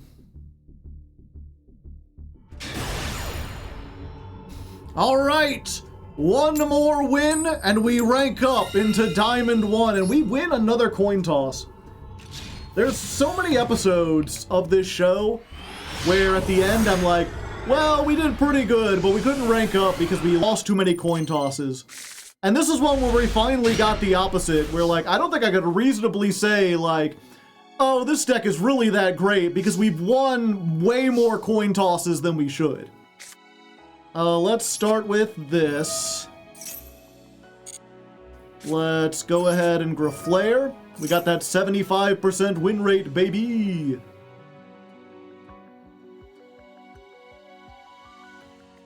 That's a god hand. It's a pretty damn good hand. Set a card. Yeah, we go for the Vandalism. The Vandalism gets me Medius the Pure. And like if they ash this, not only do we Designator it, but then it turns on the Azuna. So unless they also have like the Ash and they just, or not the Ash, but the Maxi and they saved it, like we're just like in an amazing position.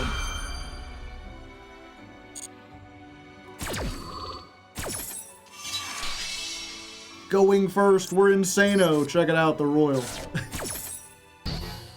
I totally worked hard for that and didn't just like happen to get it. Yeah, and then we just like, yo, what up? It's your girl Azuna. Oh, okay, hold up. Well, you know, that still does the thing of like, if they're using it here, oh. That's a cool trick. Anyway, here's Jokel. What's up? All roads lead to Ripper. Your other hand traps are not. Deck 2 busted. At least going first. Holy shit. There we go. We're up in Diamond 1. We've still got 2 more episodes. Or 2 more streams, I should say. But it's looking pretty good so far. I'm gonna call it for tonight because we've been here for almost 5 hours and I still gotta do some art. But things looking good so far. We just gotta hope. We gotta hope that the coin toss rate doesn't catch up with us and we get like 30 tails in a row or something.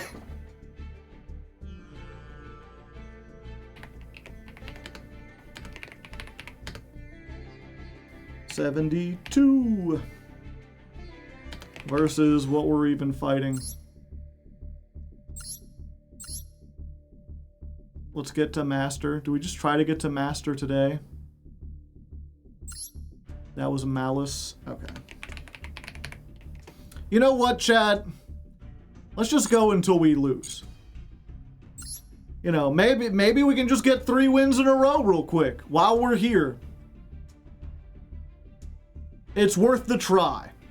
As soon as we get 1 loss, then we'll call it.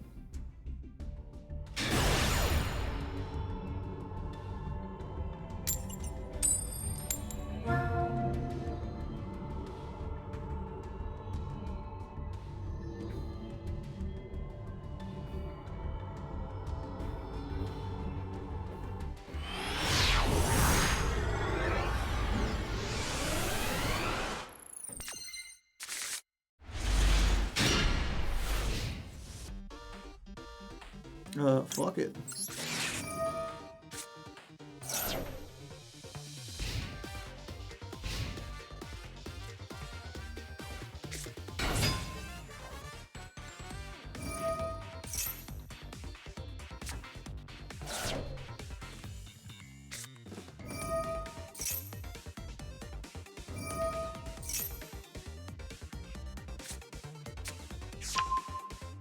Gandora.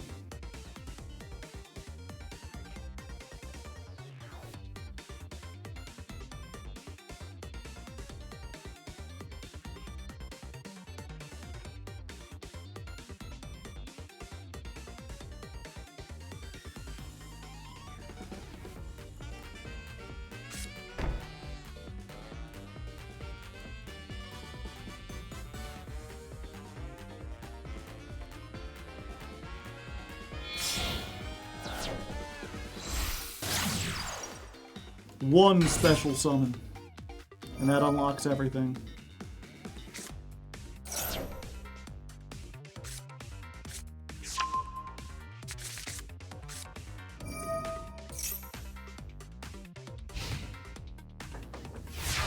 Alright, do we know what card they set? They didn't search anything, right? Yeah.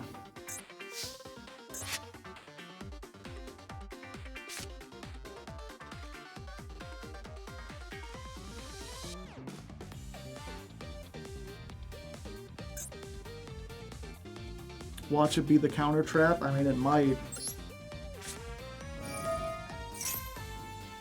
Artmagery.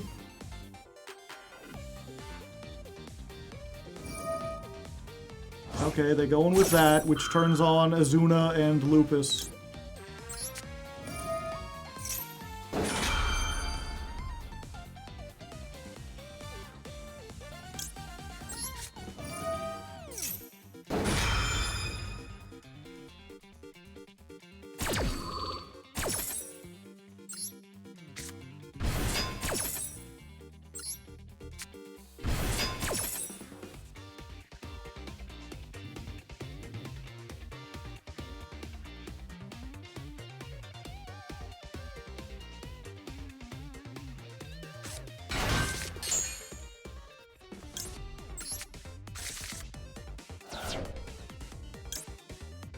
We don't really need to, right? It's probably best not to, because they might have the counter trap. Although, yeah, we just say no.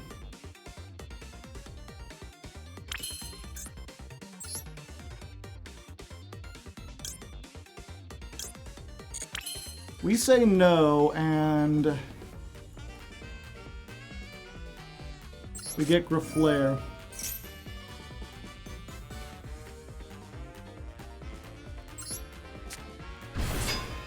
We Graflare, we set.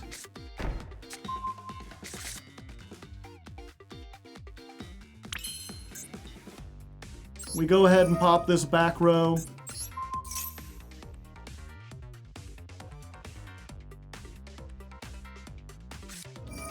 Droplet.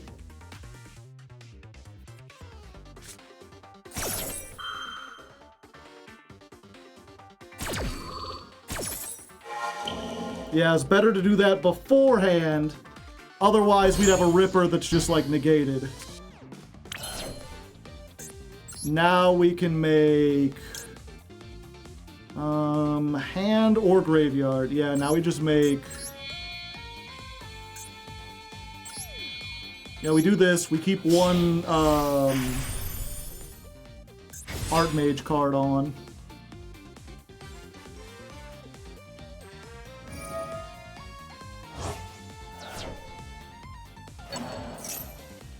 I'd prefer if you didn't.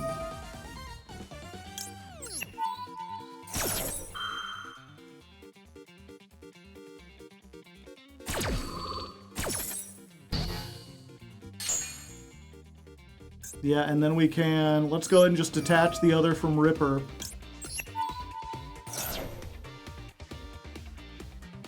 We get... Lantern. Set a card, yeah. And there we go, yeah. We just went crazy style with it.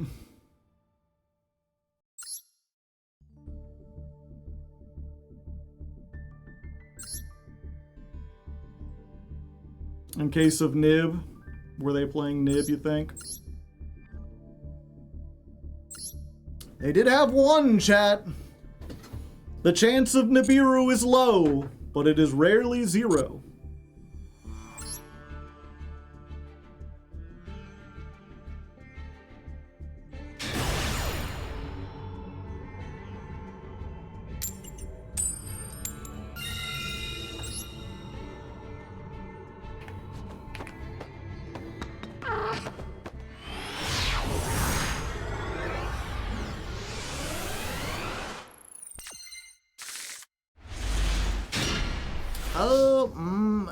I mean, this does it, depending on what they have. Again, Artmage here.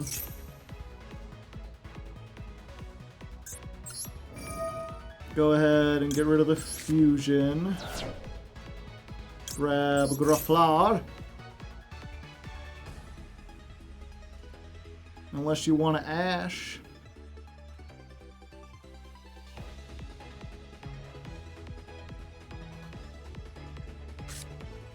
No? Okay. Droll? No Droll. Okay. Gogra Flare.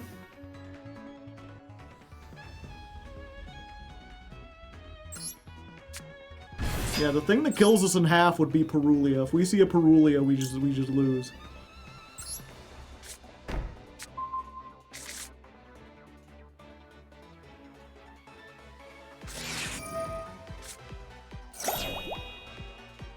All right.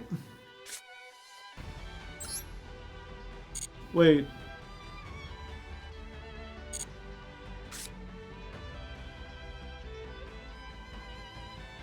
Oh, because I already searched with this.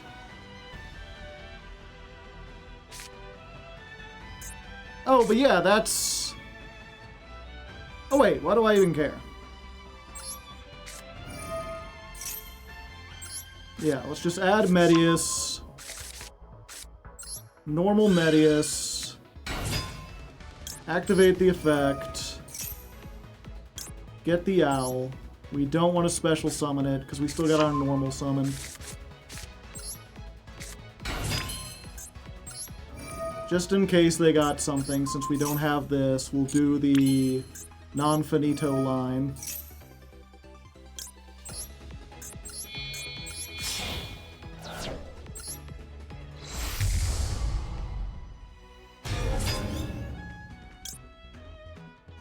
Yeah, Chain Link 1.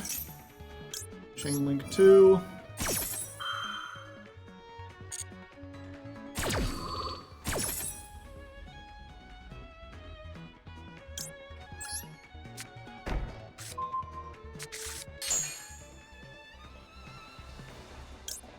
Grab the trap.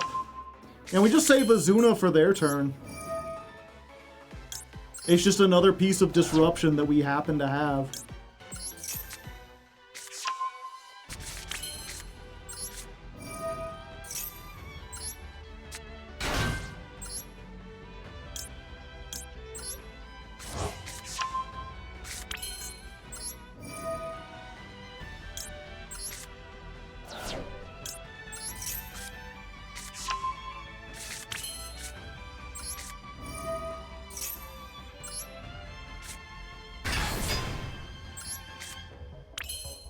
Yeah, and then we go ahead and grab the owl.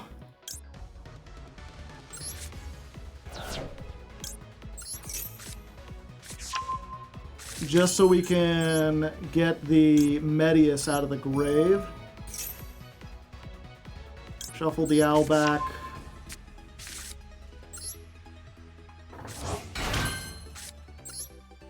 Set a card. End turn.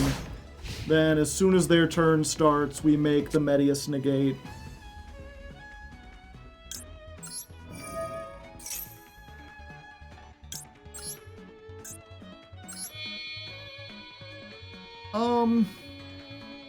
Yeah.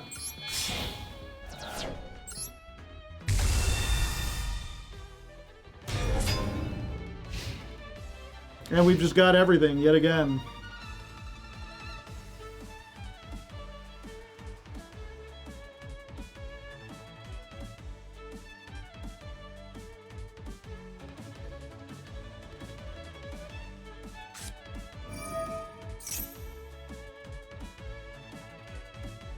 Add a Draco Tail, then you can fusion summon. Yeah, I think we just have to stop that. That's too much advantage. Plus, now that leaves open the Impasto.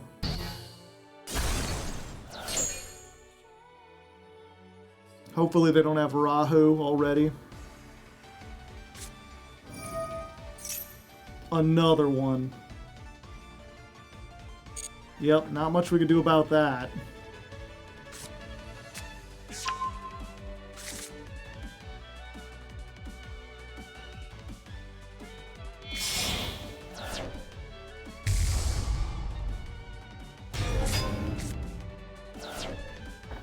Chaos. Okay, so you get to blow up 2 cards.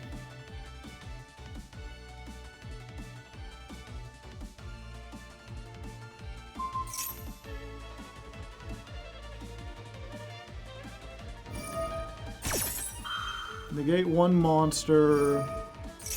Destroy 1 spell trap. Whew, okay. So...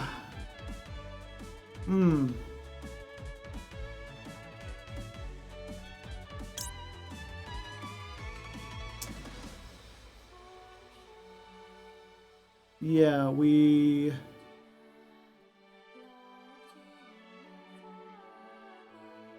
Activate her. I'm gonna go ahead and get this back to my hand while we can. If they negate the owl, it's fine. We at least search, and then we roll.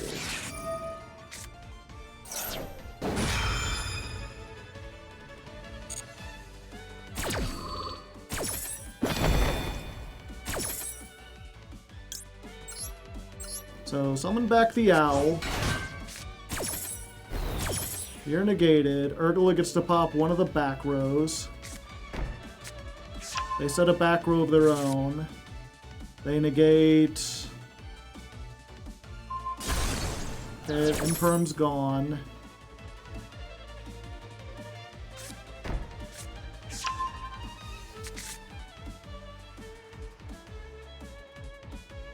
Go for the owl, that seems like a good idea. Yeah. Okay, so you're negated. Everyone forgets this. No Rahu for you, Branded Fusion.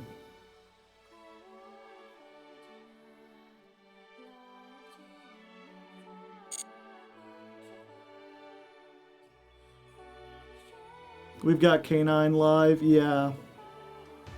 Maybe we should get the Ripper out so that we can stop in case they have the Dragon Girl in hand, but I feel like they would summon it beforehand.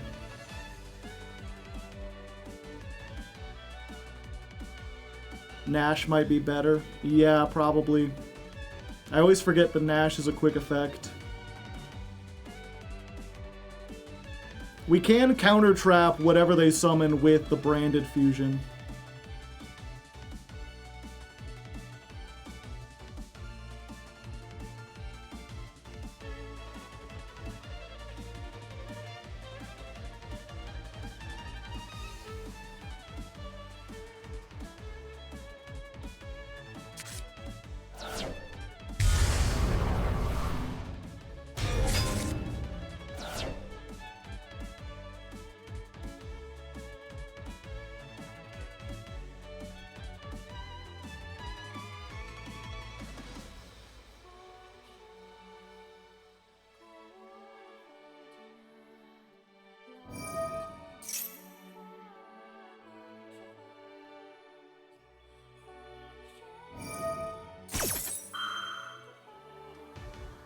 Not so fast. Impasto!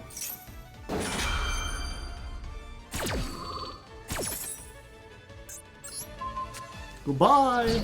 Have a wonderful time! Return the card to the hand. Turn all spell traps... No. That don't really do anything. Right now I know what it is.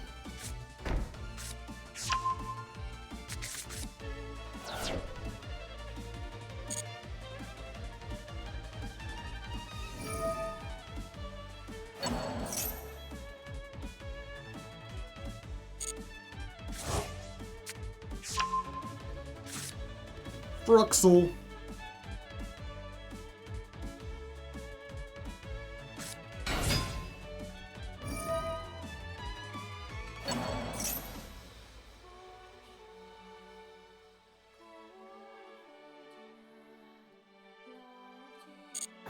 Yeah, maybe I should have made the Ripper.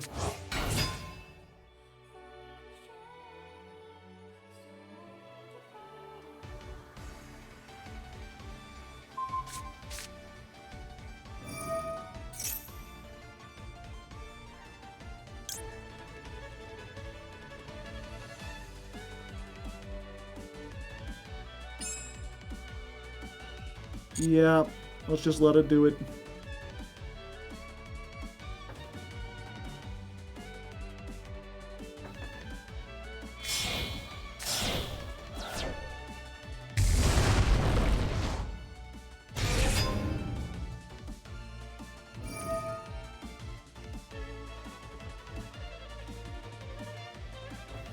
Does Labubu need to use itself? I don't think so.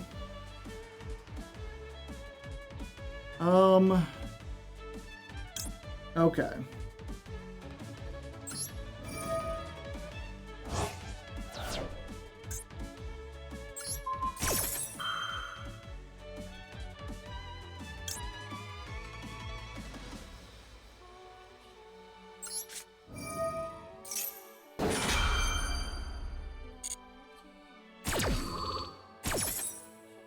Yeah, so the white Albaz activates in the hand.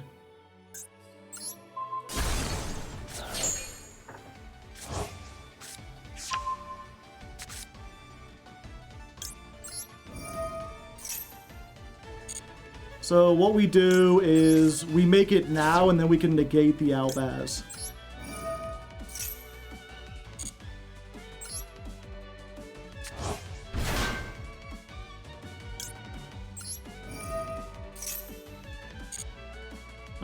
How much does this have? 18? Okay, they can't get over it with this. So we can put it in defense mode to play around the spell trap.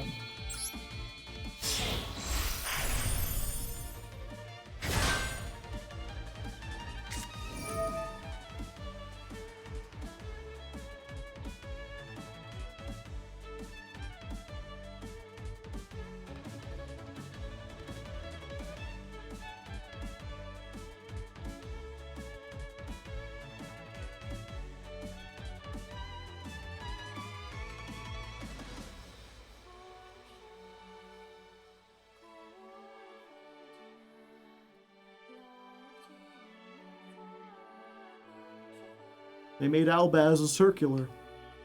Well, he was too much of a square before. But tish.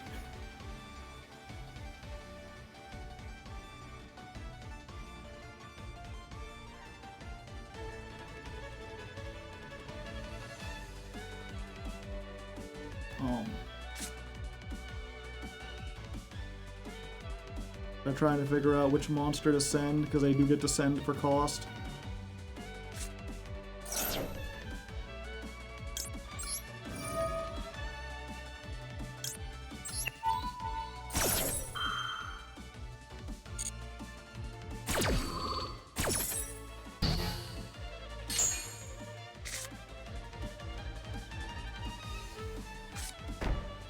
All right, we survived the turn, just barely.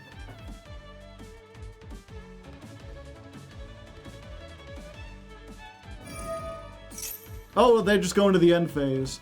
They're not even going to attack the owl. Ah, Albaz in the end phase.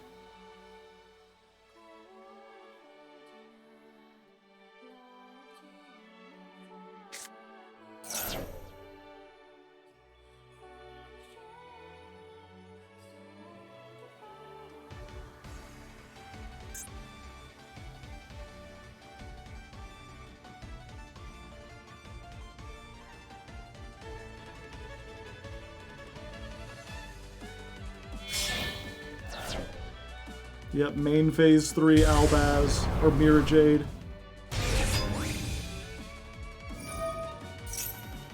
And then that asshole comes back.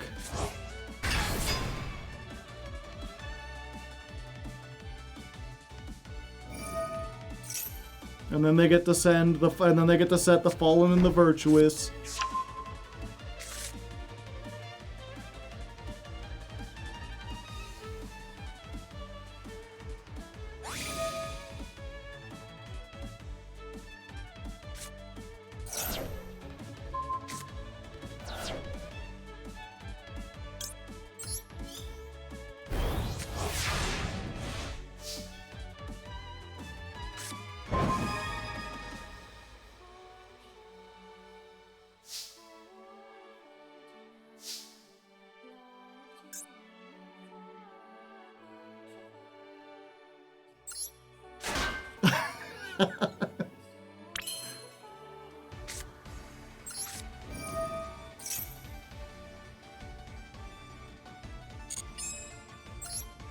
Okay, now Omni Negate is back on.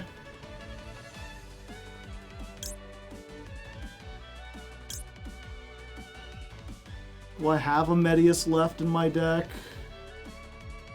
I do.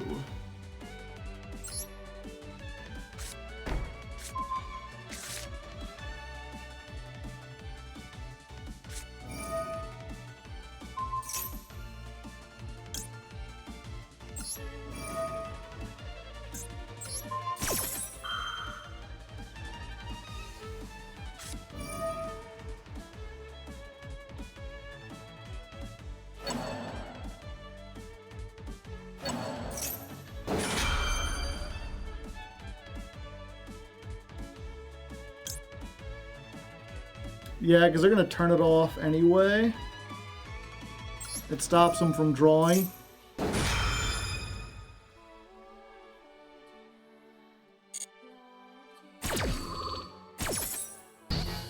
So you're negated. The cat came back.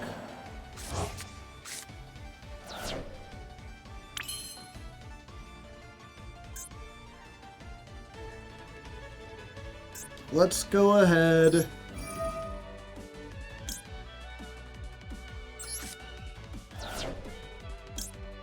Oh.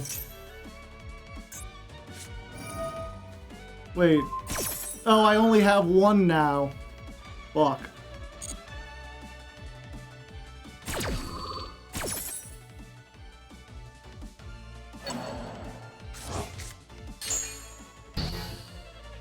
Okay, I think there's only one way to do this. And then they get Albaz back.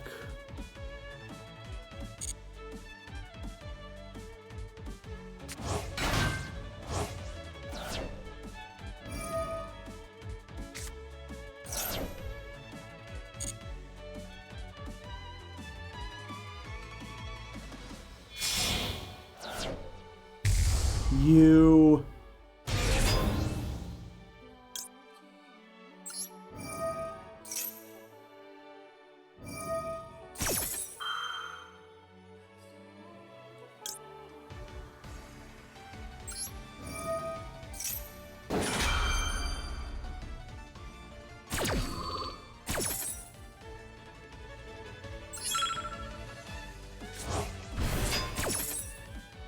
Why do they have a towers now?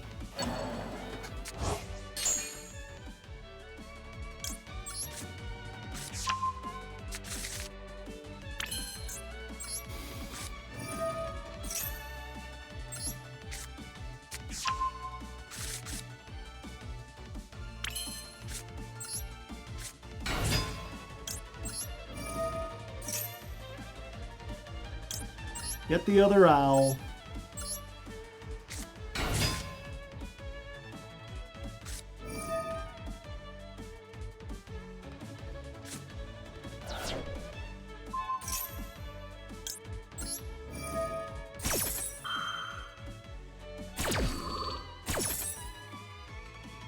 We make Nerva.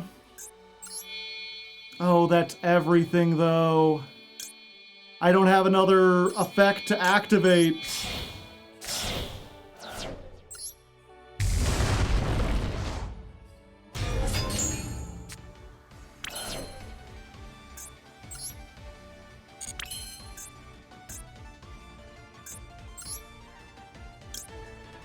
Wait. Hold up. Why can't I click? You.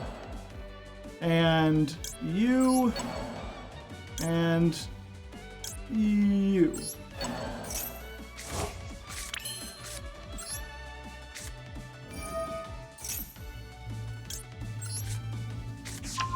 Get her.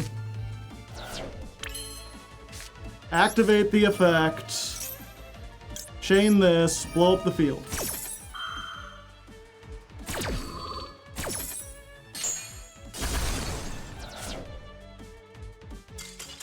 Yeah! The timer! Oh, the glorious timer that it be! Woo-hoo-hoo! It's a pity that I can't make it in there because it took too long. We were both running low.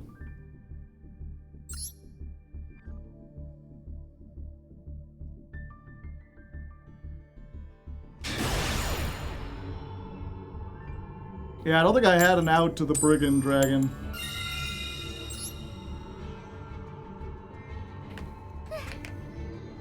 Yes. Change rank? We didn't rank up. Oh yeah, we've been in Diamond 1 this whole time. Alright.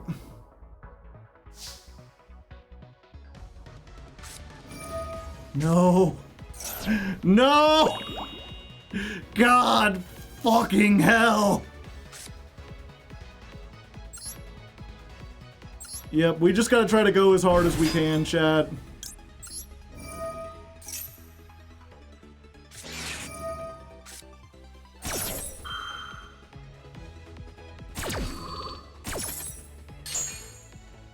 We just gotta go as hard as we can. There's no other option.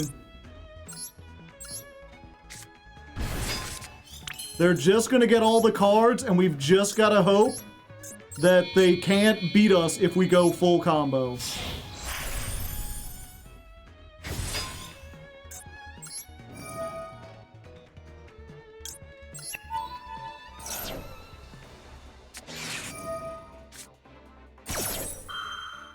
Okay, there's the Ash.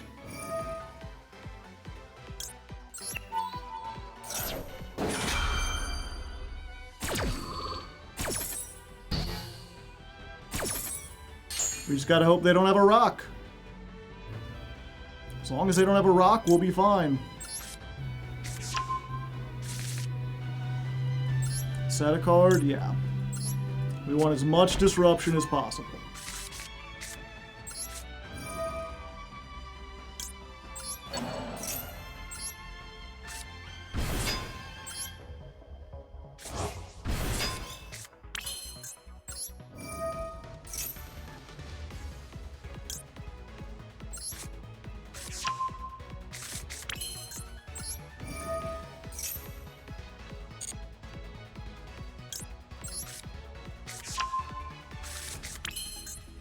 We got anything else to add? I wonder if we could deck them out. Probably not, right? But fuck it. We ball.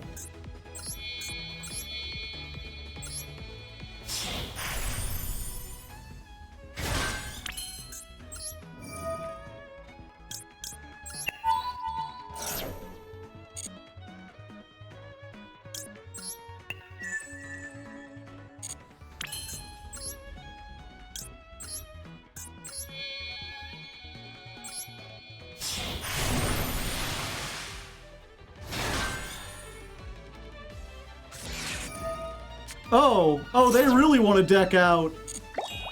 Sure thing, buddy.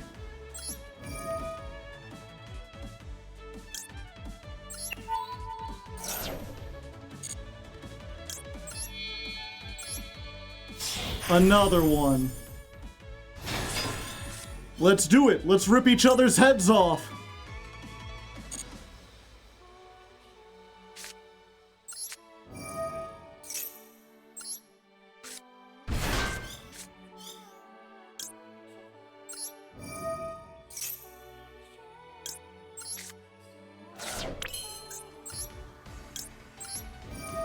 Let's get it twisted. We will win.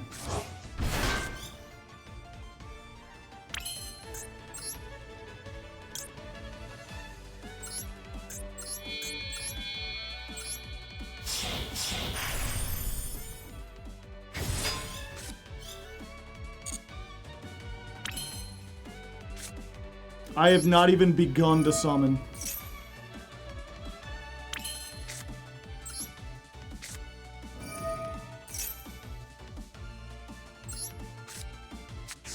Add Medius to Pure.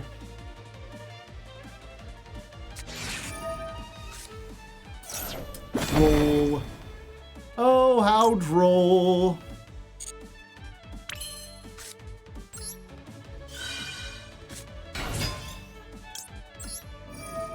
I'm still not done.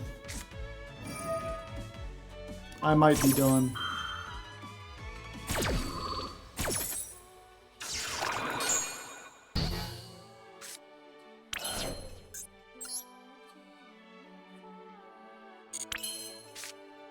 Damn.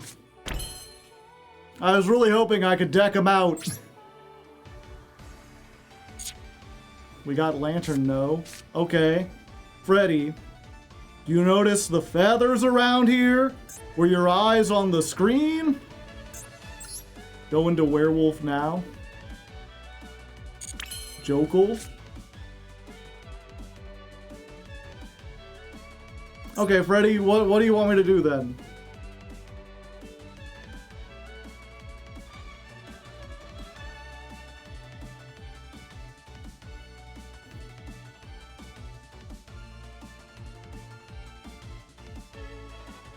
My stream is delay.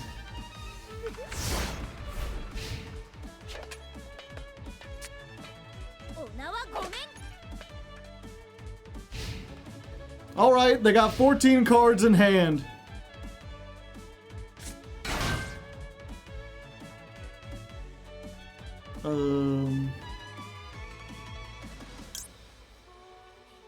Yeah, we just do this now.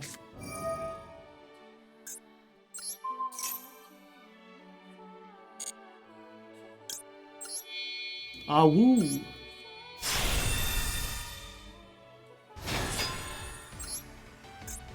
Get out of here.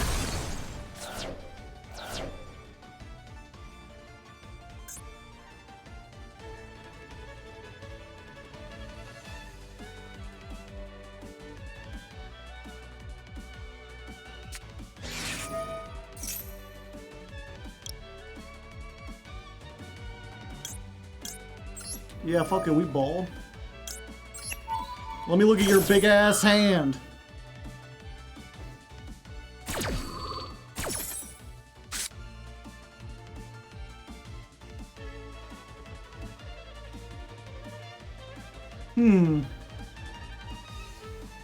This ain't great. Just take out the triple tack. Or hope they usually play 3 Funk Dock. Yeah, let's just take the triple tack.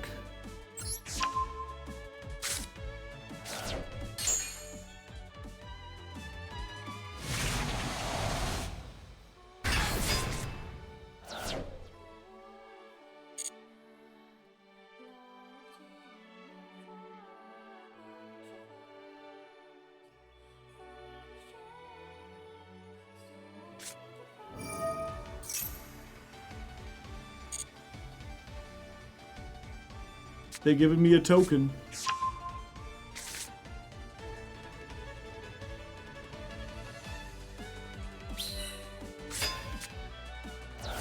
Big token.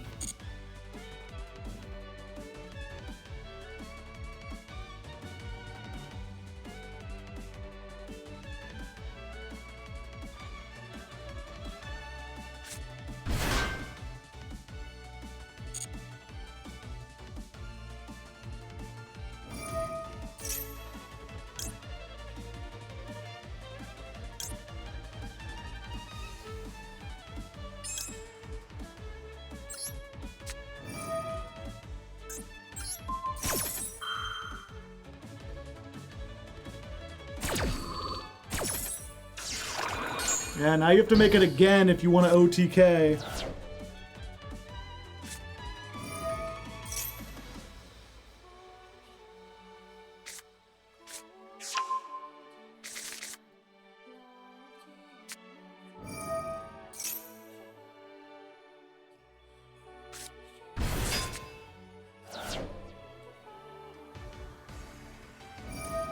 They had cross out. Yeah, but I looked at their hand and they didn't have,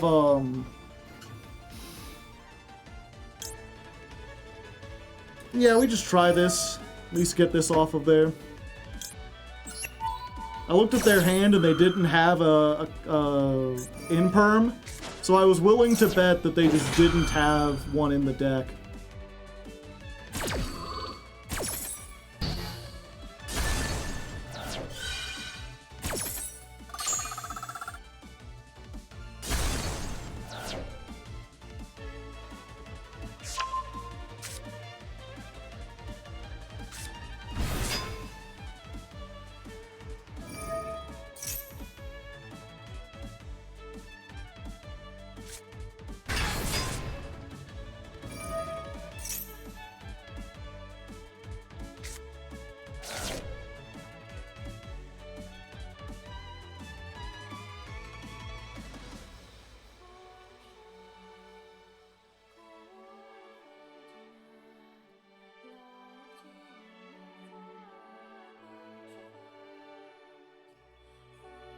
They drew 1 trillion cards, but didn't draw Blade, yeah.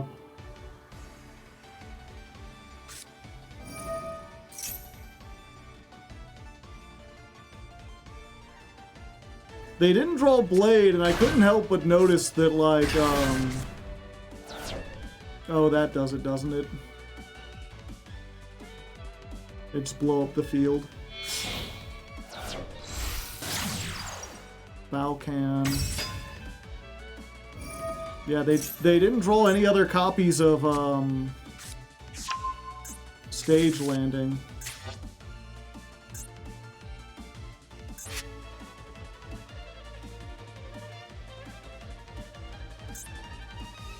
I don't know if Jax will ever trigger. Not that it matters a lot, because they can stop from being destroyed.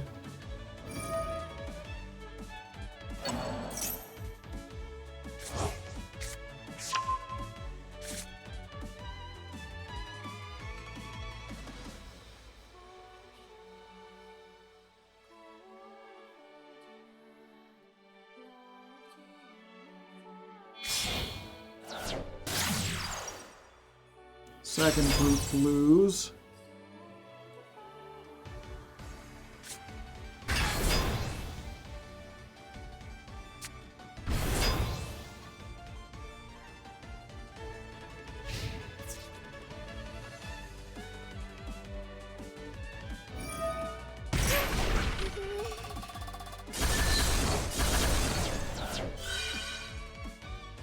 Yep, and I have no recovery or floating effects.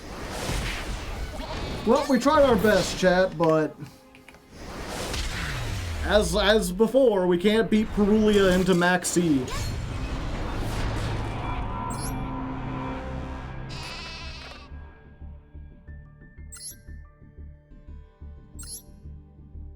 Yeah, maybe I should have saved the 1 negate for the pile bunker.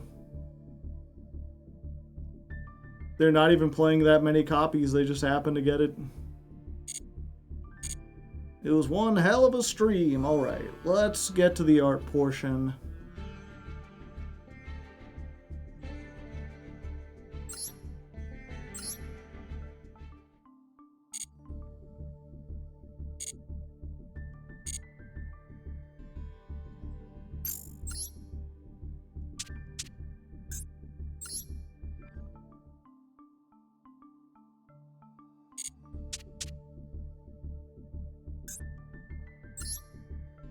Alright, if you don't know, for the end of the Artmage streams, we always do a little art.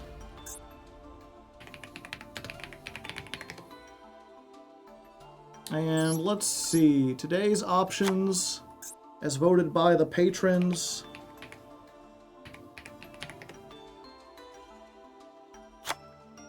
Verifar, Spenta, but with a very big spoon.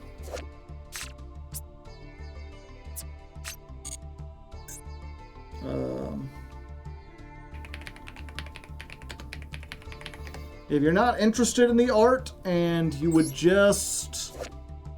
This is not the Thunderbolt, they want the Knighted. Okay. Tomorrow we'll be playing Master Duel... Oh no, we won't be playing Master Duel Masochist, we did that last time. We'll be playing... Fuck, what's the name of that game? Mari knows. We'll be doing some, We'll be doing some variety. Blasphemous, yes, thank you. We'll be playing Blasphemous tomorrow. We'll be back at this, doing the ladder climb on next Tuesday and Thursday. Those will be our last chances. I think our chances of getting into Master are pretty good.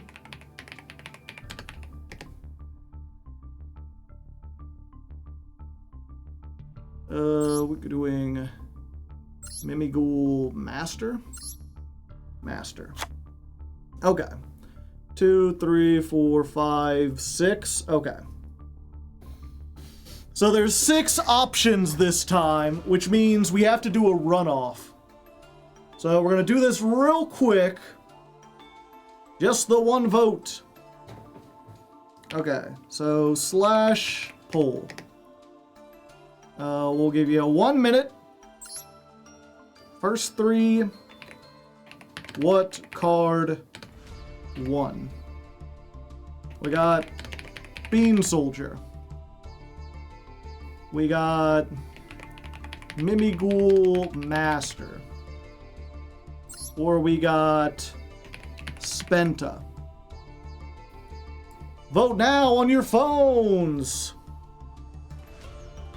May I recommend the easiest one to draw? You could certainly vote for the easiest one to draw, which would probably be Bean Soldier. What are we voting on? At the end of the art stream, I do art. I sit down in Photoshop and I try my best to draw a card chosen by the chat. It's our little way of making this climb special.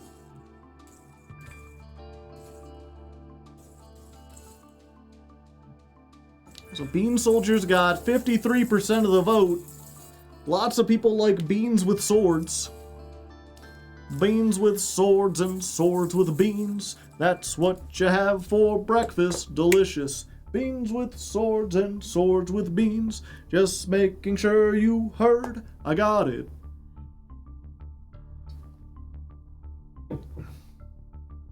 And Bean Soldier is the winner. Let's type this into chat. Bean Soldier. Okay. Round 2. Bracket number 2. What draw? Our options are Fleur de Lis, Varifar, who's like the World Cup guy, I guess that's why people want him, the Judge of Ball, and Hekahan's Jowza.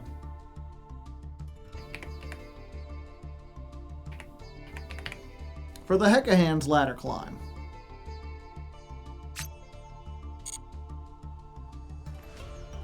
So vote for one of those three, and then we will have a final runoff between the two. Wearing the Dogmatica armor. I don't have enough imagination, energy, or talent for that, unfortunately. All them hands. That guy sucked. He didn't deserve anything.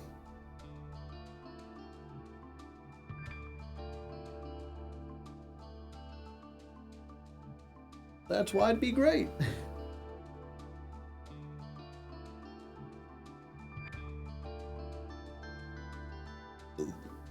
Yep, not many soccer fans in the audience.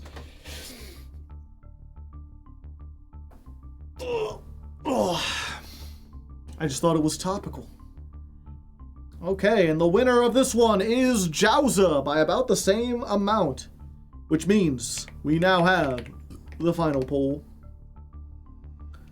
Who wins? Who draw? We've got two options. Bean Soldier, a plant warrior that attacks with seeds and swords. Or Hekahan's Jowza. They all wiggly and shit.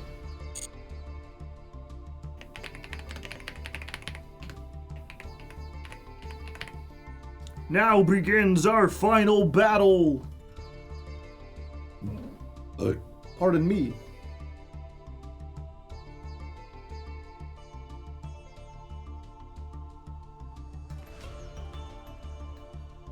Bean Soldier taking an early lead. It's 13-5, but the Jowza fans haven't given up. They're Jowzerin. They're wowzerin. They keep on espousing these ideals. But will they make it far enough? Do they has what it takes to be the Grunkle Gremlin?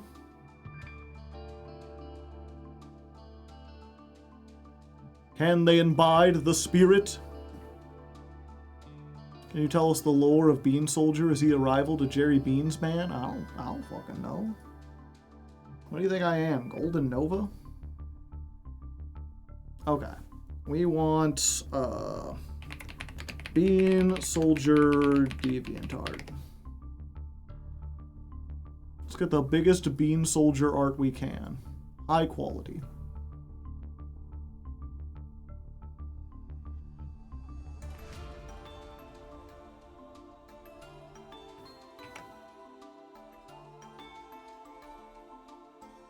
And then we're going to make this on Photoshop.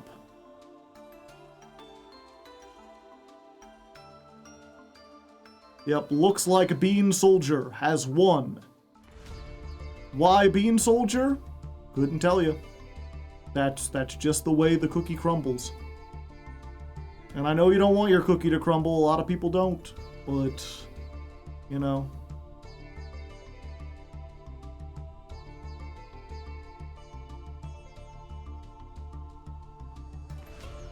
Okay.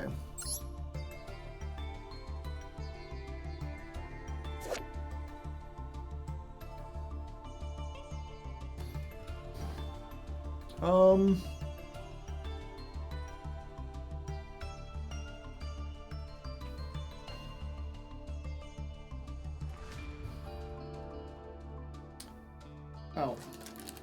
I left my Cocoa Krispies open. They was just getting stale the whole time.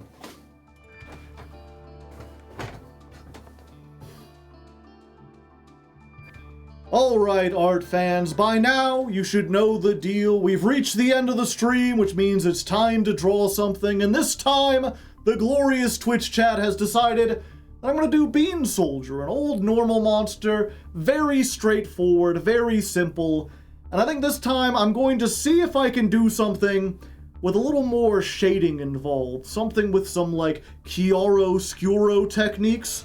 I think that's what I call what it's okay. Alright, art fans, by now you should know the drill. We've reached the end of the stream, which means it's time to do some art as chosen by the Twitch chat, and they would like me to do Bean Soldier, an old fan-favorite normal monster that should be quite simple to draw. So I'm going to try to keep things simple here a little bit this time. I'm not even sure if I'm going to add color necessarily. I don't know, I have a basic idea, but it's really going to depend if they have the right brush on Photoshop, so wish me luck, and we'll see how it turns out. Alright.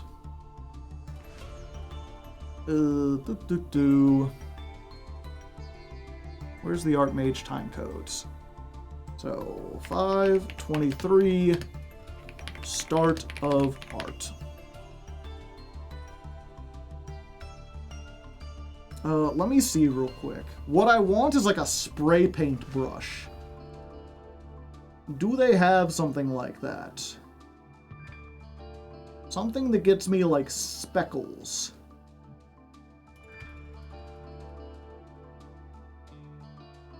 Something that looks a little dirtish. Yeah, that'll work. We're gonna do this.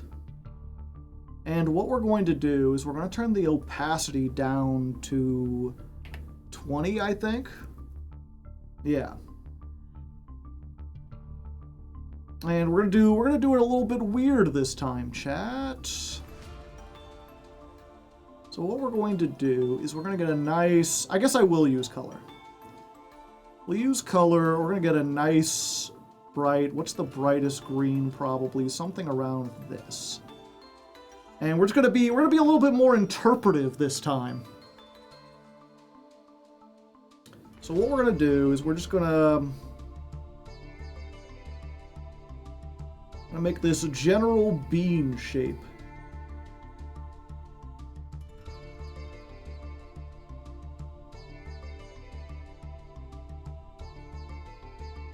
As you might see. Oh, whoops. I just realized.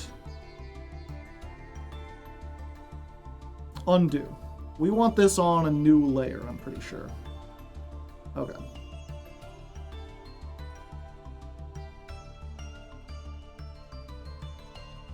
I'm gonna go with this general bean shape.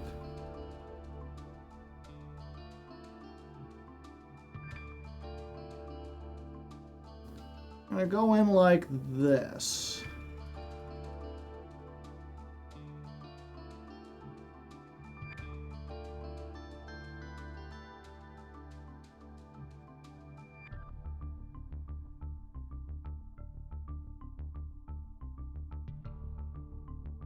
And then his leg over here.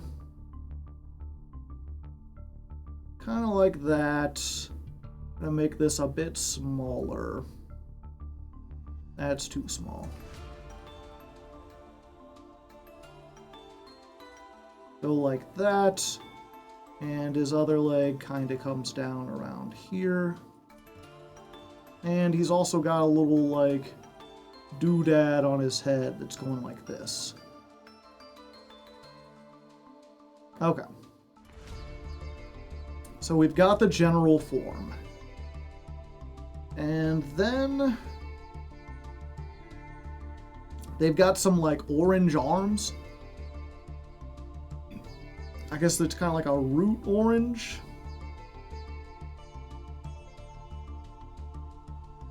Something like that.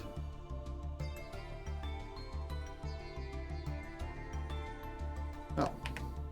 I think what I need to do is keep that on a separate layer.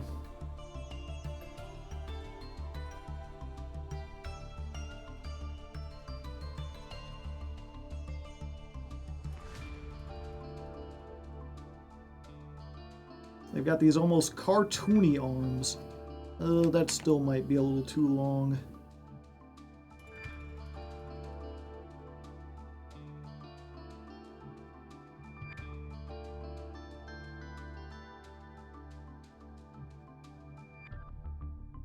That's not long enough.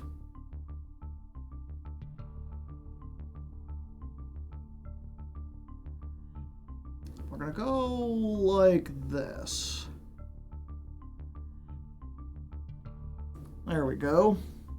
Is Ojama Lime a color? He's chartreuse. Look up chartreuse on Google, and that's the color Ojama Lime is.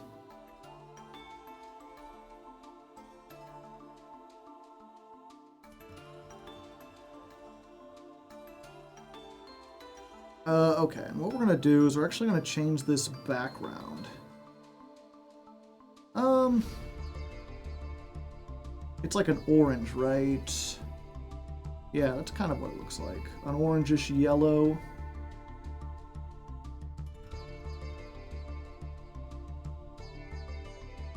Let's do it like this. Okay, yeah, you can see that. New layer up, we're gonna do his gloves, which are kind of like grayish.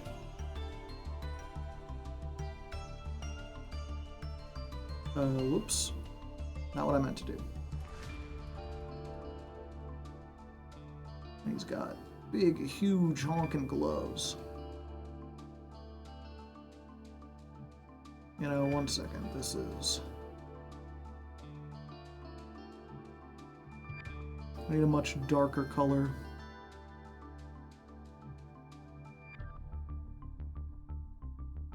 There we go.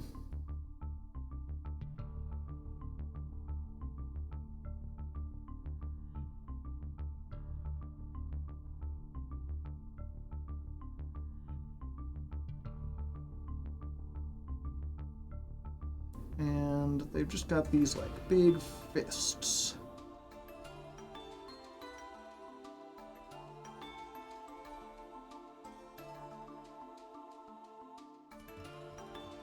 Big fist.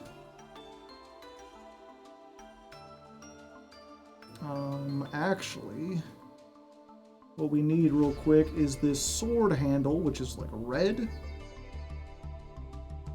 I do the whole sword as one layer. So we're gonna make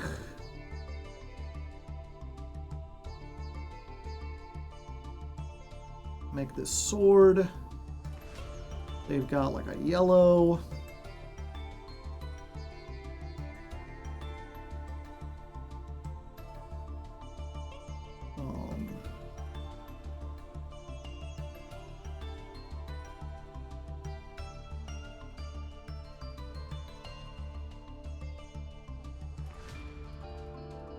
And then there's like a bluish silver.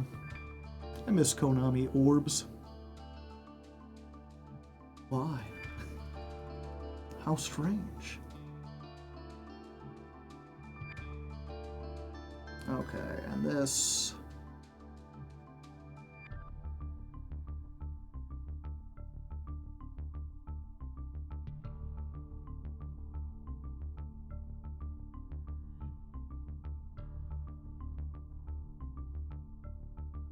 Kind of like that, right?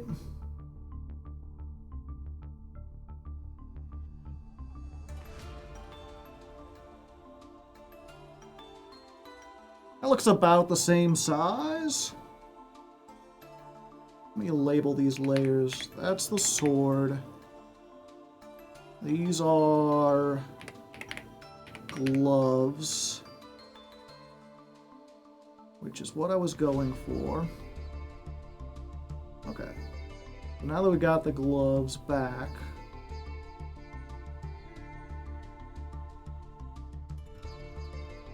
put this over.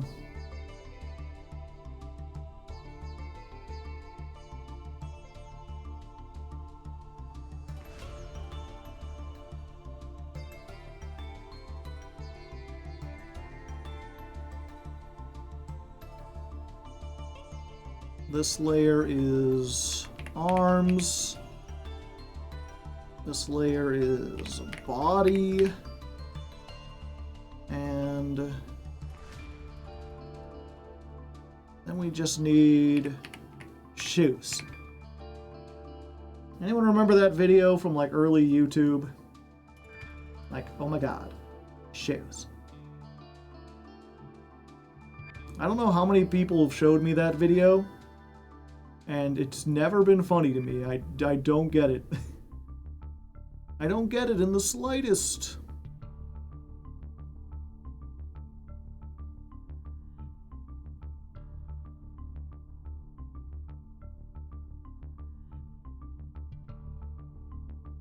Speaking of things I do get though, chat, I saw the Backrooms movie yesterday. Anybody seen that?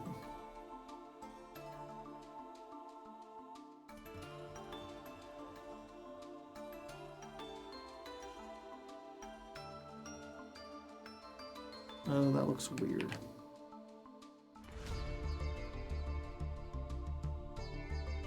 Oh, that movie is out? Yeah.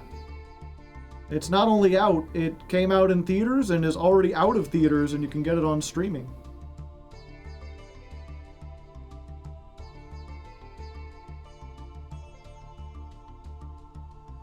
You can watch it on YouTube for $20, which is a bit expensive.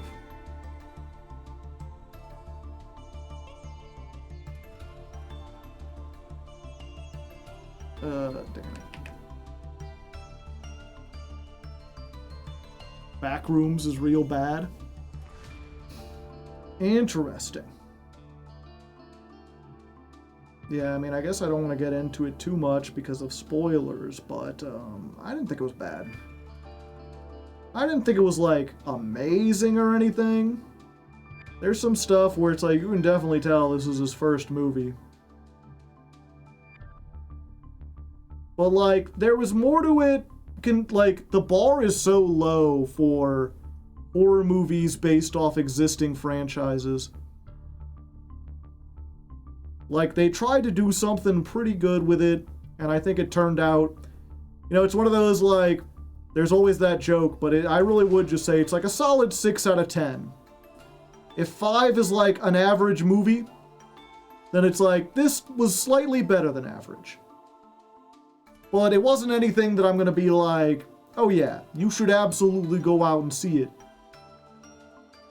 Like, wait for it to go on sale or something. You're not missing out on a whole lot. Except for maybe some memes. There's some good memes.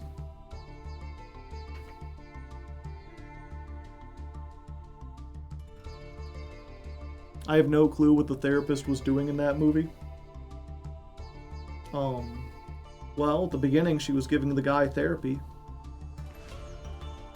And then, I don't think it's even spoilers to be like, and then later she searched after him in the back rooms. Because that's what you see her doing in, like, the trailer. He's got slightly blue eyes.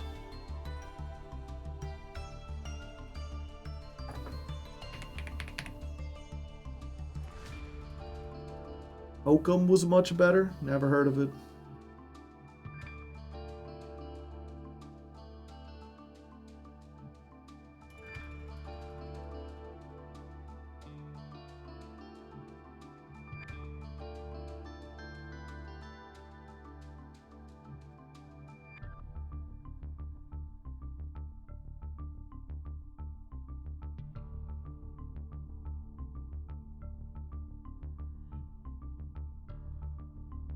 That's way too high now that I'm looking at it.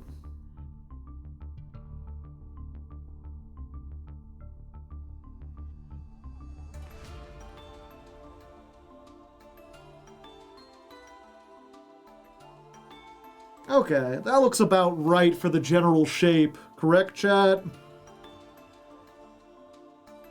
Let's go ahead and make this background color like more of a bright gold. Actually, what's the color we don't have here? Blue.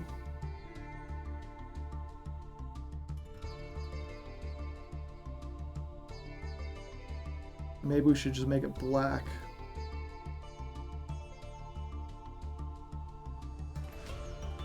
I wish we got more of Clark exploring the back rooms. Yeah. I think a lot of people would have liked that.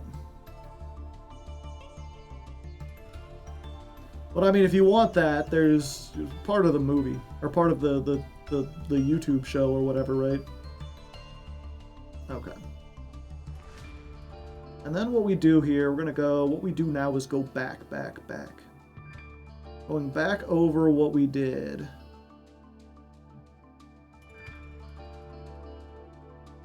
We're fleshing this out.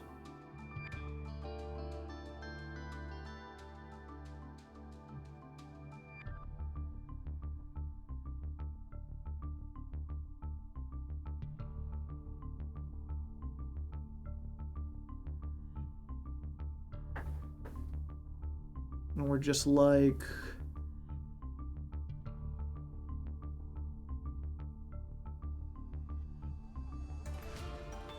Every time we go over it, it gets a little bit brighter, a little bit cleaner.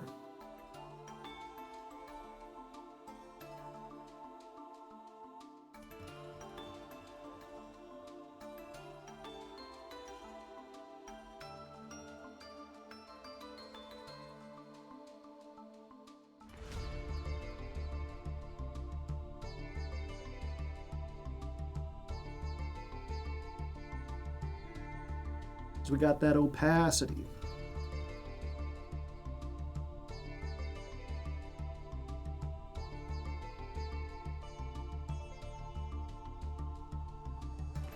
Make this bright again.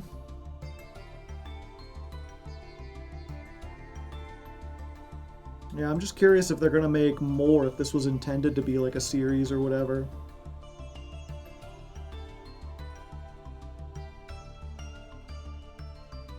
It did fairly well, but it also felt like they barely scratched the surface, you know?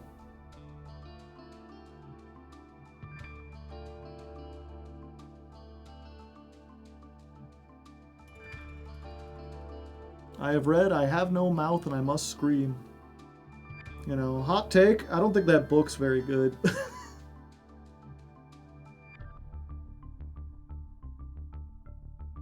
It's like really short and there's not a whole lot to it. It's just kind of like exposition and then it just kind of like dumps you in there and it's like, there you go. The whole thing's like 6 pages or something. It feels too short. Yeah, it feels too short for how much impact it's had on things.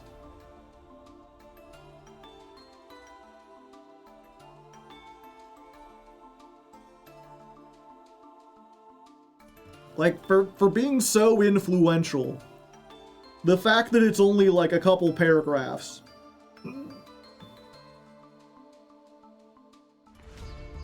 Something about it, it really is just a case of like the idea got people fucked up.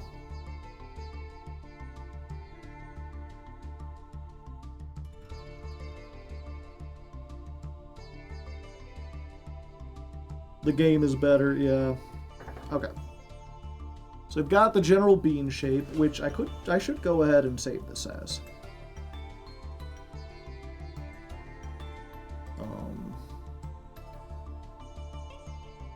Ladder climb, yeah. Bean soldier.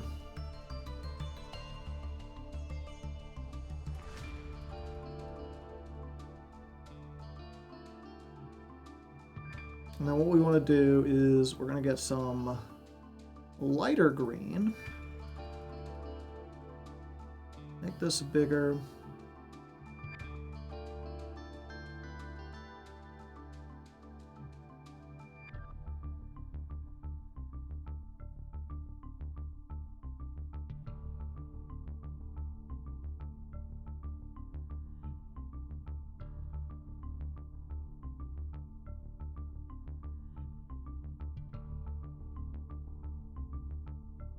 And then you see we're just kind of like implying a bunch of shapes.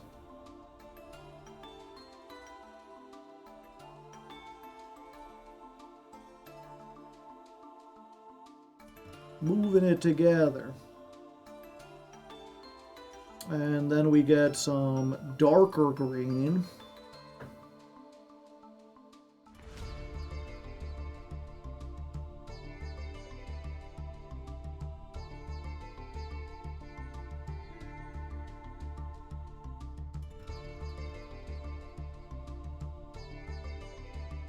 It's not dark enough.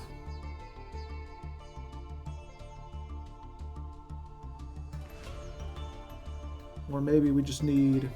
Yeah, you can really see it when the background's light like that, but when you've got a dark background, it's hard to notice.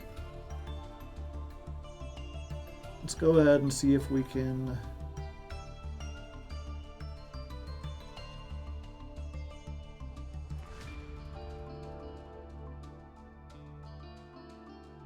Go back to our kind of goldenrod color.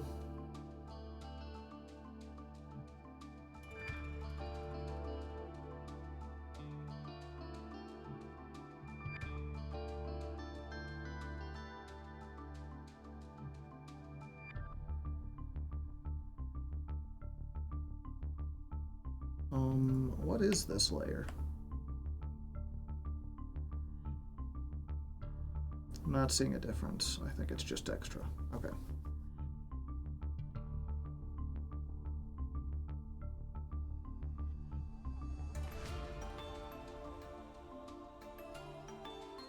Okay.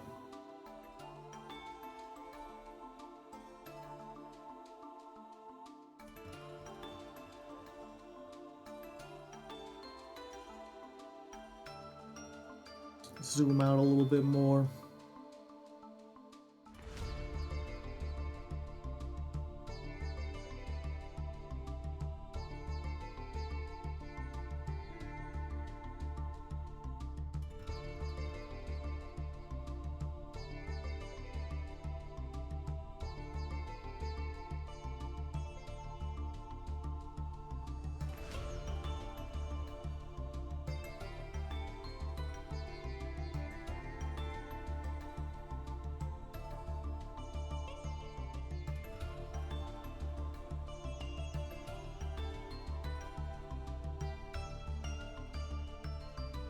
Let's go ahead and make this brush much smaller.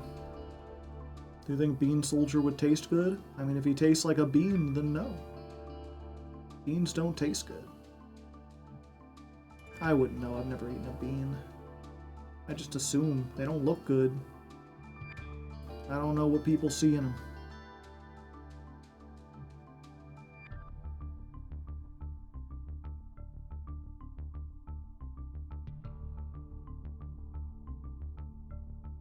You don't like beans? No.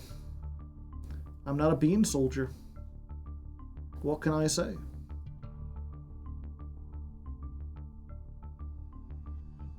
Okay.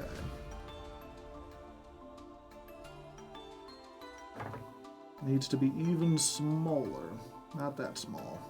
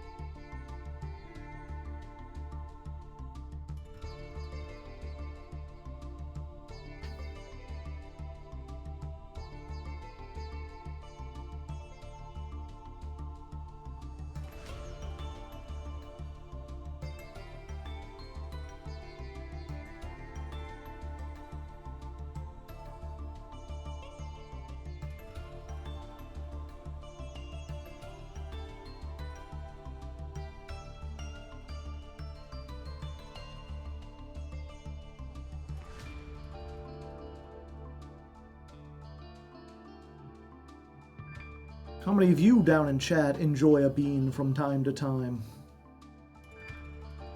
Would you consider yourself bean soldiers?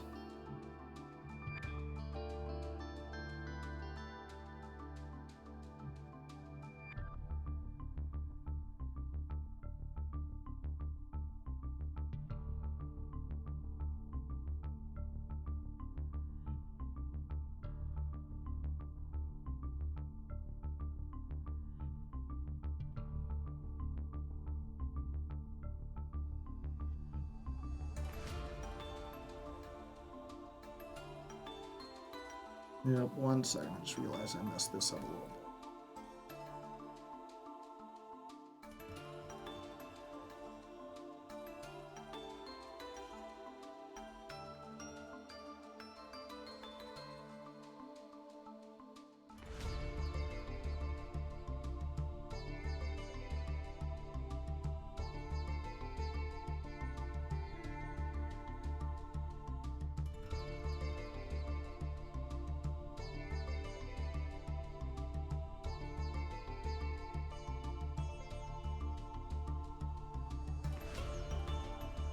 Does anyone know if Fairy Tale has towers? I don't think they do. But I don't know, I've never done like a Let's Learn Fairy Tale. Maybe I should.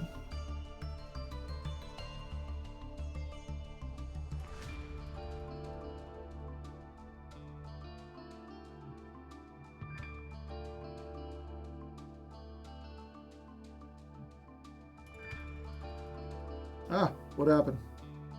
There we go.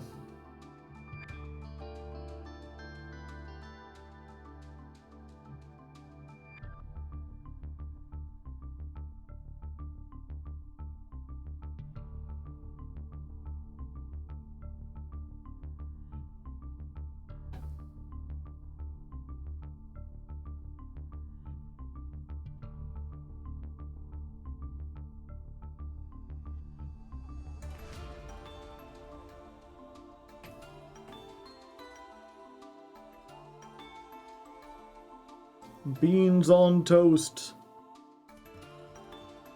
Literally the first sentence. I don't get it.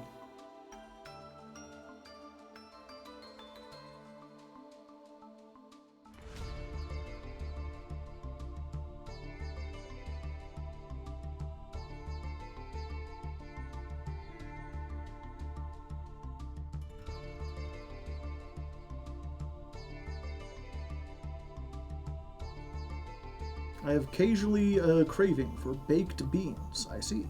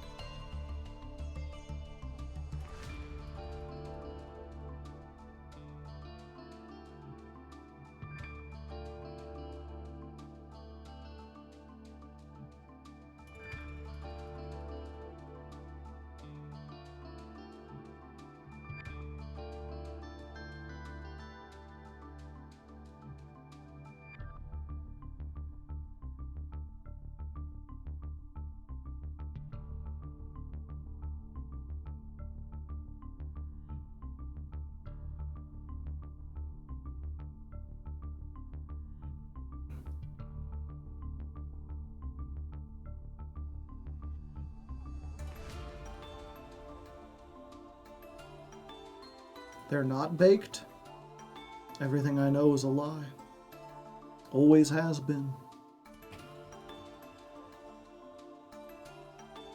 Alright, alright. Getting there.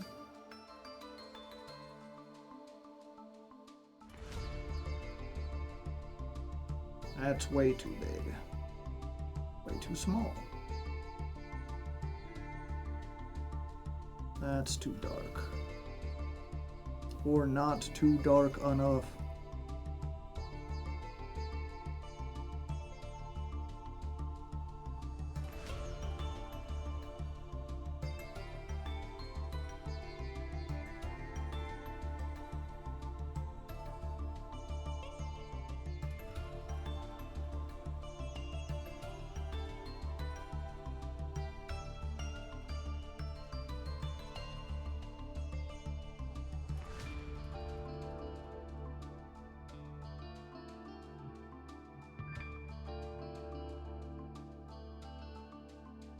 And these legs are almost entirely black in the original one.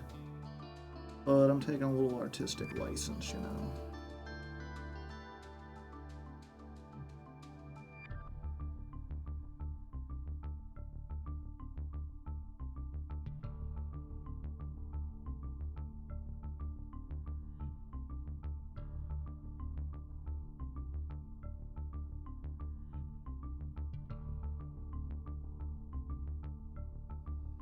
It's got, once again, I didn't intend to make it like look like a crayon drawing necessarily, but it's got crayon elements.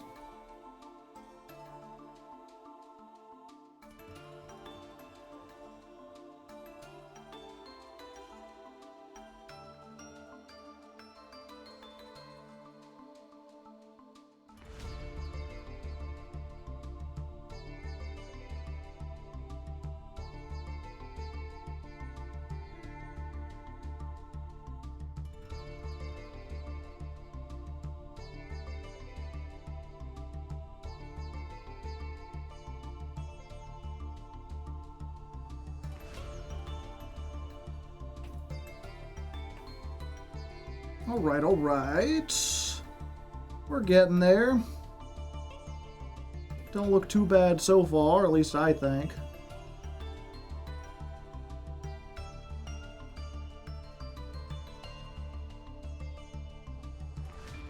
Go back down to 3 pixels real quick and just flesh out this little doodle bob. Iba noiba oiben. Iba daba haba daba.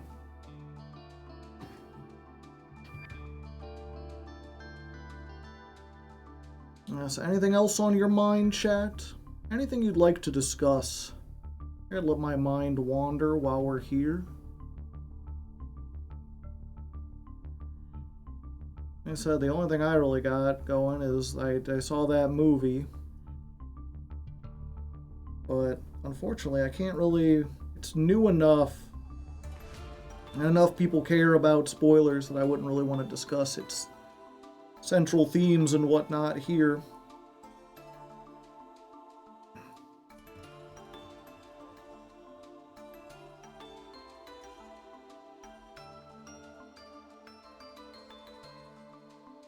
Joe gotta watch Obsession.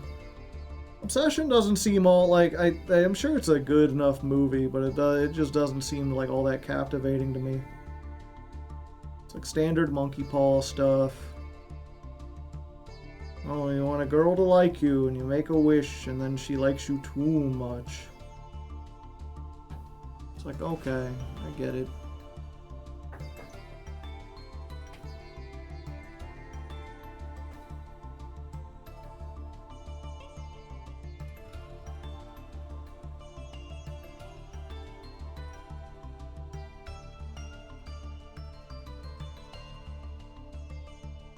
Yeah, it is really interesting how the background can change this almost entirely. Let me try this. We're gonna do this. I do need to settle on a background if I want this to work.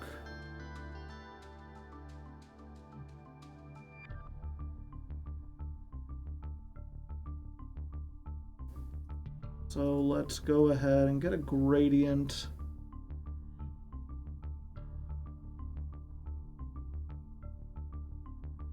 I think we want to go reverse. There we go. I think that looks pretty good.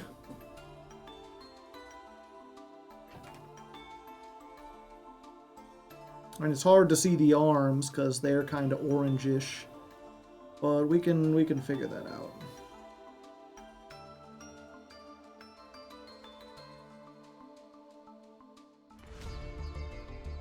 Let me just do this so I can remember where they're at.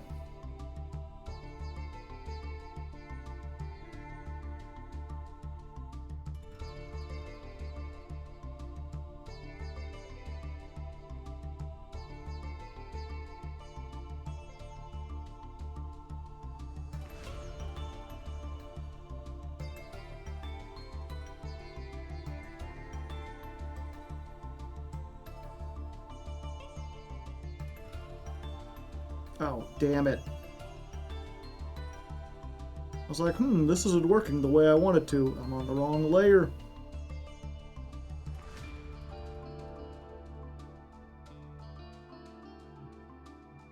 I need this to be on top of the green.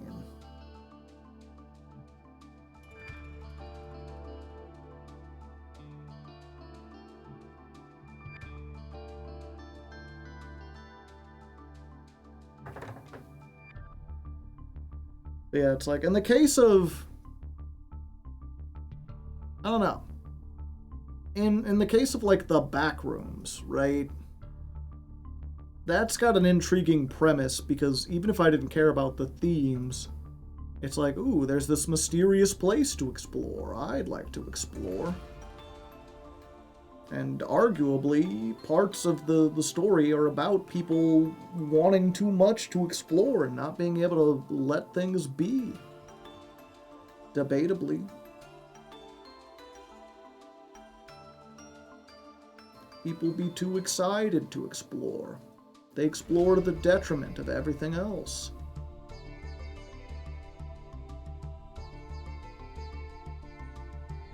But when it comes to obsession, it's like, well, I've never been obsessed with anything, and I've never had anyone be obsessed with me.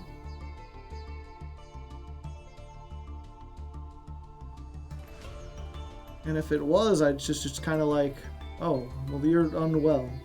Stop it. Get some help.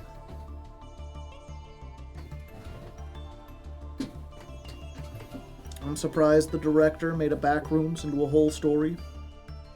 I'm not. It's a very open concept. It's, I feel like it's very easy to make it into a story.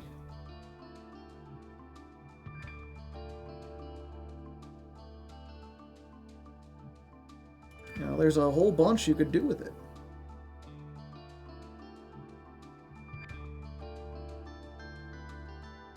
What he chose to do with it, I think is, and yeah, what, like, again, I don't want to give spoilers, unfortunately. Well, I don't know, it's weird because, like, there is a point where they essentially, like, explain what the backrooms is. But it's not like a scientific person being like, oh, well, here's this, this, and this. It's like a crazy person, and it's like what it is to him. So it's not even necessarily true, but it's one of those monologues that's like said in a way that it seems like, oh, this is what they're saying it is. I would be disappointed if we found out later, like, oh no, it's just an entirely different thing, and he was just crazy. This is what he wanted it to be.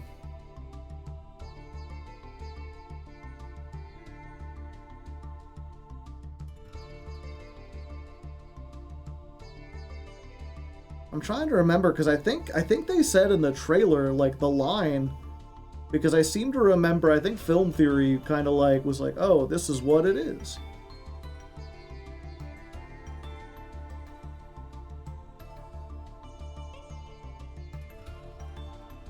Actually, let me see if they... Oh, I got a Discord message. Is it from any... No.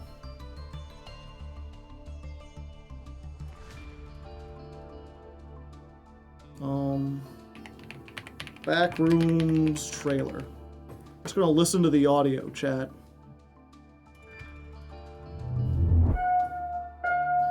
I found something. In the store. Okay. What did you find? The place.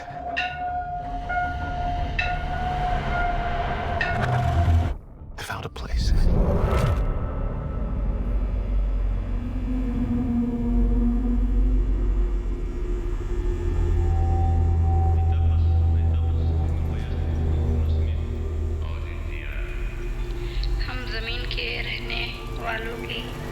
Hello? आपको खुशामदीद कहते हैं। Anyone there?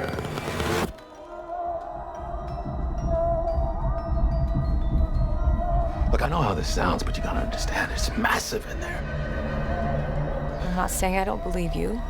But I don't Okay, believe you. I'm gonna come back here with proof. All right, you filming? Yeah. Follow my lead.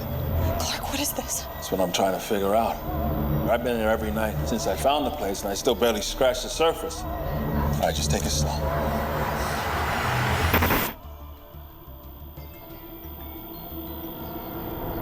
Oh my God. Pull me up, pull me up, pull me up! What do you see? All these rooms. This place builds them. It's like a maze. It just goes on and on. Sometimes I'm scared I'll get lost. Clark, can you hear me? I don't understand. What is this?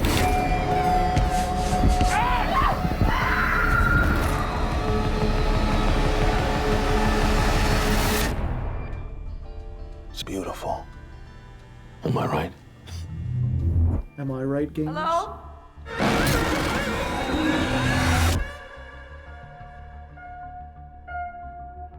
Okay, he doesn't say it. I thought he did.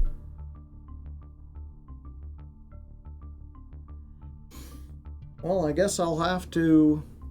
Well, I'm curious if there's anyone in chat who would not like to hear spoilers. Make yourself known and I can make use of the spoiler gnome with my free hand. But otherwise, I could just go ahead and like say it real quick.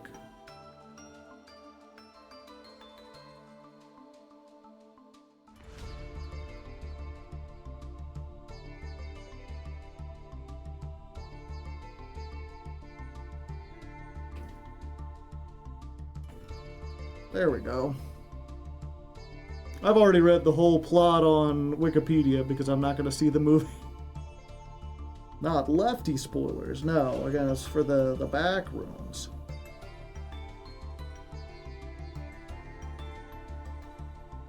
The rooms in the back.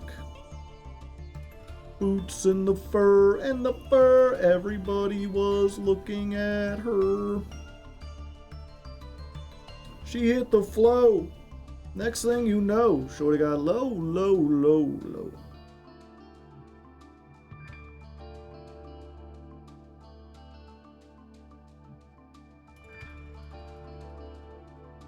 Okay, doesn't look like anyone. So the whole thing with the back rooms, at least according to the one guy who gets like obsessed with it, is that the back rooms basically is copying memories from the real world. It's like a half-remembered version of things that actually exist, but it keeps making more copies, and every time it does, it like kind of messes them up a little bit more. And so the things get, the elements that are there get kind of exaggerated and simplified and worked down to their most base core elements. Which is why it's just like hallways with maybe furniture or windows in it. Because all the fine details get lost. Which becomes especially important when you realize there are people in the back rooms. I guess you could call them people. They don't live in like the standard sense. They're more like monsters.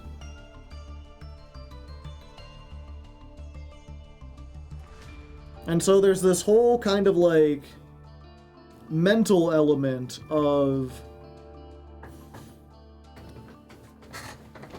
like the you in the back rooms is you boiled down to your most like basic elements, or perhaps even like your worst elements, or I should say the version of you in the back rooms.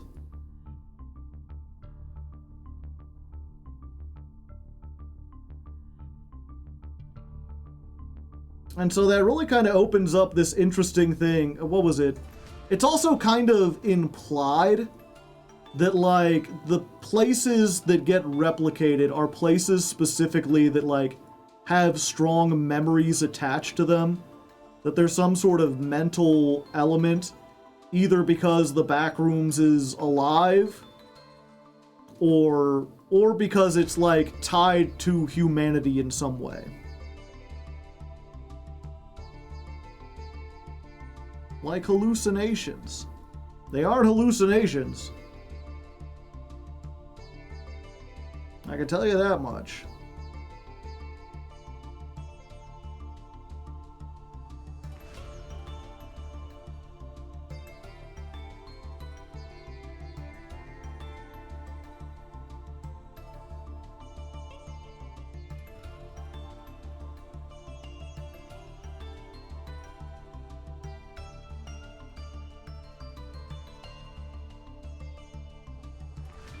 And it's like, that's not something I would have thought, like, from the Backrooms. That it would tie into something so almost, like, spiritual.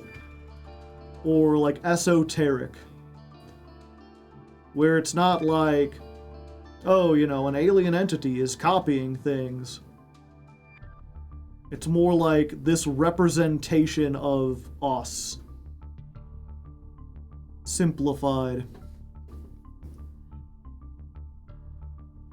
It's like I guess maybe a better word would be like, it's a reflection of us.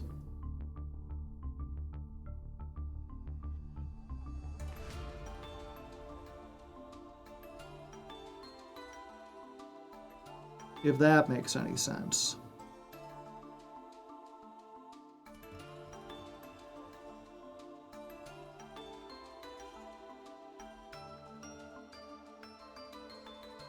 Okay.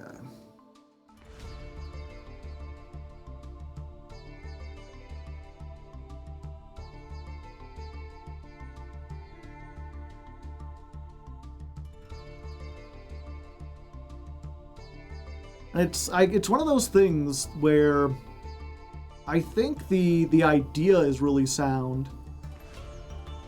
It just almost feels like I wish it didn't take a whole movie to like get to that point.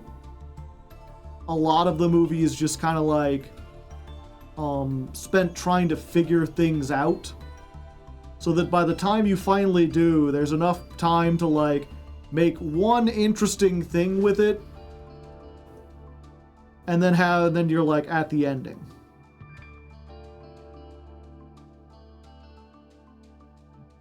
And it's like, oh, okay.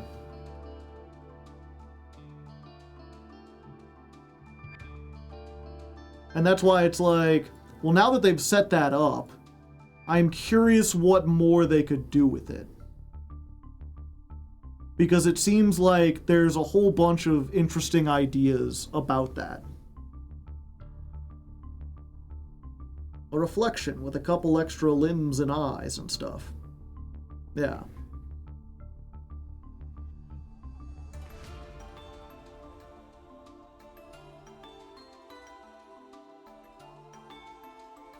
Well, again, it's, you know, it's one of those things where, do they just have extra limbs and eyes because it would be creepy? Is it just trying to be creepy?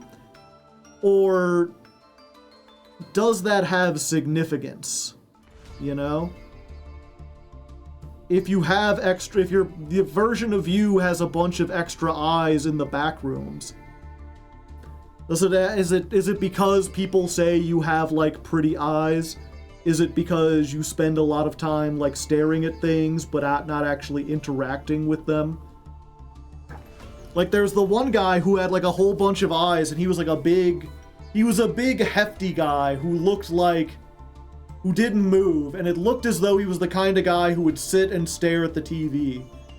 And so it's like, if all you do, if the memory that you implant upon the world, the place you spend the most of the time in your life, is like plopped in a dark living room, staring at a box, unmoving, then in the back rooms there is like your living room, but devoid of all furnishings, just a blank wall with a box that doesn't show anything, and a version of you just full of eyes because that's the only thing you're using, that just sits there and stares forward.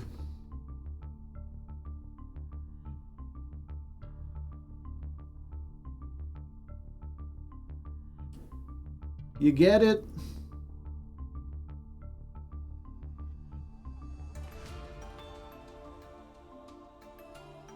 Like, you only really see it with the one main character because he's the one that we learn. We only really see well, and the one girl at the very, very end.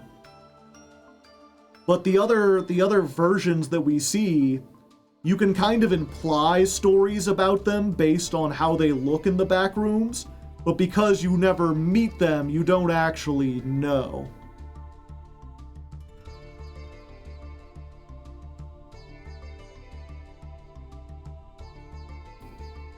It can't copy the real world properly. Yeah, but it's sort of like this, you know, it at least gave me this reflection where it's like, you know, what would the back rooms remember of me? Sitting in this room, big old mouth because I won't shut up. I mean, I'm talking constantly. Would it have the top, probably the top hat?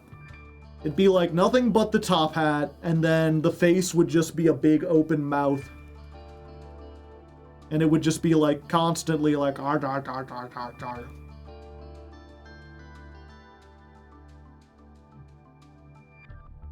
And again, there wouldn't even be the screens here, it would just be like a table. Maybe it's just shouting into the void.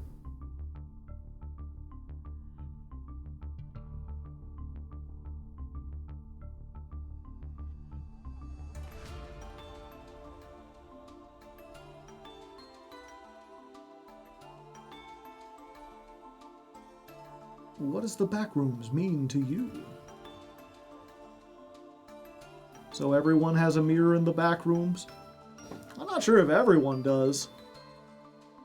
That's the big thing, but that's because the back rooms is so fucking huge.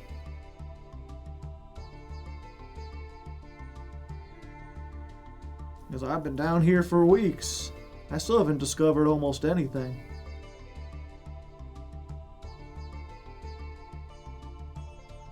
But it's one of those, it seemed almost like obvious to me, but I saw some reviews where people didn't seem to know. But like the main character is like estranged from his wife. She kicked him out of the house. And then like when he's in the back rooms and he finds these people, there's like a red-haired woman, which you see a picture of him with a different red-haired woman, presumably his wife. And he seems especially spiteful towards this person. And so it's like he must have found... the implication is that he found his wife's doppelganger in the back rooms.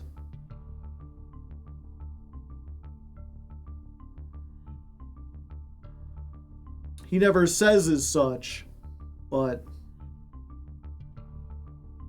Man, this needs to be... Do I just go full black?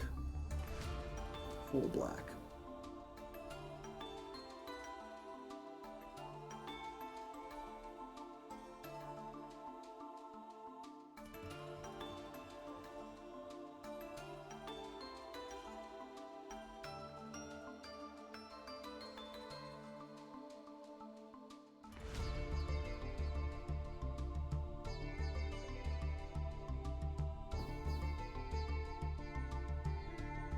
It endlessly creates them, yeah.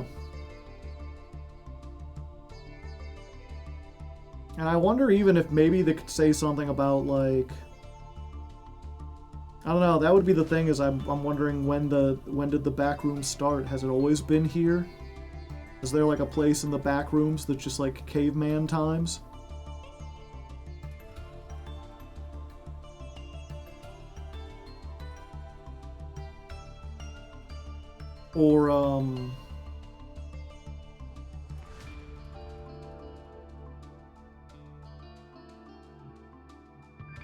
Or like maybe, I was going to be like maybe the internet caused it, but I forgot for a moment it takes place in like the 90s, so it couldn't be an internet thing, maybe even a filming thing. we're filming so much stuff, and that kind of helps create things.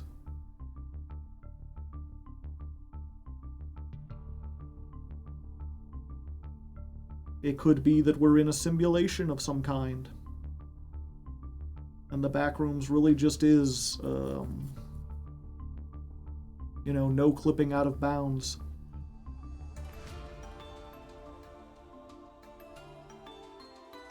Hard to say.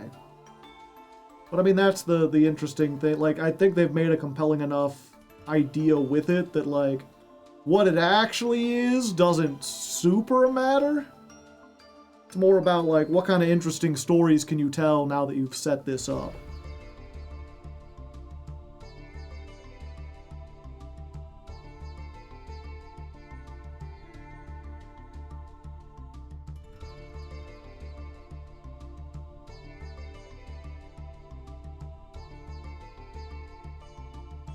Yeah, frickin' hands. At least I didn't get the heck of hands.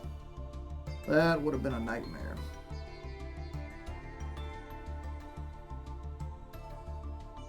This is already taking forever, and he's only got 2 hands. His hands aren't even hecka.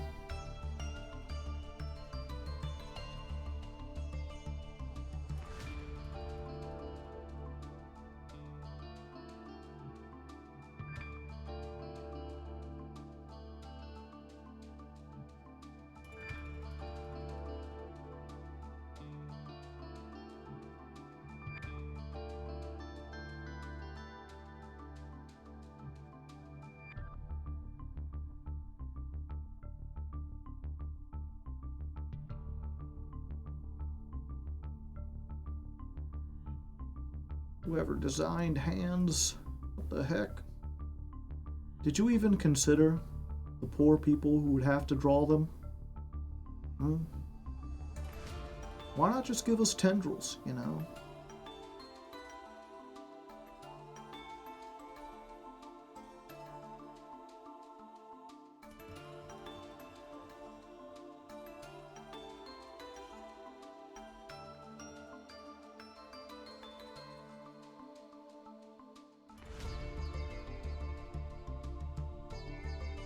Calling them mirrors isn't right. Yeah, because they're all distorted.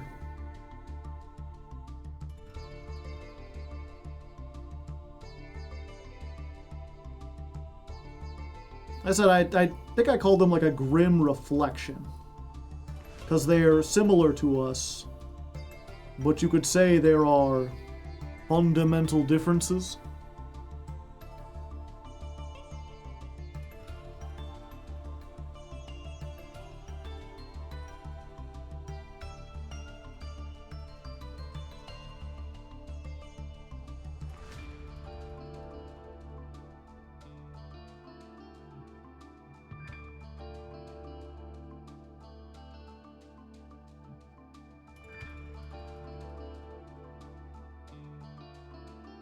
Oh, he said it. He said the thing.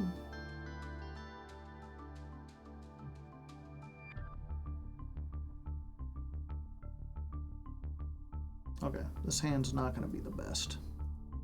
And we're just going to have to deal with that together, Chad.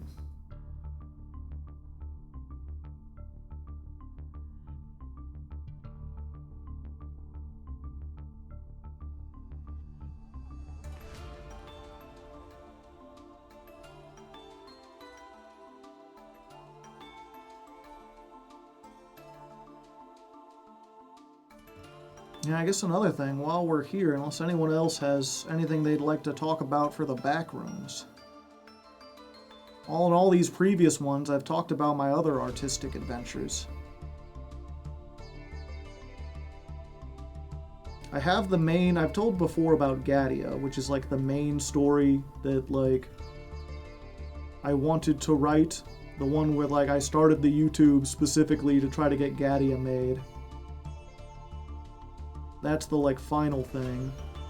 And The Legend of Lefty was my first, like, oh, this is me, I'm gonna practice with something that I can write myself that is, like, self-contained and just has, like, a very simple beginning and ending. But I do have a folder full of a whole bunch of other ideas.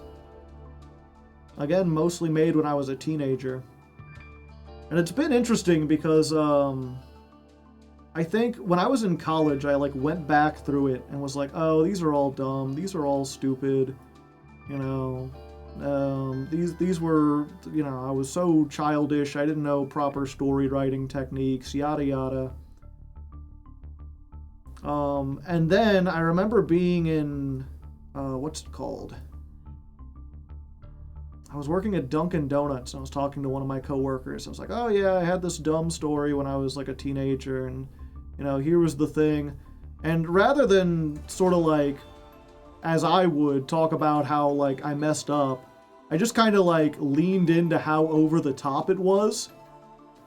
And it made me realize that, perhaps with the insight of adult me being able to look back, like I could salvage these not into necessarily like high art or anything, but into stories that people would at least enjoy. It's kind of the best of both worlds in that regard. It's a story written by me when all I cared about was hype moments and aura, and then looked back at 50 years later to be like, okay, well now that I have the skill to write it, how can I write this in a way that like keeps the cool ideas but is much more sound? Stories can be a little over the top, yeah. Well, there's a little over the top and there's well, that's what I was going to be like. I'm curious to see what you think, just telling about this. One of the ones I've got is...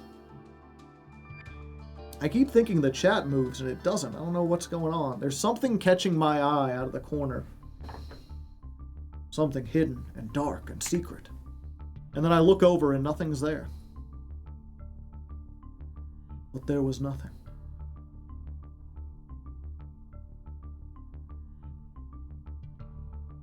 But the general premise... Well, what was it? So, at least at the beginning, it's almost kind of like a supernatural noir story. It's about a hard-boiled detective, and there's some very weird murders going on, where people have been killed in unusual ways, specifically like criminals. And it seems almost like it would be revenge killings, but no one crime family seems to be, or not crime, no one gang or crime family or anything that's like has to do, any of the criminal organizations in the city are all kind of being hit equally. And even though they'll blame each other, they don't want to take like credit for it.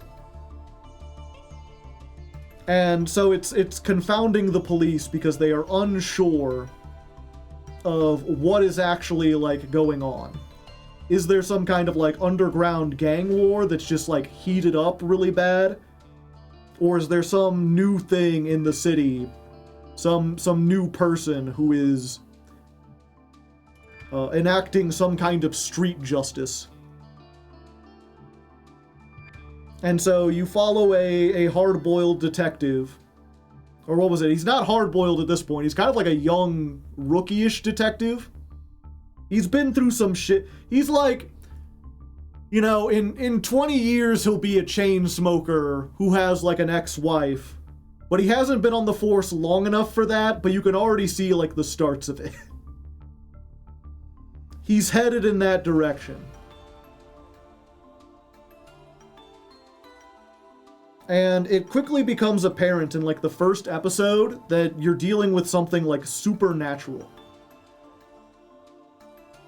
Something he can't easily explain to his superiors. There's a strange figure who is like fully cloaked and wears a mask and sunglasses, who seems to have the ability to like shoot fire out of their hands.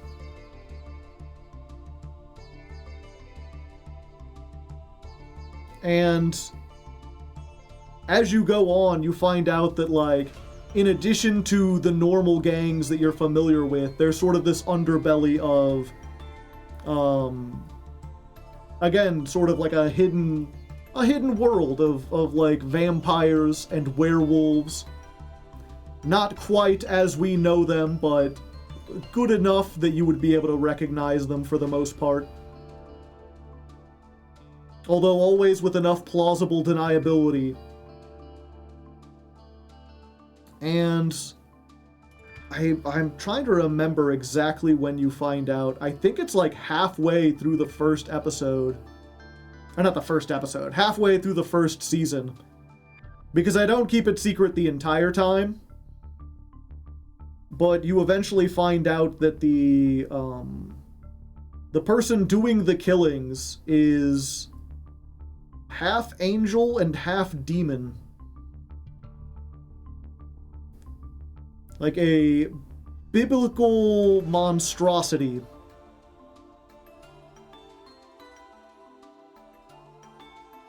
And that the reason it is doing what it's doing is because it's been kicked out of both heaven and hell. And thinks that if it does good deeds, it can win God's favor and return back to heaven. But because it's half demonic, the only way it can frame good deeds is by killing bad people.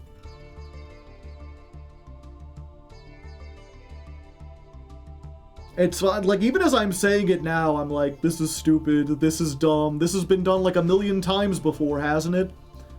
But I can't actually think of anything that's like done this exact thing before. Also, I am just kind of like using the Christianity as like a, whatchamacallit, like a mythology. But to be fair, actual Christians do that a lot of times. They do that in real life.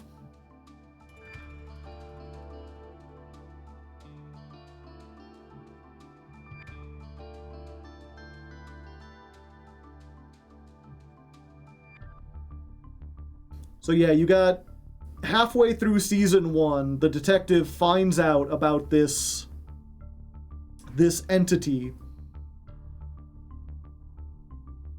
and doesn't know how to proceed, doesn't know how to like report it to his superiors and everything, and is kind of unsure if he should,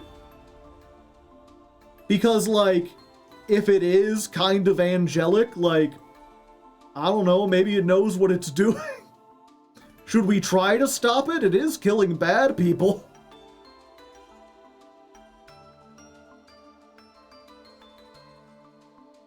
And then season 1 kind of ends with him like the entity.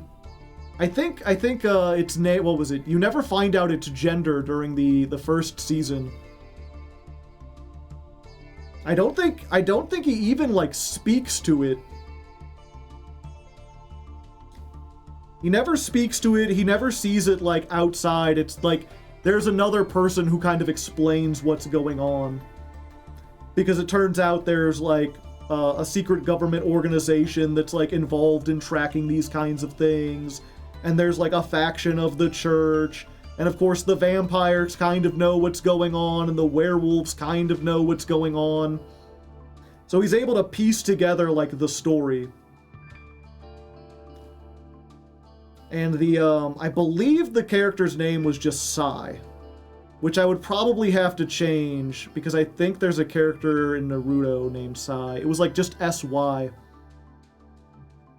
But names aren't, it's fine. Whatever its name is, I called it Sai at the time, so for now we'll just call it Sai.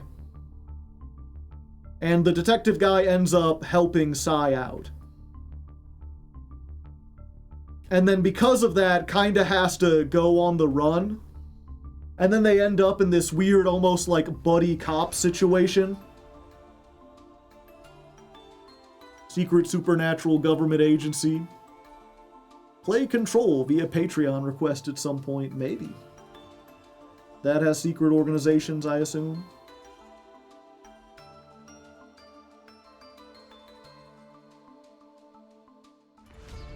dealing with demons, perhaps.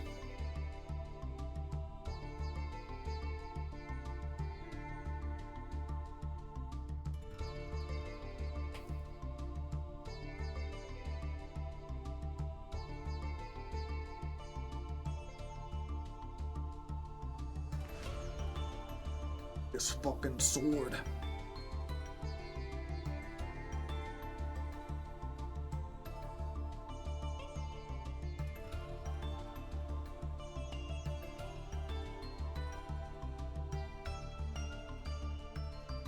The FBI, but for magic shit from other dimensions. I see, I see.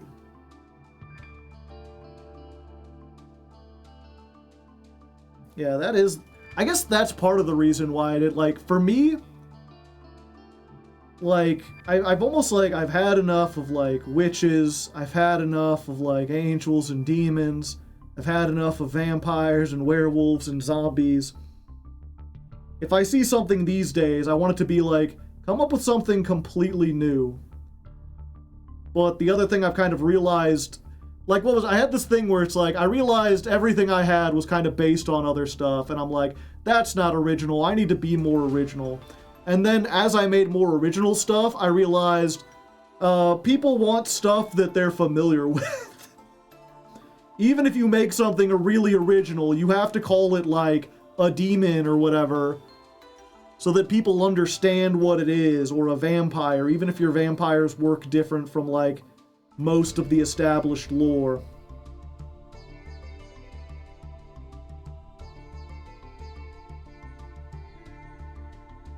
I'm tired of the four elements and light and darkness, yeah.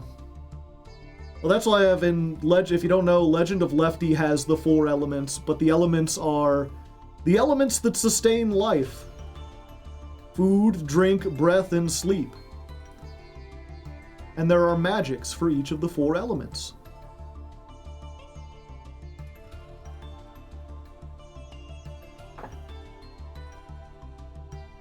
People had magic, and it was just weird.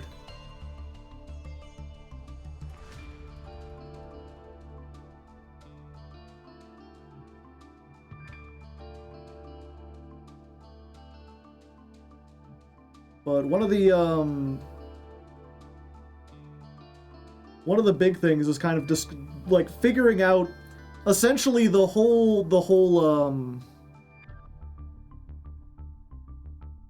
sort of like explanation for why everything exists and how it has the same kind of powers it does and everything. That was just word salad. The reason why because one of the big questions, right, is like, well, if God exists, like, why are there vampires? Why are werewolves allowed to exist? Wouldn't Jesus, like, stop those from existing? And what you basically find out is that supernatural entities are created by the collective unconscious of humanity. Vlad the Impaler was such a terrifying and monstrous individual that when he died, the memory of him created the first vampire, born from what people were afraid of, manifested as a physical being, and then spread from there. The werewolf predates the vampire. It's something even more ancient. A monstrous, like, warlord whose ferocity, like, was so animalistic that people thought him a beast. His name has been lost to time, but he inflicted so much psychic damage on the people of the world that they collectively remember him as the Wolfman. And then popular culture kind of knowing about them has reinforced them, so that over time, like, the powers that vampires and werewolves have, and how numerous they are, and whether or not they can even, like, replicate themselves, depends entirely on how humanity in general has changed their opinions and feelings about these creatures. They're weaker now than they ever have been, simply because fewer and fewer people understand that they believe, or believe that they're actually real. A power system for the 4 states of matter. Yeah. That could work, although plasma seems broken.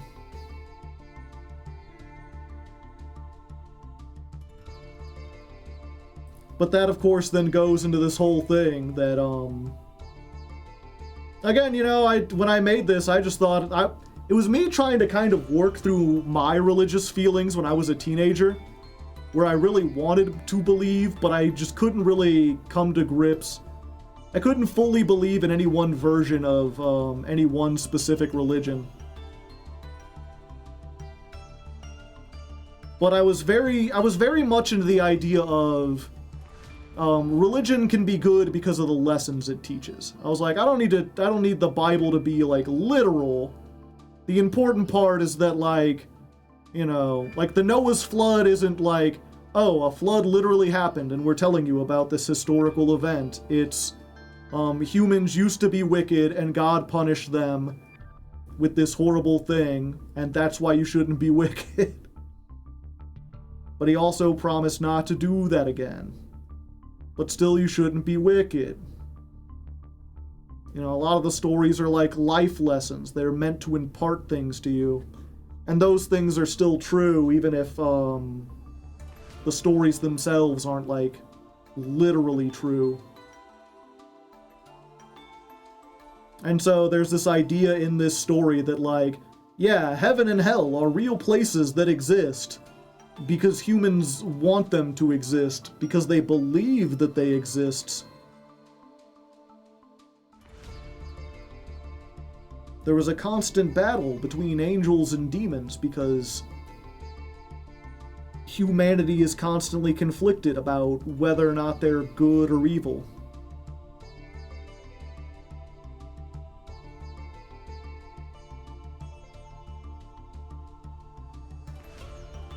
Just look at VeggieTales. Teaching greed and lust with rubber ducks.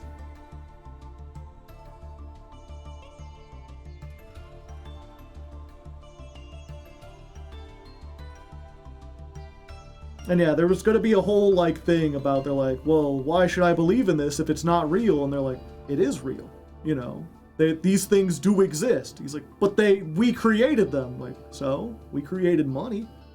You're not going to go around being like, oh, well, money's not real. I'll just take whatever you want. The fact is, the physical reality has been made. We're here.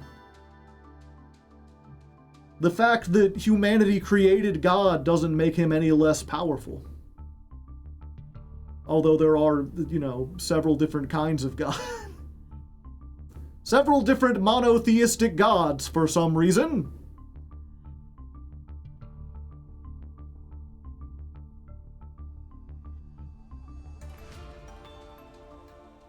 But the other thing I remember is, like, in addition to, there were werewolves and there were vampires, and then there was a new kind of creature. I forget what I named it. It was something stupid though. It was something stupid, but it was essentially like, it was a new thing that had shown up that the werewolves and the vampires both hated. And it was essentially like, the evil of Hitler and the Nazis had manifested these things into existence. In the same way that Vlad the Impaler and that old warlord did. And they specifically had this thing where, like, they could kind of, like, mind control people. They could whisper into your ear and tell you to be your worst self. And people would obey them. Like, I created my own, like, new monster movie vaguely themed after the idea of normal people being convinced by charisma to do something foul and evil. And the creature, like, feeds off of that. It becomes more powerful the more destruction it can, the more chaos it can sow.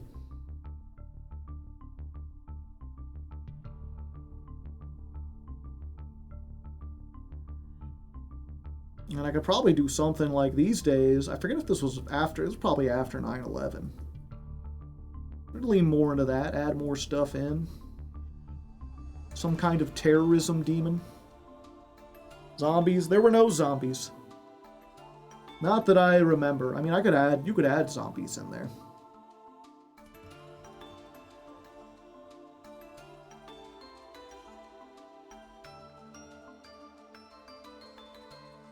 Why not? The thing is, everything has to be, like, subtle, right? Because it very much is one of those, like, this is happening on the underside of the real world. If there was, like, a zombie apocalypse, like, everyone would kind of know.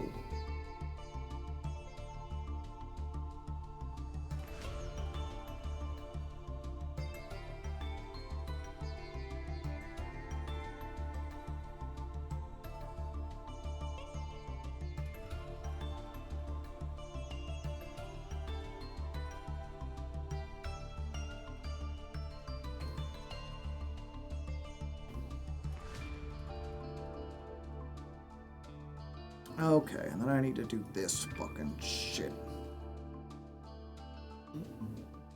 I don't even speak Japanese, chat.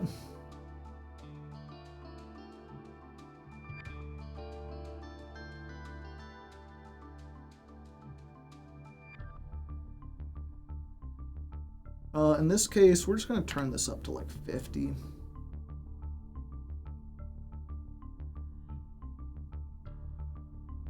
I think it's the kanji for fire. Well, this is the sword from Salamandrate, right? Or Salamandra?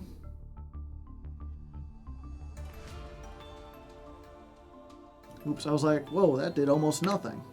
It's because I put the opacity to 5 instead of 50.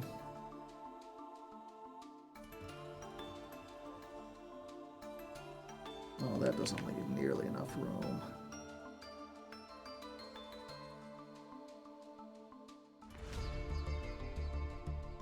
Yeah, so that's one story.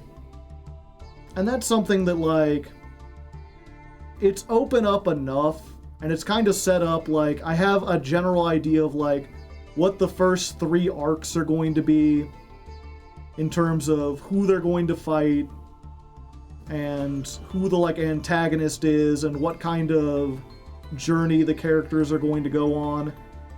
But it's very much set up to be, like, an episodic thing. They can go on adventures. I can write whatever I want. Depending on the tone, we can just go for fun adventures, or we could try to make it like a serious meditation on faith a little bit. Maybe the character is religious and they have a little crisis or something. You know, we could add some meat and potatoes in there, but it's a very, very basic premise in general. Noir story with angels, demons, vampires, and werewolves, where they're created by, like, human perception. And there's a government organization, and it's all, like, bubbling under the surface. That worked out way better than I think it had any right to. Wow, good job, me. Sick drawing, thanks. It's a bean guy. I'm almost at the end. I just gotta do his fucking boots. And his eyes, which are, like, the most important. Bean soldier, what did I say?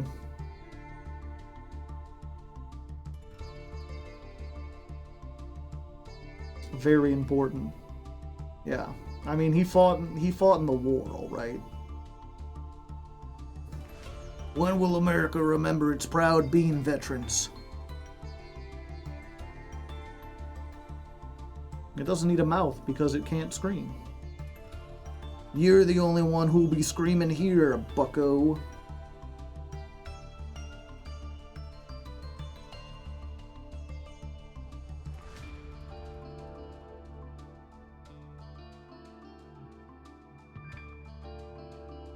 Let's see, what's the other story? The one I wrote This one I wrote in college around the time of, like, Death Note.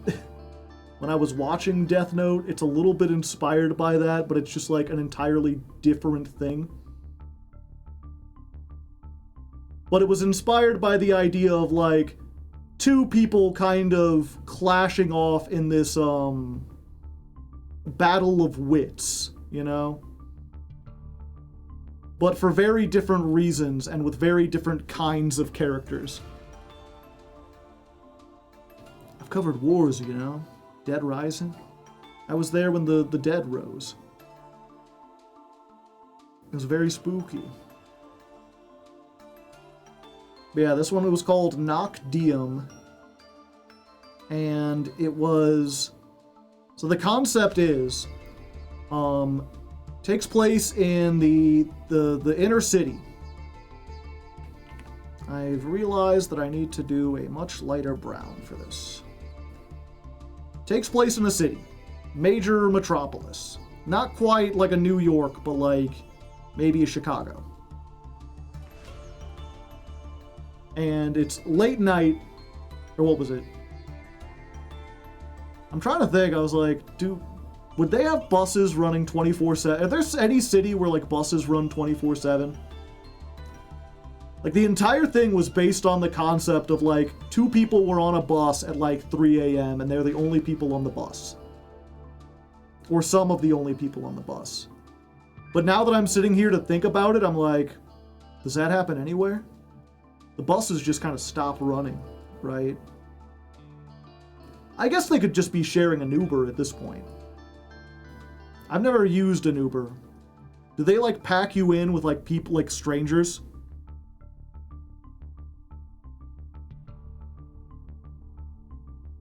I guess it could potentially be a subway.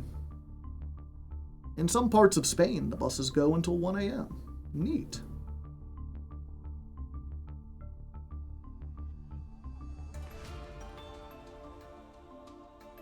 Okay. Well, either way, for whatever reason, let's just assume for now it's the bus, but we could easily change this. It's not a super big thing. But there's two guys who are on a bus, on some kind of public transportation. They don't know each other. Yo, is that Jerry Beans man? Wrong bean. But you're not the, you know, other people have messed it up too. And wherever they're at, the bus crashes. It overturns, and everyone dies. Kind of. See, at the moment of the crash, everything kind of freezes, and the Grim Reaper, or a really weird version of it, kind of appears to the two guys specifically, and is like, fate demands, like, the bus driver, he's dead. This was his flaw. Fate demands that he take someone else with him. But I am merciful. Only one of you must die. Which one of you shall it be? Like, I will give you time to discuss things out. Take as long as you want. But one of you comes with me tonight. Death with a twist. And the guys kind of discuss it around. They figure out they're in a weird situation. They tell a little bit about each other. They kind of have back and forth. And you find out that essentially, like, they are complete opposites in almost every way. One guy is very much this, like, heavy grind set, works for a big company, like Fortune 500 company. He's on his way up the ladder. He does, important stuff. He makes business deals. He lives in a swanky apartment. And he's like, I've got important, there are people who rely on me. The other guy, he lives alone in a smaller part of town. He doesn't have very many friends. He doesn't go out all that much. His life is mostly online. Where, unbeknownst to most people, he is actually a high-profile hacker. like a hacktivist of sorts. Well, sometimes. I mean, sometimes he just hacks people to make money and scams people. But sometimes he does find out legitimate things and then, like, send it in to authorities and whatnot. So they live in just, like, entirely different worlds. They have entirely different personalities. They have entirely different values over what is important and what is good in life. And they cannot come to a consensus. They fight about sacrificing themselves. I just thought it was a funny bit. No. So what happens is, the Grim Reaper basically says, all right, if you can't decide, then here's what I'll do. Each of you, I will take half the life from you. And until the other one dies, you will both only live half the life. And they don't really know what that means, but it doesn't matter, because Death is fed up with them, and they're lucky he didn't just kill one of them. There's kind of a hint of, like, Death thinks they're both assholes, and they're both, like, equally valid targets. And this is, like, more of a way to punish them and maybe make them realize something. Like, you know what? Rather than, you know, Death would be too good for you two. So here's what we're gonna do. And so they, you know, they both survive the crash. They both get taken to the hospital, and they both, like, they don't talk to each other. They don't interact. They just kind of assume, like, that was a weird near-death experience. I don't know what the hell happened, but they, you know, fortunately I survived. And they just go their separate ways. And then what becomes clear almost immediately is that one guy is, from noon until midnight, he's allowed to be awake. And then the second it becomes midnight, he just passes out no matter what he's doing. He falls asleep and he cannot be awoken no matter what. And as soon as he falls asleep, the other guy wakes up and is awake from midnight until noon, at which point he will fall asleep no matter what he's doing, no matter where he's at, and just instantly pass out. Between the 24 hours, the two of them can only live one life. If one of them is awake, the other one must be asleep. And naturally, this schedule isn't conducive to either of their lives. And so what happens is basically, the hacker guy being, like, on the internet, being like an outside the box thinker who is more likely to believe in this kind of stuff, almost immediately realizes that, like, oh, the dream was real. Oh, I can't, you know, I'm not going to be able to see the sunshine until this guy is dead. And he's like, well, you know, I'm not a monster or anything. I don't think I could kill someone. But if he, you know, ends himself, that's not my fault necessarily. And so, using what they told him when they were trying to figure out who should be the one to go, he kind of tracks down and finds out where he is and starts messing with his bank accounts, starts messing with his personal life, starts messing with his job, using the skills that he's accrued to, like, social engineer situations where this guy, everything goes wrong for him. In the hopes that, like, well, if I make this guy miserable enough, maybe he'll just, like, jump off a building or something and then I win.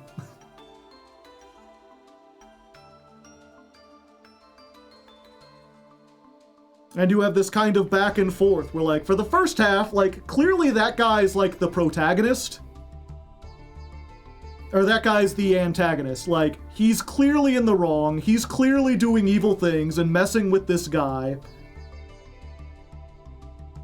But then once that guy figures out, like, what's going on, then it kind of switches. You know, then he starts trying to track down the hacker guy. And where the hacker guy was like, I mean, I wouldn't directly hurt someone.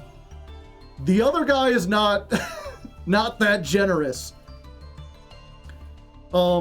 And also because his life is in shambles, he's not really all that concerned with the collateral damage he causes. This is a very funny idea.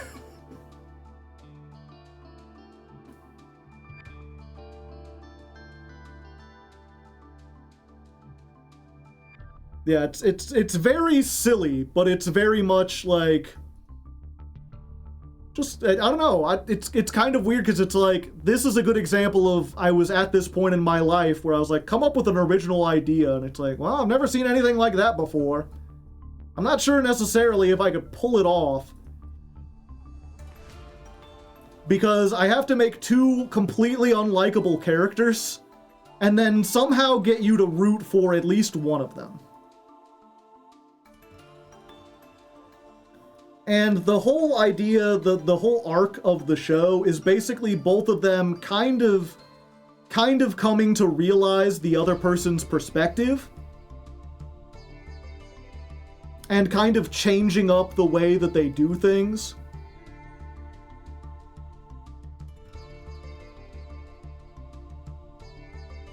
All because of Light writing names in a notebook, yeah.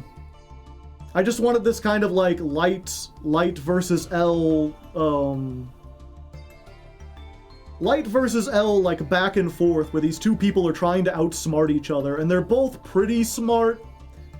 The one guy clearly starts out with an advantage, but the other guy has money and fame and social skills, whereas like the other guy is all alone. That's the big thing, is like the guy who works at the big Fortune 500 company or whatever, right? Like once he figures things out, he has a lot easier time getting to the other guy because he has friends and he has people that'll help him out.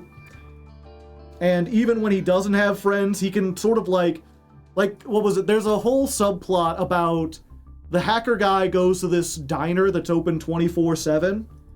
And every once in a while, he meets like a nurse there who works the night shift, and they kind of chat. But he's always kind of like too shy to actually do anything. But they're kind of like acquaintances, you know? He's like, I don't want to get you wrapped up in whatever I've got going. Like, he doesn't have enough self-esteem to think himself worthy of that. But she would like consider him a friend. And then like when the businessman guy sort of like finds out about the diner and like talks to the girl, he's very like clever about getting information from her without even making her aware of the fact that she's like ratting him out. He's like talking about other stuff and getting her to reveal information about like when she shows up and when that guy shows up. And is able to like track down where he lives.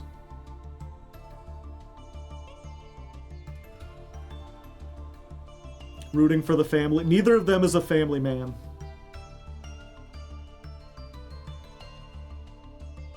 They're both single bachelors.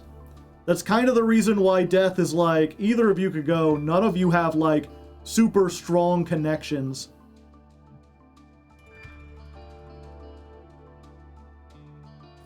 And what happens, I planned it out as like a two season thing.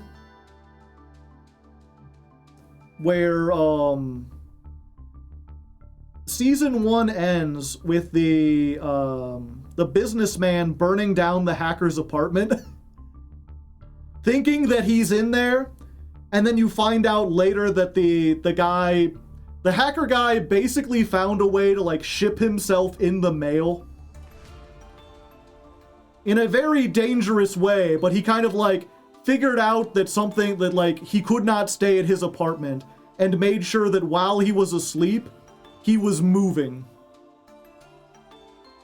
Businessman, yeah.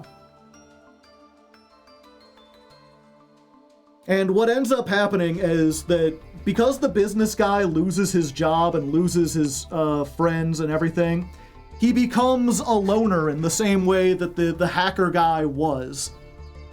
In season 2, he has to learn to rely on himself. He no longer has access to money. He no longer has access to friends. But as a result, he learns to like tough it out. So season 2, he goes from being in like this big cushy penthouse and like wearing ties to being like in a cheap shitty apartment, but he's like learning kind of how to social engineer in the same way that the hacker guy did. Meanwhile, the hacker guy goes the only place he can, which is back to live in his mom's basement in the suburbs. And while he's there, he kind of like reconnects with some people he used to know in school, and he reconnects with a girl in his neighborhood that like kind of liked him, but he didn't really appreciate her at the time. And whereas he's lost his technology and he's lost his privacy and his ability to like do everything that he used to do before, he gains these connections and these friendships, and they help him out in the battle. In the battle to come. And he kind of has this moment where like he does eventually go back. He finds a way to send a message to the, like, once he realizes the business guy is still trying to track him down, he's like, look, I don't know if I could ever make this up to you, but I am genuinely, seriously sorry. Like, what I did to you was completely unacceptable, and you have no reason, but if there's anything I can do, like, I am willing to live a truce.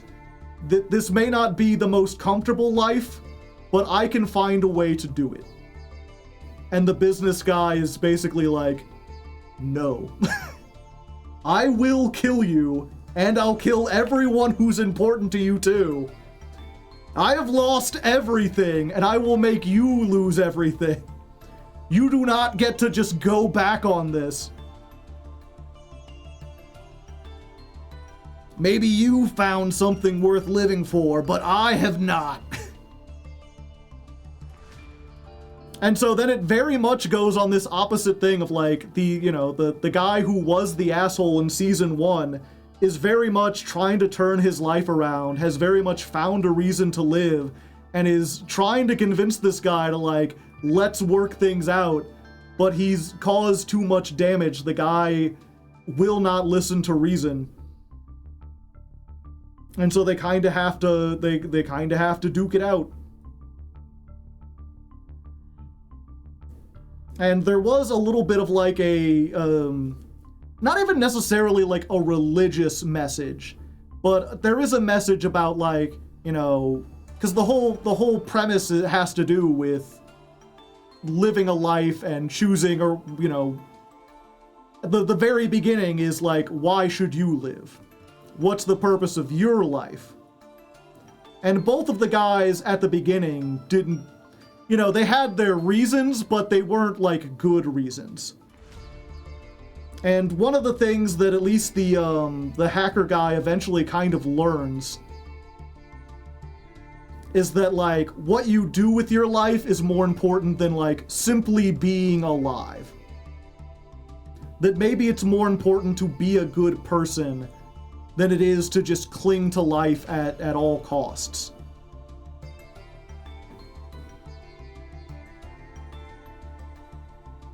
Passes out and gets towed. Yeah, there's a whole bunch of funny stuff that could happen. Well, one of the things is like in season 1 he finds the hacker guy's house, but the hacker guy has like booby trapped it Home Alone style. And so like he thinks, he goes in there with like a knife and he's like, I'll just stab him in his sleep. We're in the slums. No one will ever know. And then has like a series of comically bad things happen to him as he just runs into like trapped door after trapped door.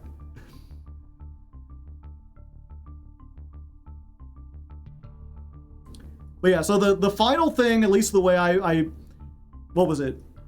They have a big confrontation where, what was it? Once again, they get in a car wreck. Yeah, they're both in the same car, they crash, and they both end up in the hospital. And they're both given, like, shots of adrenaline to prevent them from falling asleep.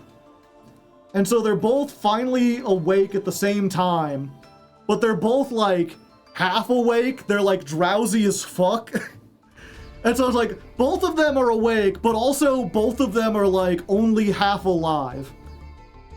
And they just have this, like, knockdown, drag-out brawl with these two essentially, like, wasted guys fighting through the hospital. Drama or dark comedy, it's a little bit of both. It's got some comedic elements, but I wanted it to have, like, a serious message in it. Or at least, like, you know, I forget what it was, where they're like, even in, like, a dark comedy, or even in, like, a horror movie or whatever, you need to have characters that people can root for. You should still be trying to say something, even if you're doing it in, like, a funny way.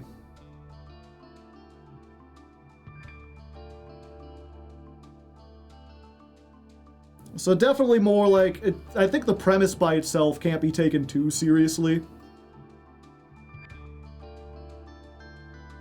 Does the Grim Reaper show back up? Yeah, in the final episode. Because eventually what happens is, like, the hacker guy gets a chance to, what was it?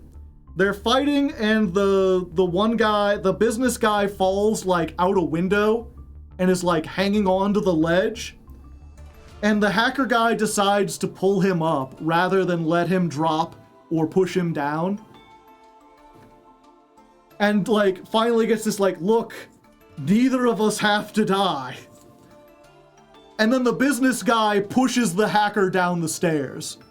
And the hacker guy just tumbles over and, like, breaks his neck and he dies. And then the Grim Reaper shows back up to get the hacker guy. But there's this double whammy of, like, as the hacker guy is dying and he sees Death again, Death seems, like, happy with him. He seems more pleased with him that he's, like, learned something. And so he dies kind of, like, you know, upset that he's leaving, but at least feeling as though, like, at the end, he tried to do the right thing. You also find out that, like, the girl he really liked, was, like, she got pregnant before he died. So even though he's gone, part of him does live on. Whereas the business guy lives, and he even doesn't get caught for the murder. But he is, like, at this point, he's lost pretty much everything. And sort of the last scene is, like, him working as a dishwasher in a restaurant. And just kind of, like, basically making minimum wage, having to scrub dishes. And he kind of looks up and there's a pan, like, on the wall. And he sees a reflection of the Grim Reaper, like, standing behind him. And he has this moment of, like, turning around and, like, nothing's there. But it's the sense of, yeah, you won. You lived.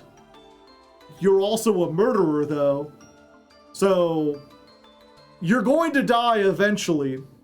And the question is, what will happen to you when you die?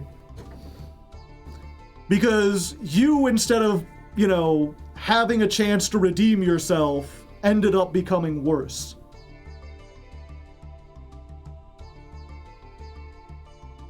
You're next, buddy. He's like, I get to live, right? Like, yeah, for now.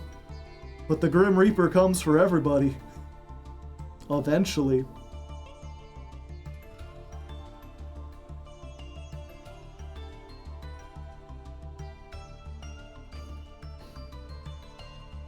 Yeah, and at least the original story I had or the original title for that was Noc Diem, which is Latin for night and day. Which I could just call it night and day, or like night/day or something. It'll be a nice little, like, two season thing. It's one of those, again, it's, you know, at the time I was like, oh, this is going to be like, you know, this is going to be really dramatic. It's going to have all these moments. And now that I'm looking back as an adult, I'm like, I mean, I was an adult then, but now that I'm looking back with 20 more years under my belt, it's like, I think that idea could still work, but I would have to lean into it being more of like a dark comedy. I could still have the like dramatic, meaningful character moments, but I would have to lean into like the absurdity of it, because it is just a silly idea. Anyway.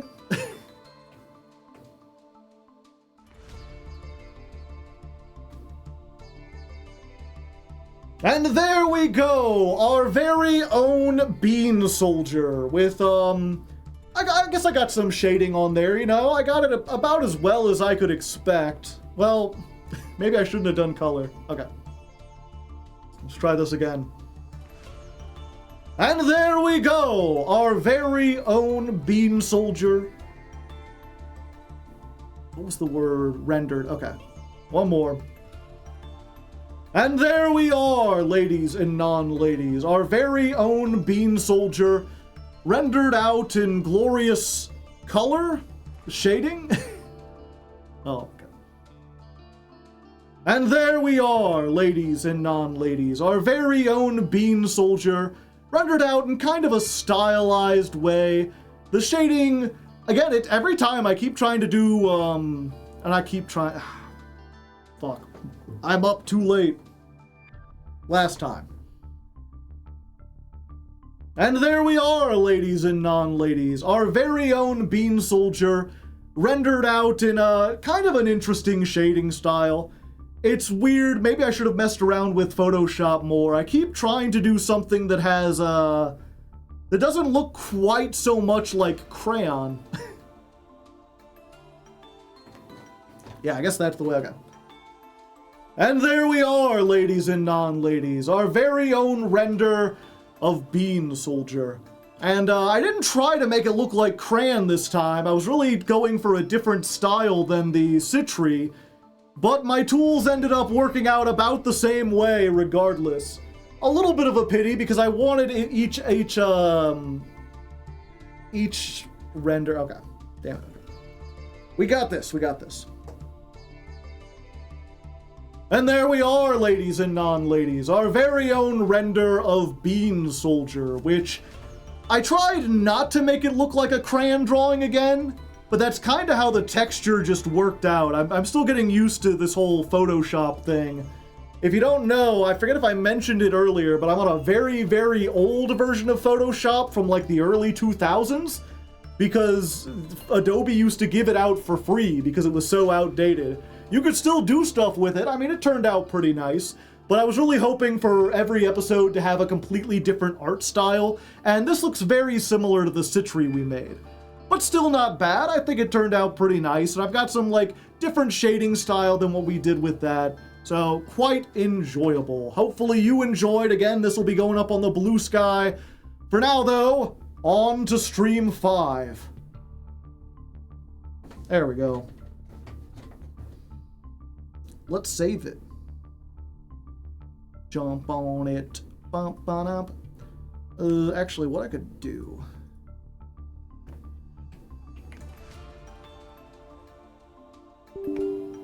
What the heck? Oh, actually, this would be even better. We'll get this. Turn off that.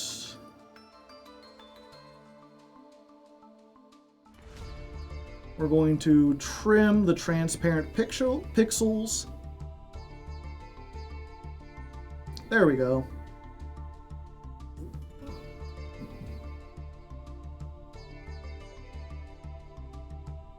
Now he fits much more in the box.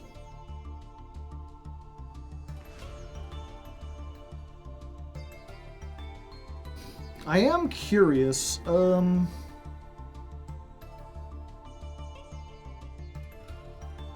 let's save this. We're gonna get a JPEG. But what if I take away this? do it beansoldier.png. Oops.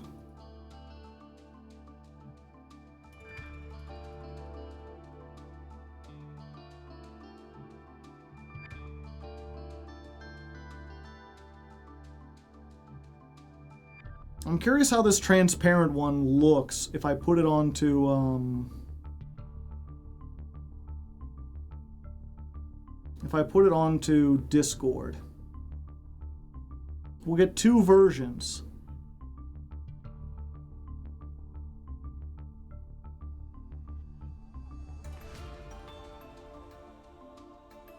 We got Bean Soldier with the golden background. And we've got Bean Soldier transparent background. Ooh. It's really interesting. It's so weird how like the background has affected things. Like it's the same exact drawing, just one has the gold in the background and one doesn't. What the heck?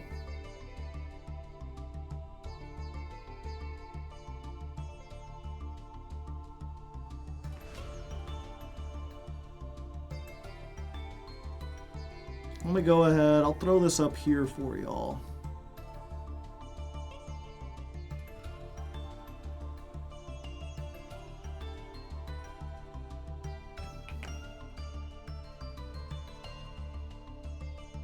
There you go.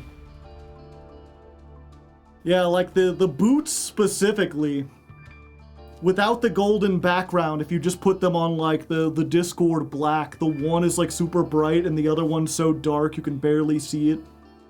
All the highlights on the bean get like much less subtle. It's an interesting style for sure. Anyway, we've been here for way too long. Especially because I gotta come back here tomorrow, so I'm gonna get headed out. Thank you all for joining me. I hope you enjoyed listening to me yap. We'll be playing Blasphemous tomorrow. CB Radio might be joining us, probably.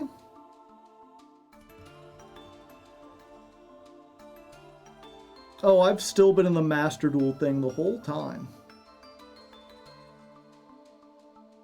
For now, let's go raid someone, shall we?